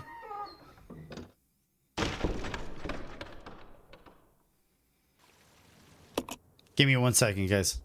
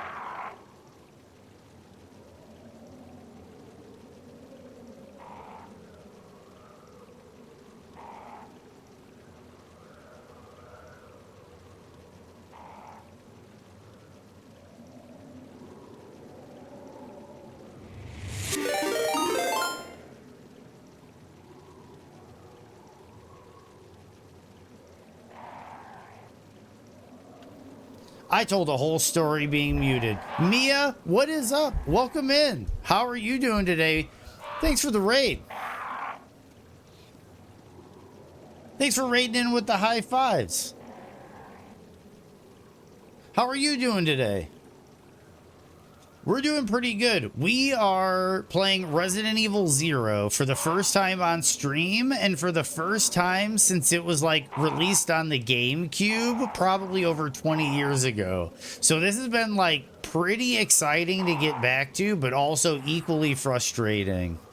Oh, I love it. It's not my first time playing it, Lucky Moon, but it is my first time playing it, I would say, as like an adult, a more mature adult. I played it when it originally released on the GameCube, and I did really enjoy the game, but it was super frustrating. So, I've been trying to mitigate some of that frustration with this playthrough. So far, I think we've mitigated some disaster. We did die. We have died. But for the most part, I've really been enjoying it. And yeah, if you're playing Night Rain, how are the runs? What class do you like to main, Mia? Dude, Lucky Moon, here's the other thing I will say about this game. Some of the best screens in the franchise. There's a sense of atmosphere and that these games have, and a lot of it has to do with the perspective, camera angle, and the detail in the environments. And yes, exactly, Lucky Moon, the art direction team knocked it out of the park for this game. The routing team, the team that's like, these are the items you need to solve puzzles, and this is how item management works in the game, were complete assholes. But the art direction, easily, this might be the best looking isometric Resident Evil. Probably might be the most beautiful isometric Resident Evil. Nice, Lucky. Some schnozberries. Yes, the one remake is outstanding. Bold of you to assume this game had a routing team. I love it, Dean, because you're probably right. You tried Iron Out for the first time today and had a lot of fun. Nice. Iron Ike is a lot of fun. I liked Iron Ike. I don't know if this is maybe why you enjoyed Iron. I like Iron Eye because I can read chat.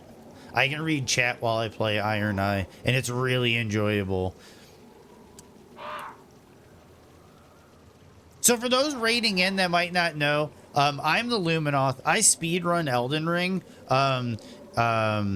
And we do a lot of variety around here as well. Monday and Tuesday are kind of like our speedrun days now, and Wednesday, Thursday, Friday are like our variety days. So we're starting a Resident Evil franchise playthrough. We're starting from the very beginning of with RE0, which is what we're starting today with RE0. And then we're going to do RE1, the OG. I have the OG for PlayStation 1 in the tall box. We're going to play Resident Evil 1, then the remake of 1, then 2, then the remake of 2, then 3, then the remake of 3, so on and so forth. 4, remake of 4, all the way up through 9. First ever ER playthrough. Enjoy it. Savor it. Savor it like a fine meal. Take your time. Enjoy every little bite.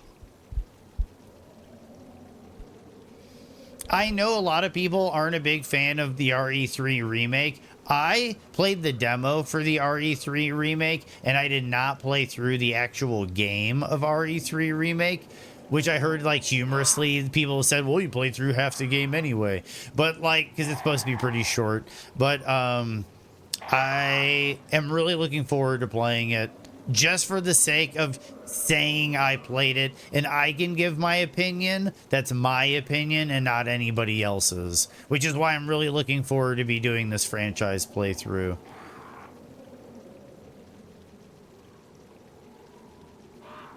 And if you aren't following Mia Bear, definitely do so. absolutely pleasant person on Twitch. Really welcoming environment. And of course, like we always say, like, oh, when I'm not wholesome, dude. Everybody's chat gets a little unhinged. Everybody has a little bit of a wild side in their channel, but overall, like, definitely really wholesome place on Twitch. I love it.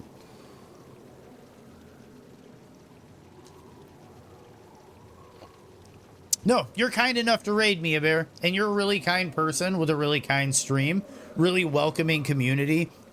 I'm really touched that you find that this place is a safe place for your community to hang out and have a good time. It means a lot, and I like to repay that kindness. So again, if anybody is not following Mia, follow Mia. Follow Mia. And Mary might be gone, so you know what I'm going to do if it hasn't happened yet? Thank you for being a friend. There's a shout out for Mia Bear. Follow Mia Bear. And Lucky Moon Studios, thank you for the follow. Thank you for being a friend. I love me some fucking Golden Girls. I obviously love a Golden Girl because Monday I am getting married. I'm getting married to Sophia Petrillo. So I obviously love the Golden Girls.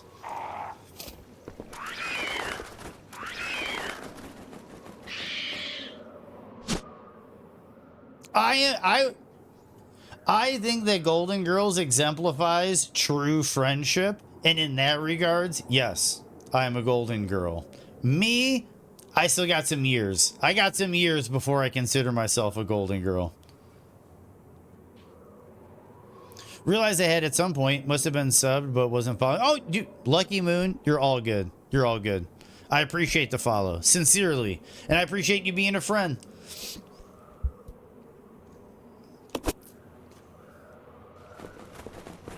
I am not the Betty. Okay, so here's the thing. Here's the thing. I don't want to be rude here. Well, Betty White. Okay, no, Betty Wright. Yes. Rose, maybe not. I'm because there was one time I said, like, you know, Mom, you know, sometimes like you're like the loving person, like Rose, and my mom was like, but Rose is the idiot. And I was like, okay, maybe you're Dorothy, but no, yeah. I would take being Betty White as a compliment.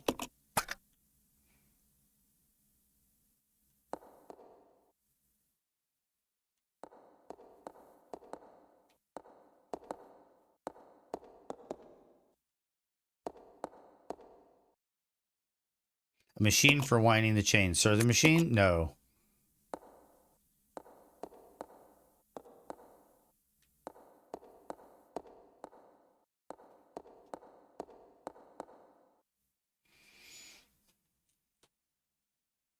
You've never seen Golden Girls? You just know Betty White is in it? Dude, Golden Girls is goated.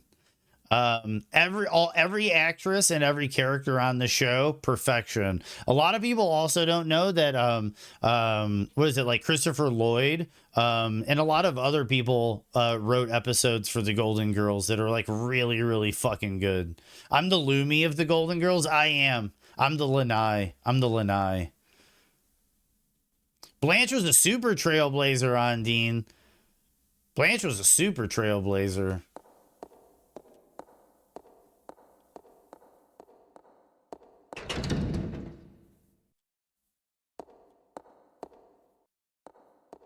I'm kind of nervous about this whole thing.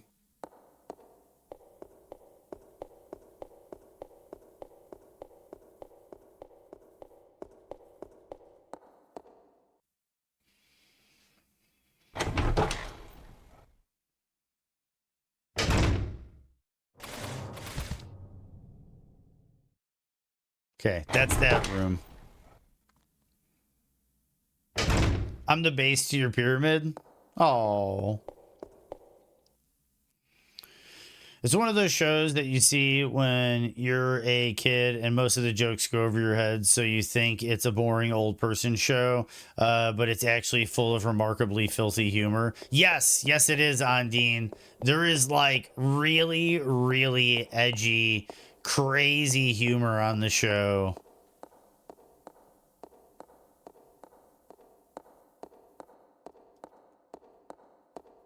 But at the same time, it's like, it really is about friendship. The show's really about friendship. Getting along. Taking care of each other.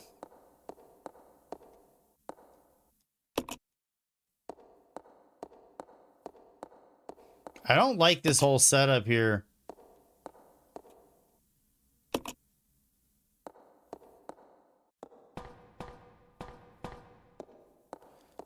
That's the way I came in, though, wasn't it?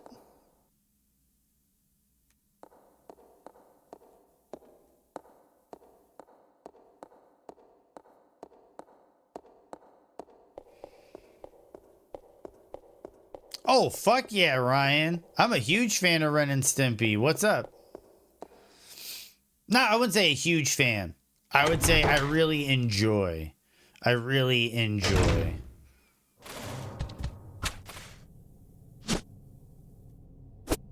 Yeah, I can't take up the grenade launcher.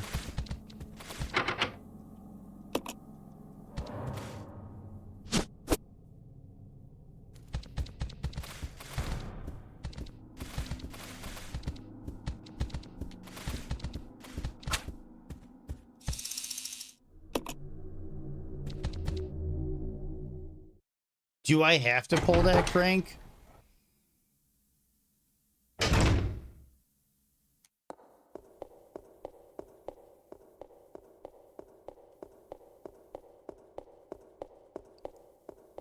I think the problem is, Andine, a lot of the shows we enjoyed them because they were weird, and it turns out that the people that made them were also weird.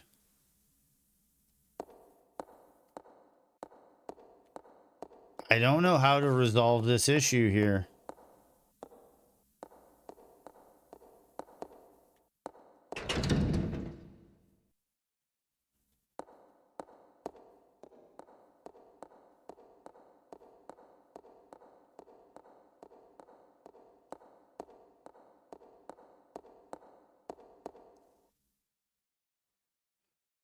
Okay, so I came up.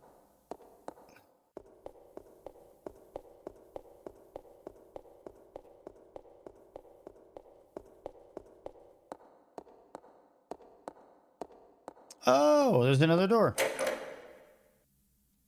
The door is now unlocked. Yeah. Yeah, freedoms.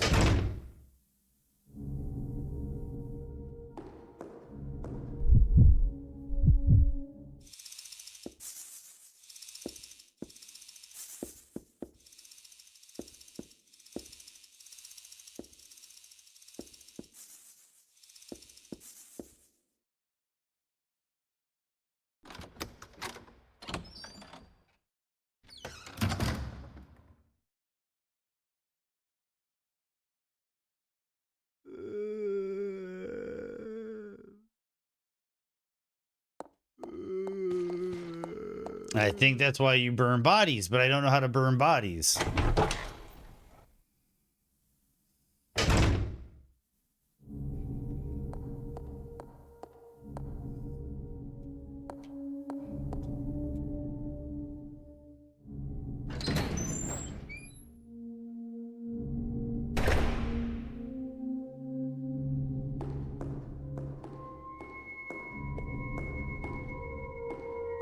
This way. Roger.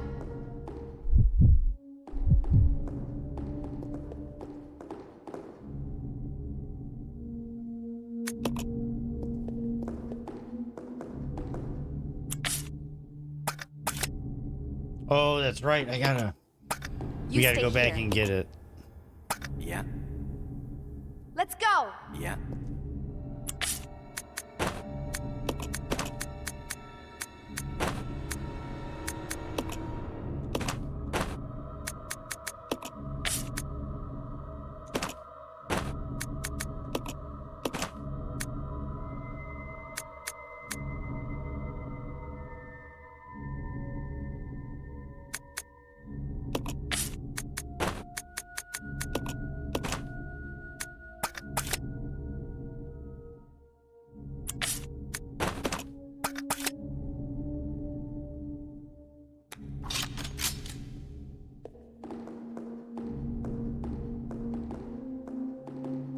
Should I save it?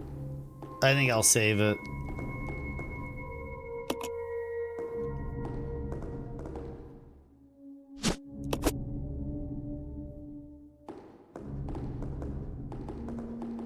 Did a lot of navigating around the building.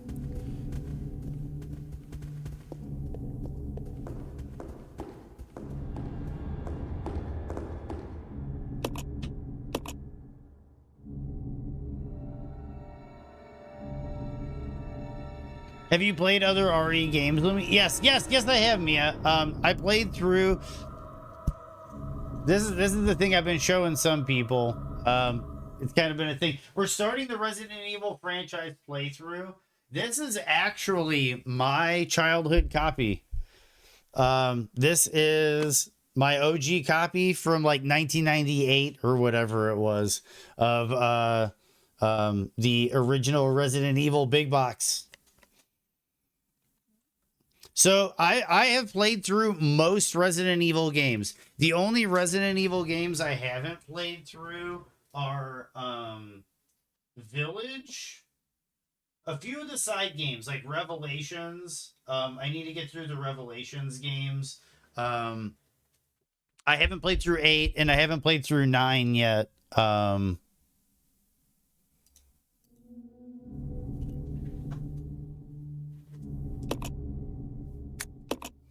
So I want to go through. Oh, and I haven't played through 3 remake, and I haven't played through 4 remake, and I've only played through half of 2 remake.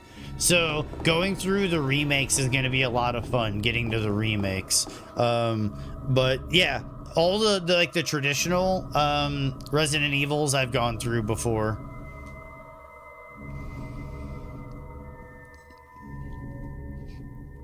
RE1, the classic, is rough around the edges, but it's great for what it means to gaming as like, you know, the whole process we went through of storytelling, learning how to like convey narrative to the player. It was pre-Metal Gear. So it was before we started getting like the extensive Metal Gear voice casting and dialogue. So it's interesting from that element. The remake that eventually came out for GameCube is heralded as like the greatest remake ever made, period. For any video game remade ever. A lot of people say that the RE1 remake for GameCube is that remake.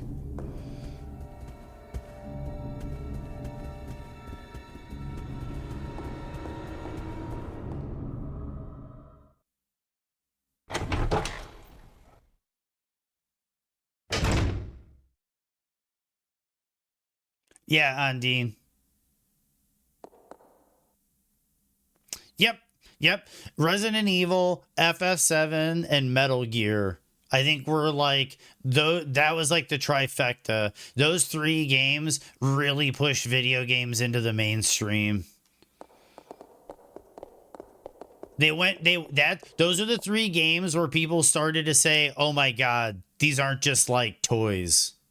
Was when we got Resident Evil, Metal Gear, and Final Fantasy VII.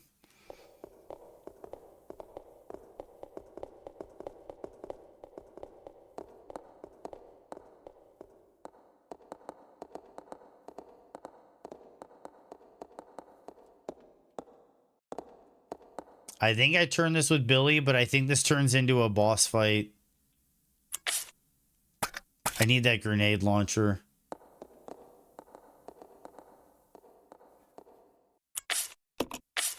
Oh, and I have these still. That's fine.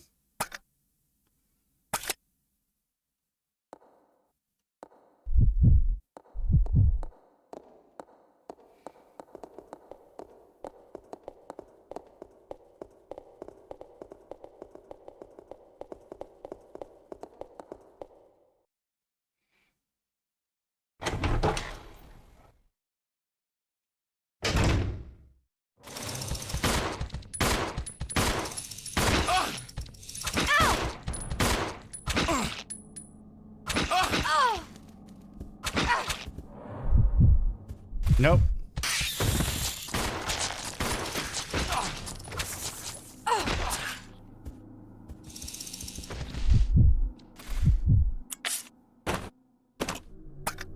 I kind of screwed this room up.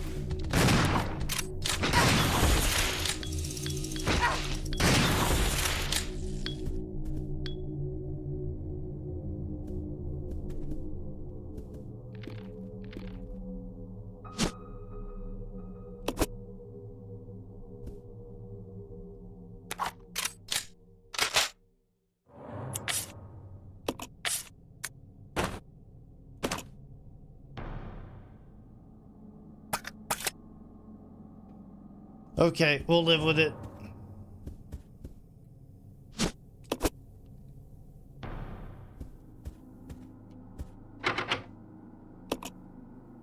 Water motif. I think we're gonna go back and... Oh, wait. I can give Rebecca the grenade launcher.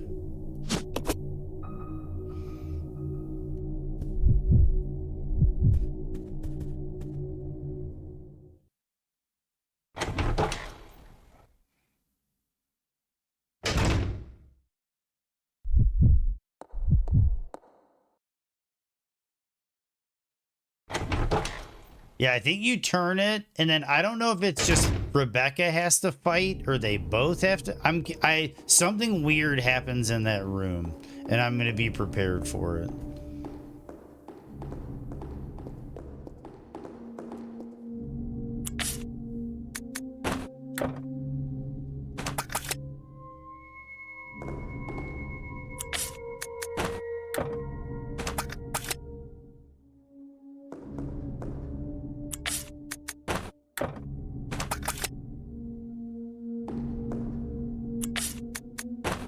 Gotta love these games.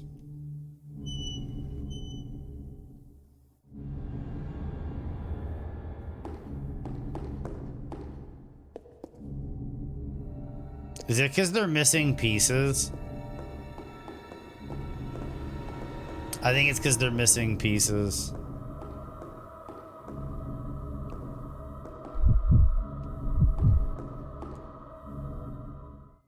What's up, Mother Destruction?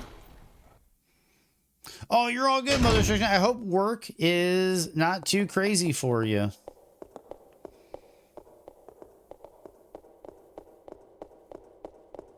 Do some Warhammer repair. Yep, get the super glue out.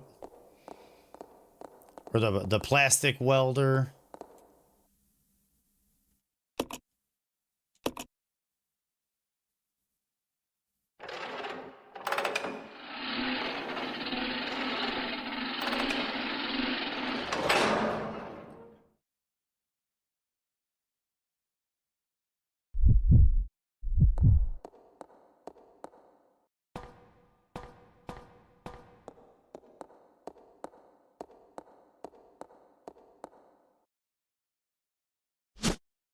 Facility key.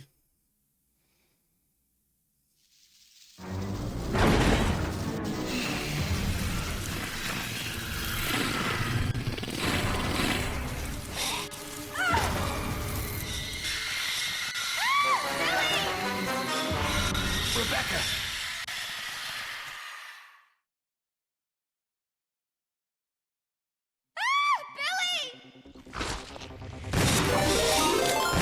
And we got a raid from Vex. What is up, Vex?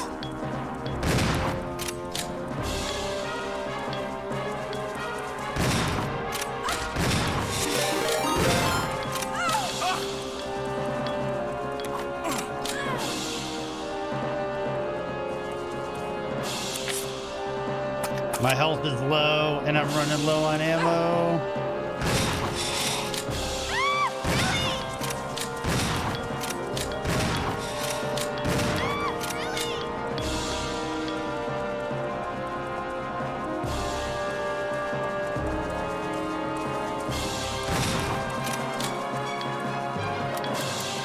I'm out of ammo.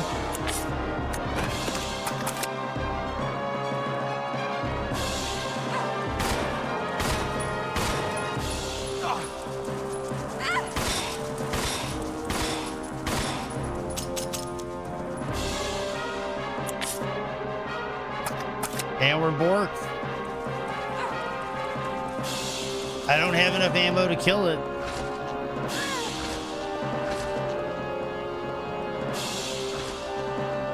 Like, what do I do from here?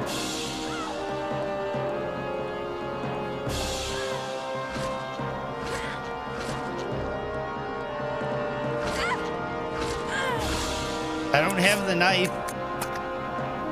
I don't have the knife, Barry.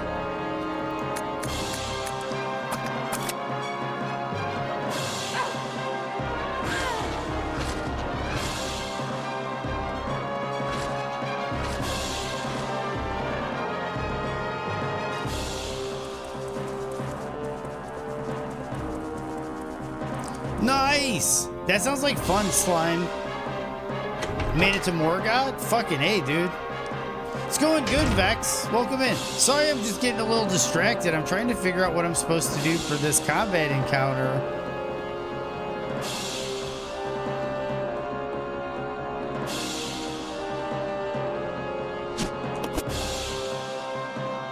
I have 2 shotgun shells.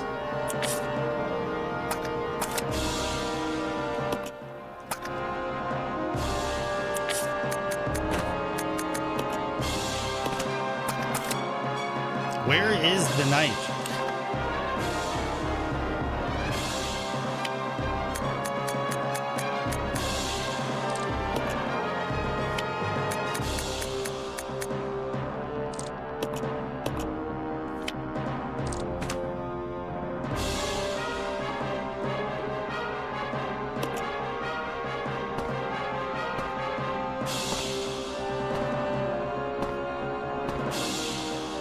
Dude, this is Leon. He German suplex the fucking thing.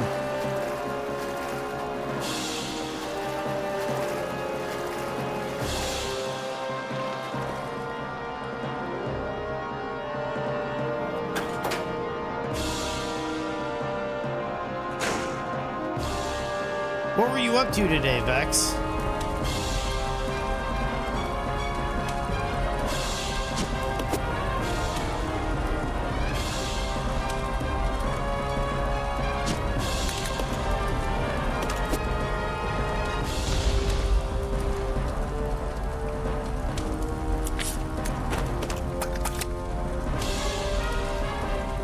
Crash some more DS2? What were you working on DS2?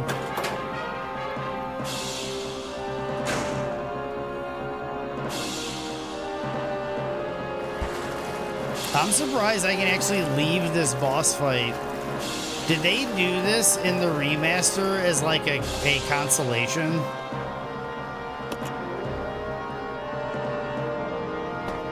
Got to one big boss fight with a lot of knights in a snowy area.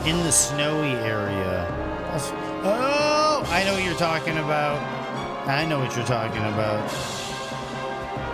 Yeah, that's one of the DLC areas. Yep, in the 3rd DLC. Ivory King. That one's the Ivory King DLC. The Iron King one is the one where it's all on fire.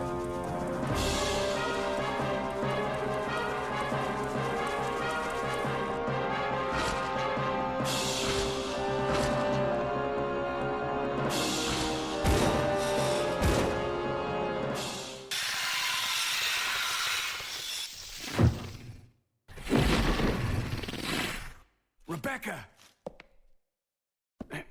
Are you all right? Yes, thank you. Anybody else think that was a little weird?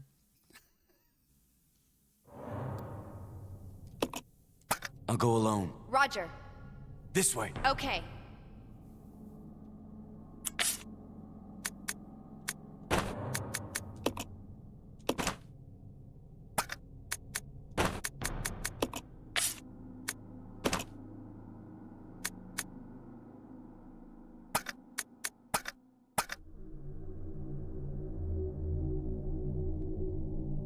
Yeah, exactly.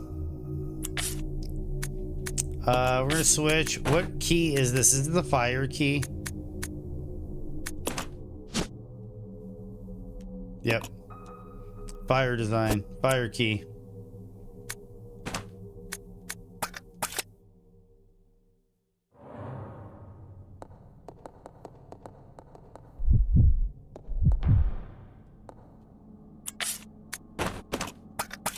Where was the fire motif door? Is it on the map? You're gonna dip rock and roll, slime. Yeah, working name. I am probably gonna be calling it relatively soon myself, to be honest. What time is it right now? Yeah, it's almost 10 o'clock, guys.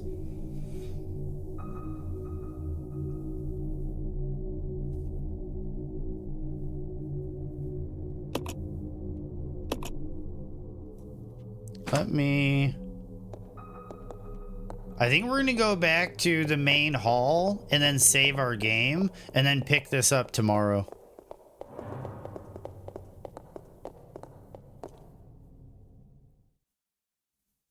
Three 3:05 in the morning there. Nice, Vex. Yeah, no, it's 10 p.m. here.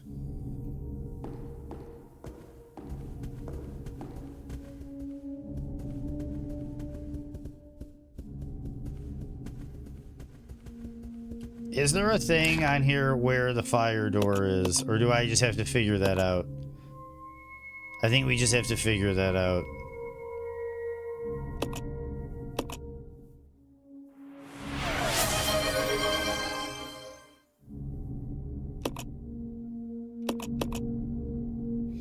But yeah, basically what I think we do is we work our way through the training facility, which is like a pseudo mansion, and then we get our way to the laboratory, and then like the laboratory is like the last leg of the game.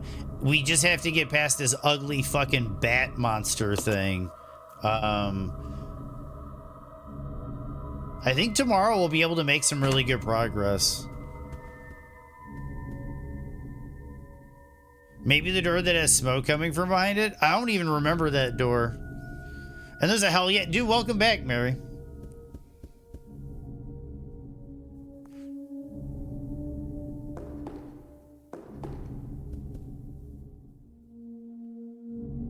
Yeah, the 50 hours a week, I've definitely been there. I worked seasonally, so like I would have like 3 months a year where I wasn't working, but there were definitely points in the year where I was putting in like 50, 60, 70 hours a week, trying to do what I could, grinding while it was available, getting the overtime.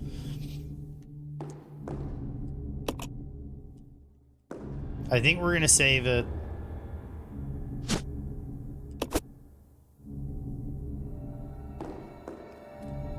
And we're going to come back tomorrow and play this super smart. Do we have any raid recommendations? Is there anybody playing Resident Evil 0 or Resident Evil? Or is there anybody in the community that's on right now?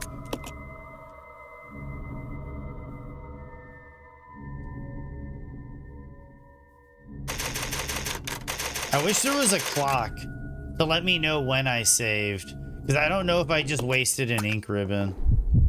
I can watch the VOD. That's why I saved in a different slot.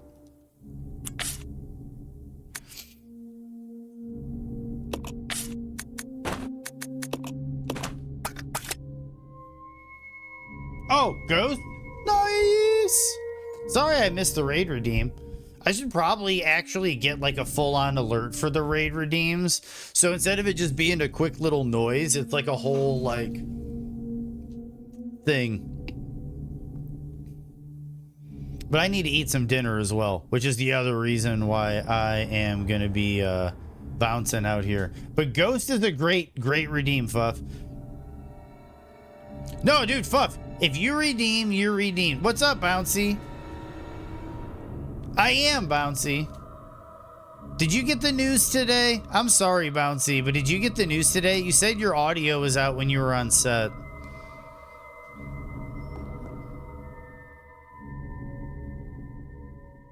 Okay. I was just making sure, Bouncy. I was just making sure. So give me a second. We can raid Ghost for sure. Thank you, Bouncy. I really appreciate that.